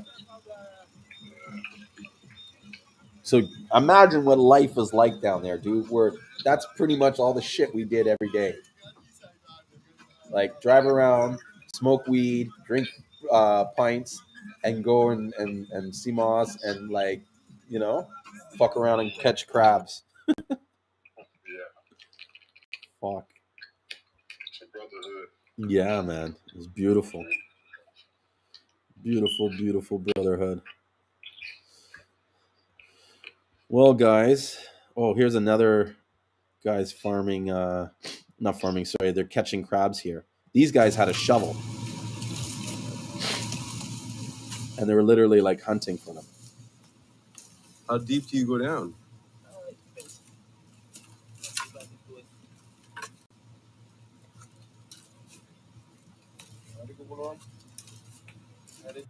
And so he goes down, and then another guy, look, sticks his hand down there. You're not worried about getting like the claws?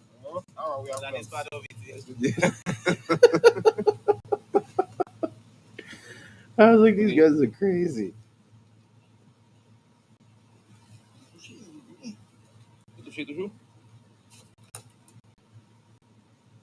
But that's like their meal for the night. You know what I mean? And then here's their catch. It's coming up. It's coming up. Oh, that's huge.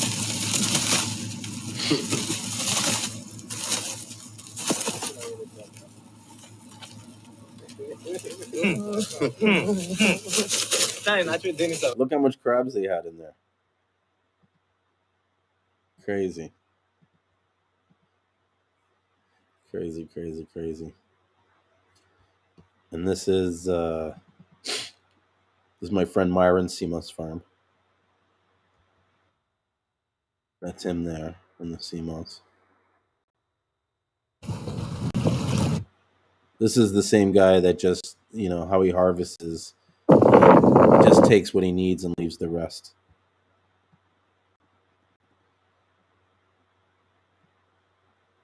And that's what Really harvesting some Seamoss today, and maybe later we'll get a chance to record some of the drying process and some of the other stuff that show you how we grow and harvest the Seamoss.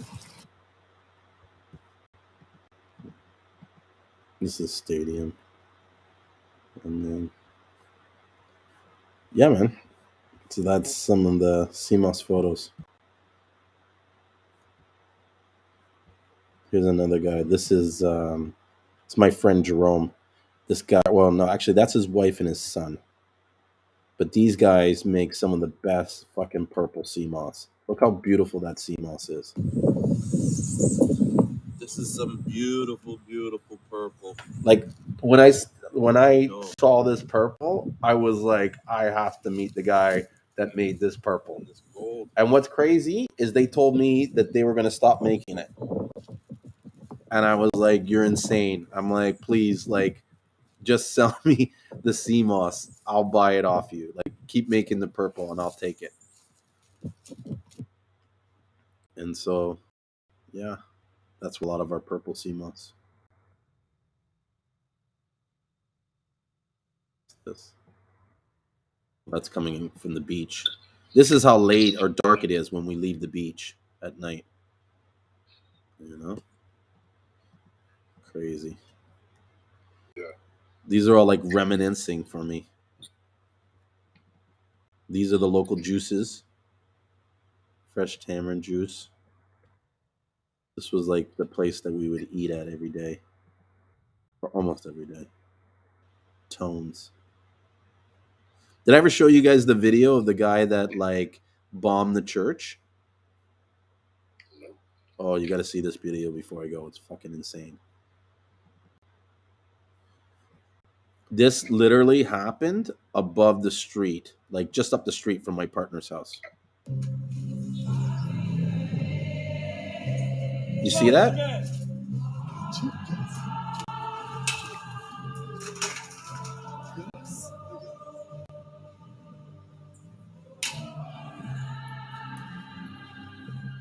Oh, Crazy, eh?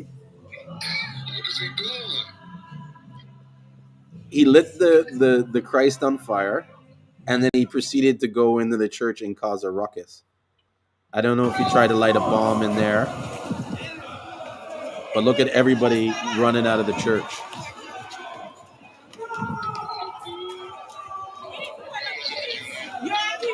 This was last year in the summertime.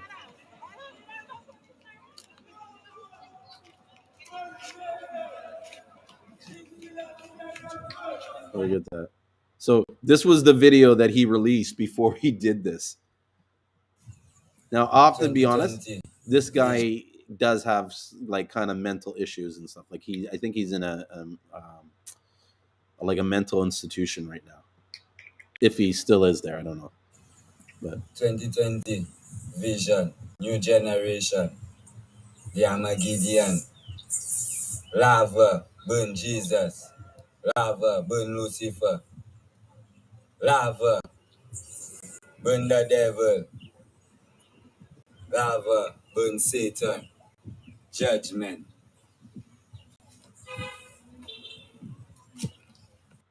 crazy, eh? He's saying lava, burn Jesus, or lava, judgment. Because what he was like, what he was kind of like arguing about or upset about was that he was saying that they're worshiping false prophets. Yeah, because I was on the same. I seen what he was doing, and now that you're saying what he said, I can see exactly where he's coming from. Yeah. And why he was doing it. Yeah. Because everyone believes in certain things, but I see exactly what he was on and why he was doing it. Yeah. This is him leaving. That's a cop there.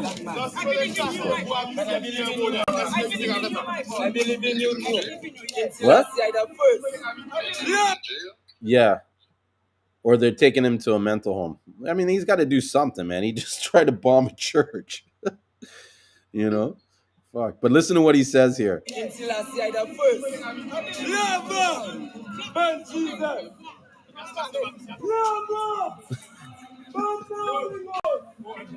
So the reason why I find this kind of funny, right, is that all through the island after this happened, people would just shout out of the car, "Lava! Lava!" Yeah. And then they made this video. Check this video. These internet is so cruel. Watch this.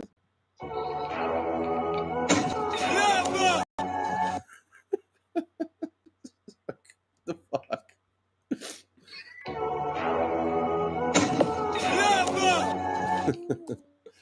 Yeah. Yeah, that is a funny video, man. Have you guys ever heard of the sulfur springs? This is the one thing you must go to when you come to St. Lucia. This is called the Sulphur Springs Hot Baths. So all these is pools of hot mineral-rich water that comes from the volcano.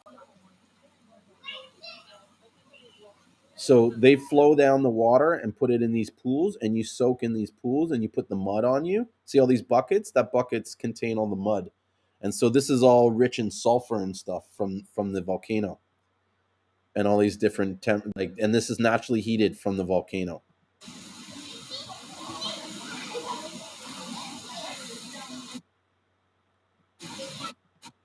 We'll just see. Yeah. And so you take a bath in this. You having a good time, Clay? Yes.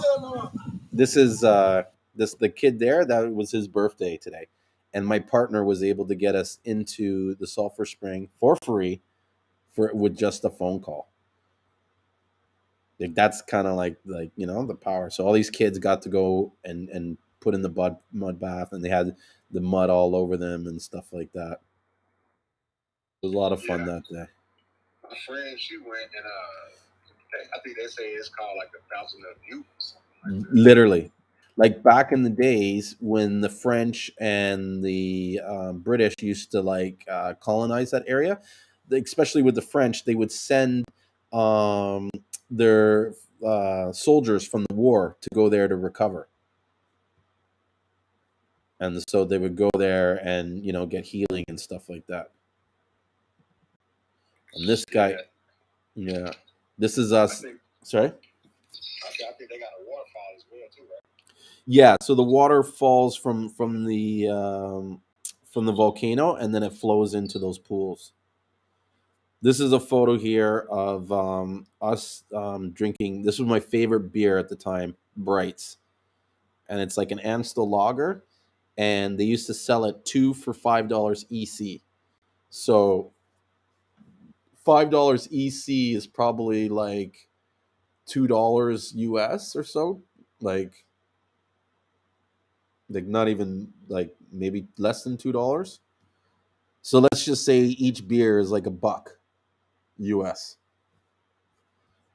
And so we used to sit there and drink beers like after work and stuff. And so the guy in this picture, his name's Mr. Smith. He is like a long time old Seamoss farmer. Like he's been doing it for years. And this is his property here. He has the store, and then they have whatchamacallit, like a restaurant on the other side here that made wraps. And so me and him would hang out and just drink like brights all day. And it would be one of those things where he would buy me a couple brights, and then I would buy him a couple brights, and then he would buy me a couple brights. You know what I mean? And he didn't speak like he could speak English, but he never spoke English to me. Always patois. And I don't understand a single word of patois. So imagine we would sit for hours talking, and I barely understood what the guy was saying. Yeah, those were the days. Good times, real good times.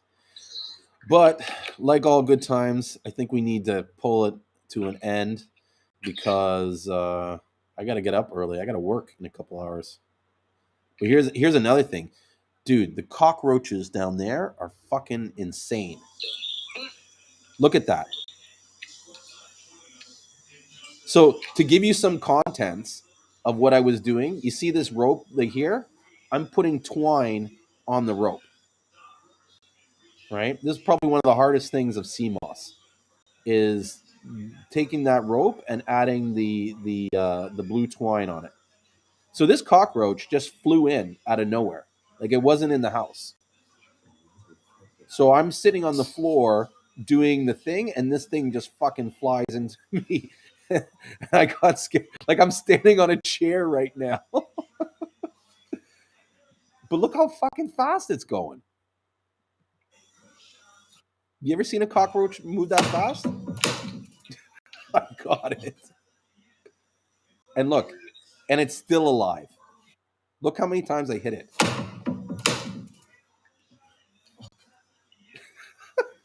Fucker.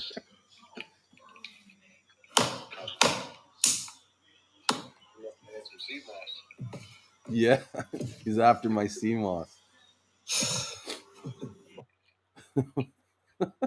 Like a sigh of relief. Was it thick? Did y'all use thick twine or really thin twine to make one big twine? So it's one rope here. Like I show you a picture here. So this rope is about 8 millimeters thick, or 5 millimeters thick of the rope, and so you have to open these twines. So you got to twist it kind of with your fingers and slide the twine in, and then tie that twine tight enough so that it doesn't move on the rope. And so that's just like one rope would take me 2 hours to make, 3 hours to make. Yeah. And then there was times where we had to make like 50 ropes. So how long are the ropes? About 50 feet. 50 feet, yeah. 25 to 50 feet. Here's a photo that shows you like the size of that cockroach compared to a lighter. This one I think I sprayed with some bug spray. That's why it's freaking out like that. But look at it. Dude, I'm getting goosebumps just like looking at it again. Like, ooh. That's a serious fucking cockroach, bro. No lie. Yeah. You know? And that's the thing. These things, they're not really in your house. They fly. Right. So they'll fly. Like you'll see this thing fluttering, and it'll fly into the house, and you're like, "What the fuck is this?" And it's it's a cockroach. There's my dad in front of our house, just fixing the fence, basically. See the wicket fence? That was like, I think he's done both sides now or whatever, but the other side where the wall is used to be a fence, and then the fence was caving in, so he had the wall built, and then this planter.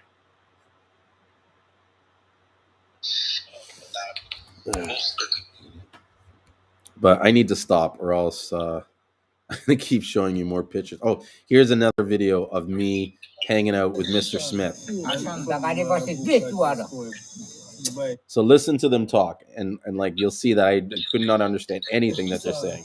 Out of 140 or 50.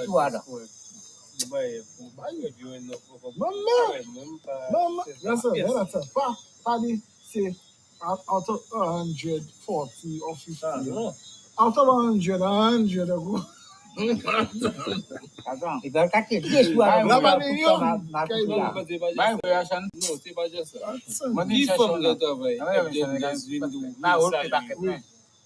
How much money giving you?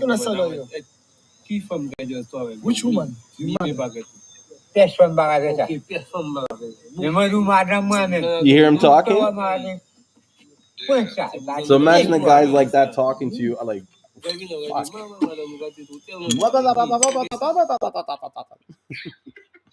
I was like, I'm gonna learn patois and I'm gonna come back and and then he gave me this pumpkin. That was a nice gift that he gave me. And then every time I would see him come up, he would be like, yo, that's my, like when you say it to patois to everybody, that's my boy, that's my friend there, that's my guy. And like, you know what I mean, like instantly got like respect because he, you know what I mean, has a lot of respect. Like for him to say that I'm his guy, it's a big deal. And here's some fake Seamoss. Look at that bag. 3.125 pounds. And it looks like the same amount that you would get in 1 pound. Crazy, eh?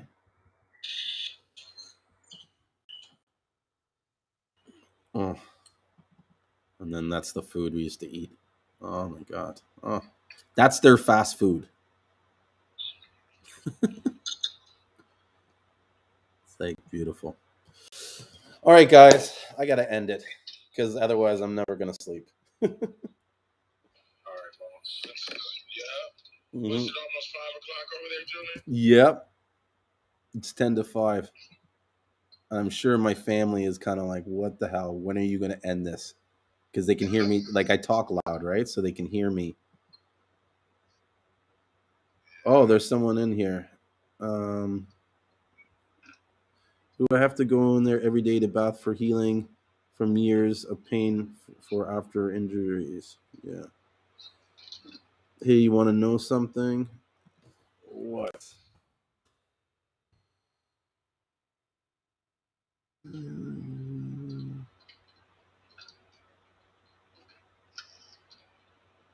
Sorry, I'm just.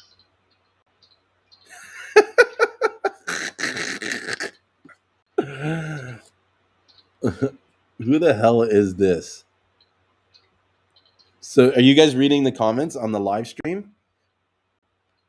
go into it. There's some. No, I'm laughing because someone's in there and they're making fun of the fact that I'm balding.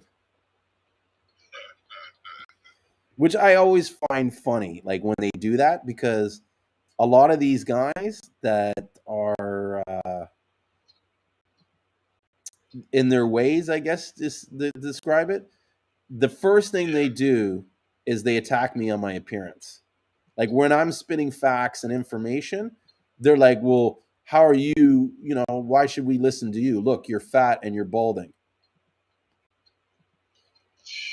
And I'm just like, okay, so what? That negates any information that I have? Do you know what I mean? Like, that makes no sense, right? Yeah. Like literally. But it's like, that was in the very beginning? huh? When did you say that was happening? When you first started? Like all the time. Anytime I got into an argument with a guy that was those guys that would be like, oh, the Seamoss is from gets the nutrients from the rocks, I would kind of show them proof that's not true. And then one of the first things they would kind of say to me is like, well, how do you know anything? Look at you. You're not into health. You're fat and you're bald. And I'm like, well, I'm not fat, right? One. And then two, yeah, I'm balding, but like, what the fuck does that have to do with with the information that I have. Do you know what I mean? Yeah. To Yeah. to the point. Hey, Sorry. No, Dr. Sebi never. Did he ever have hair? I don't know. I don't think he's fully like. How do you say it? I think he's balding slightly. I'm sure. You know what I mean? But that doesn't mean anything. So what if I'm bald? Like, what does that mean? Like, that means nothing. You know? And so my view kind of is like, okay, you know what I mean? Like, I don't even know where to start. Like, whatever. I'm trying to see who this person is because I just want to laugh. Oh, you think you're tough with your Seamoss? Oh, does this guy want to? Who is this Gia? It's funny. It's always when I'm about to leave that these guys try to. Middle of the night trolls. Yeah, he's trying to troll me. But listen, I'm the troll. I'll tell you that for a fact. So yes, G whatever, GG yay. I am tough with my Seamoss, and I don't know. I don't know how to. He says, and you sound feminine. Great. You know what I mean? And he's wrong. I do have a family. Let me see. Where is this dude at? He's on YouTube. He's just some guy on YouTube. Okay. Yeah, he's on YouTube. I'm looking at the Facebook feed. So that's right. But even in the Facebook feed, you'll see it on the comments. Yeah, I do. Yeah. Okay. So that's good. I'm glad that you think that I'm balding, and that I found sentiment sound feminine. But whatever. It's probably even one of my friends, someone I know. I got friends that do that. They just fuck with me. You know what I mean? Try and push my buttons, get me going. But with that, I am going to get going because, like I said, I gotta go to sleep. Fuck. I'll deal with this shithead later. If he's as tough as he wants to act, then you can come join me on the Seamoss Buyers Club, and let's have a discussion there. Let's talk about my baldness.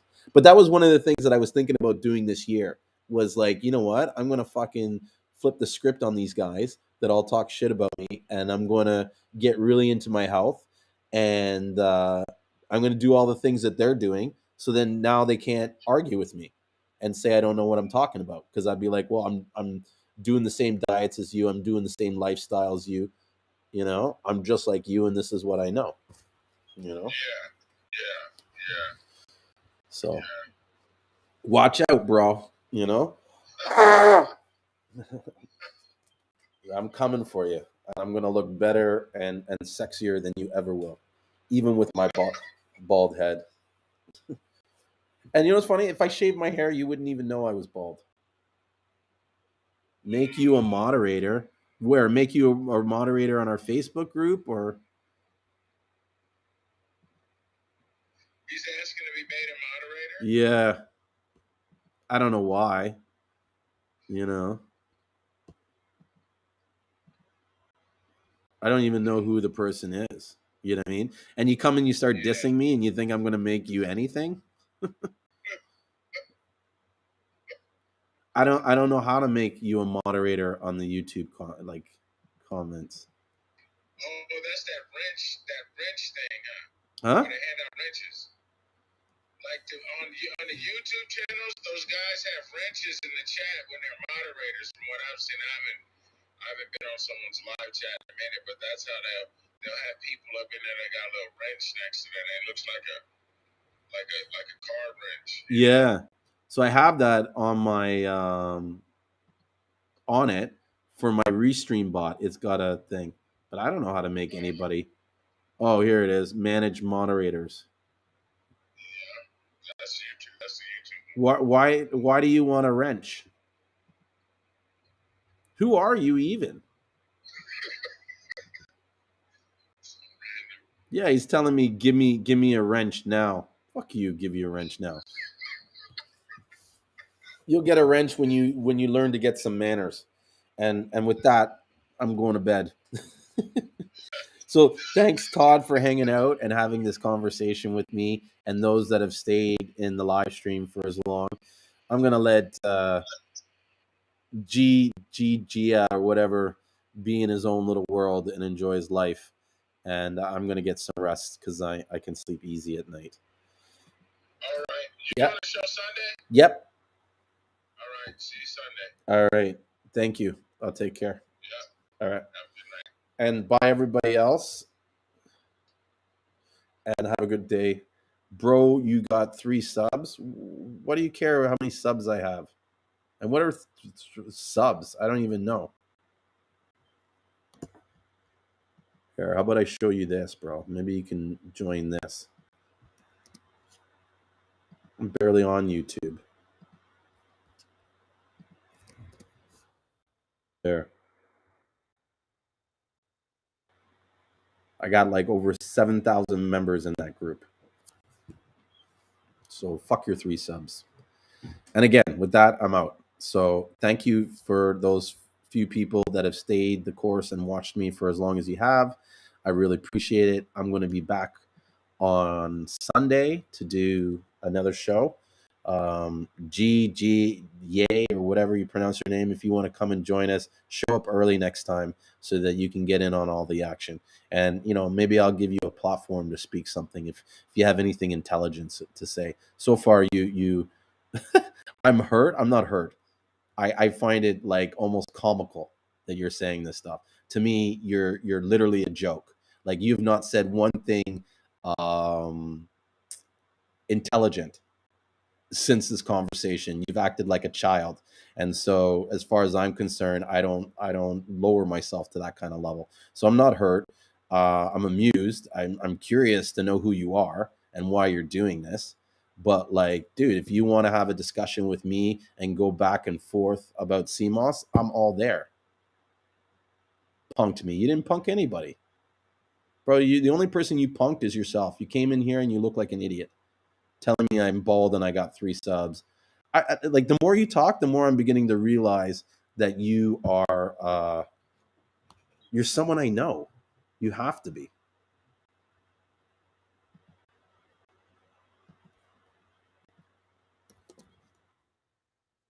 Here's the link. Join me. I'm going to end the clubhouse room. Yeah, join me quickly because you got 5 minutes. Like I was literally going to bed.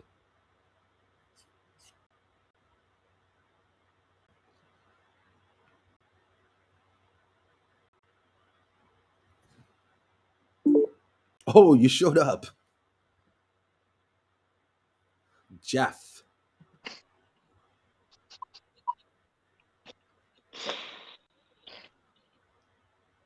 So what's up, Jeff?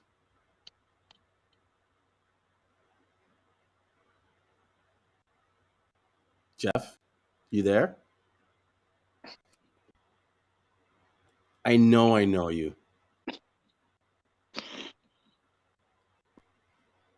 Come on, show me your face. Yeah, see, I knew you. I knew you. I don't know who you are, but I know you just because of the way you acted. You know what I mean? You wouldn't show your face and you wouldn't talk because you know that all you got to do is talk and I'll hear your voice. But obviously, you're a pussy, and because that's how pussies go. And yeah, I knew this is what was going to happen. So, with that, I am going to leave, and I'll say this, bro. If you're serious, come join me next Sunday. I start these live streams at 9:30. I do them every Sunday and Wednesday, and they go for as long as I feel like it. Like today, it's been doing this almost 5 hours, and so come next Sunday, and show your face and let me know who you are, and I'll give you a wrench. Okay. But until then, I'm gonna go and get some sleep. So you guys have a great night, and I will see you on Sunday. Oh, don't forget to take your CMOS.